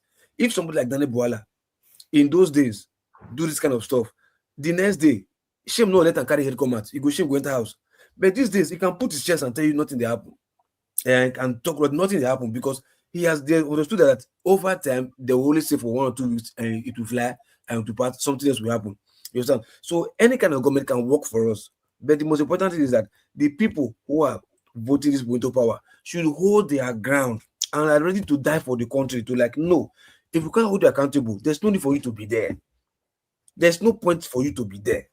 So our people have to learn that look, I put you to office, I have to come for your head if you fuck up. If you do anyhow, you see anyhow. So our people have to have that in their mind, and they're really willing to do that for their country, but they are not yet ready. And they don't want to. Do you know why? They just want to be the people that see themselves like they are ahead of their neighbor. You know, this a better pass my neighbor syndrome. Ahead of a neighbor, okay, all of us are suffering. Okay, imagine case like this, yeah. Tinubu came to power, took fuel of about almost 600% increase. Nobody said anything. The only thing they could do was to adjust and start trekking. Nobody even thought of for what. Nobody even have to go to like let's shut down the country. Like it cannot happen. What happened in Nigeria cannot happen anywhere in the world. But the people, that is the problem of, like I said, the electors are the problem of this country. If as bad as Tinubu is, you see many people still voting for him that they want him to come back. Those are the people. And most state participants be captured, religious leaders captured, traditional leaders captured, most electors captured. So until we, our people, decide to say, look, enough is enough. Okay, look at the case of this this girl in Lagos that was complaining about BRT, making video that how can somebody be here 5:30, 9 o'clock, no bus, one, I don't even come to carry them. What were the people doing? Somebody was fighting her, about to beat her up, seize her phone. What did the rest people do? So we're carrying the bag. You know, concern me. I be big boy, I be big girl. I don't want to see myself in camera. Don't put me on camera. Meanwhile, what she's fighting for is for the benefit of everybody on that queue.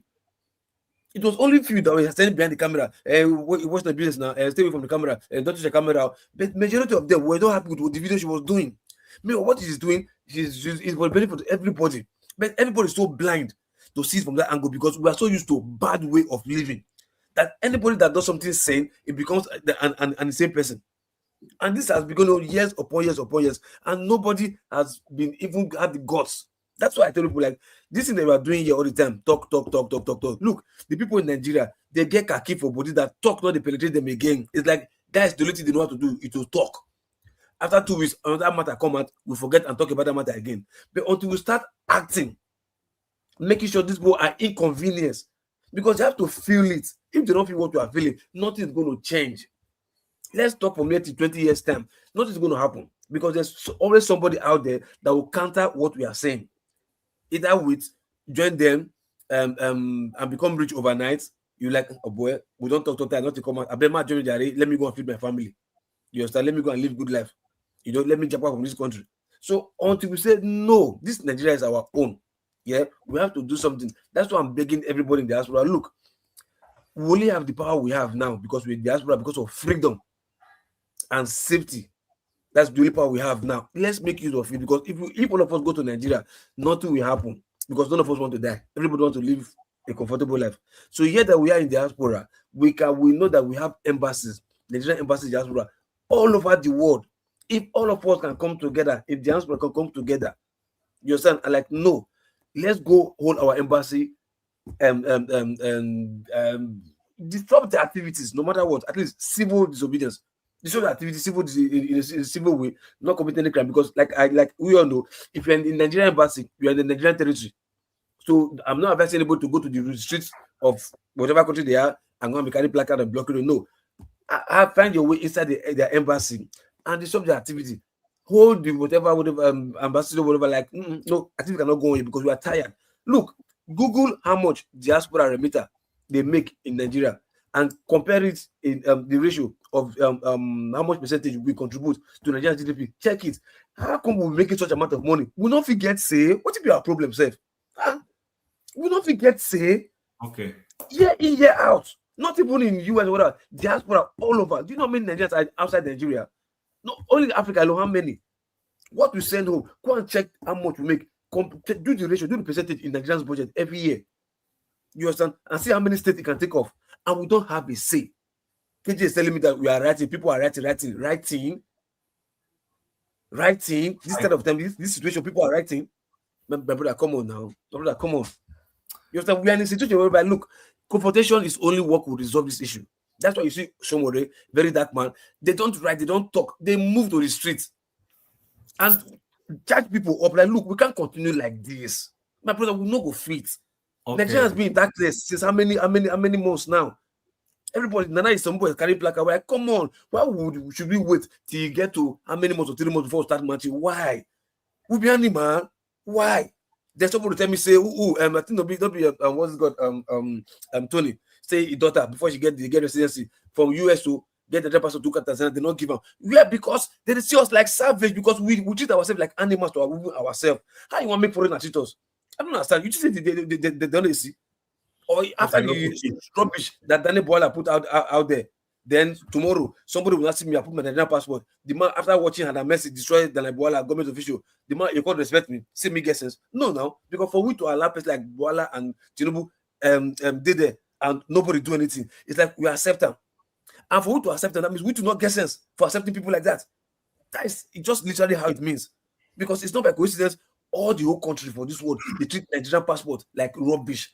South Africa did it, they don't go down. Morocco did it, they don't go down. Ghana did it, they don't do only Nigerians. Something is wrong somewhere. Something is wrong somewhere. I beg everybody. I'm not joking with this. I agree with you, but your points are valid. The whole countries right now, they are talking about immigration. They are going somewhere.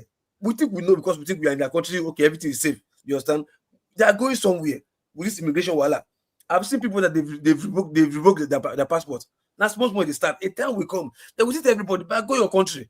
UK, we are with them now. UK, the economy they die every day. The economy is shit.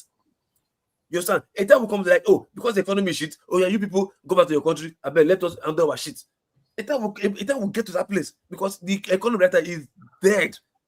Not today for this economy for this UK. So by that time, if it happens, where we want to go? Okay, the same place. So now that we have the power now and we are safe to do this from diaspora, please let's do it. Loco, we need to go. Your points are very valid. Please, let's do it. We don't have enough time. If I did, we would have continued. Gentlemen, I want to thank you for keeping a date with the show today. At the end of the day, the whole conversation was all about how we can run a system that is functional and is beneficial to every Nigerian. That's basically whether it is from the critic to insider we're talking about, or to now that we narrowed it down to what particular type of system can work for us. Listen, if Nigeria better, many of us don't go there where we day. Let me speak it in pidgin. They live as slaves. They do slaves. They go like slave for you. But the point is, we have all contributed in one way or the other, either by act of omission or commission. I don't know how they say that, to contribute to this. So hopefully this conversation can continue tomorrow. But first and foremost, I want to thank all those who have supported us today. Please, if you didn't like this particular broadcast before it ends, please like it. It will help. I want to thank Brick House Capital for your contribution earlier today. Let me see. I hope I can find that. Who can indulge me? I want to thank Brick House Capital. Thank you for your contribution. And the other person is, I think, Oscar Blackbone, if I'm correct. Let me see if I can find that. Yes, Oscar Blackbone, thank you very much. And of course, the last but not the least is Kulata. Thank you very much for contributing to the platform. We appreciate that. We hope you will keep a date. Tomorrow is the real Have Your Say. We had another Our Say in a different way, but tomorrow is Have Your Say. Rudolph will be back. And then subsequently, Forefathers will take over from him after the first session. Thank you, Loco P. Thank you, OVA. Thank you, Mrs. James. Thank you, Dexter. Thank you to KJ, Forefathers, Emmanuel, Mr. Tony, all those who came in, even if you who came in and didn't stay long, didn't talk. Thank you, everybody.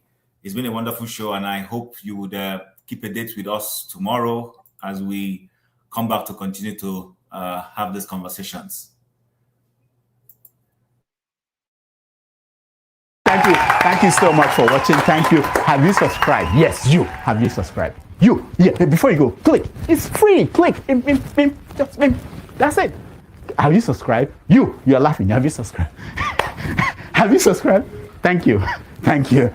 Thank you. Hey, madam, thank you so much. I can see you. I can see you. We have to get to 100,000 subscribers. This by the end of the year. How are we going to do that if you don't subscribe? Yes, you.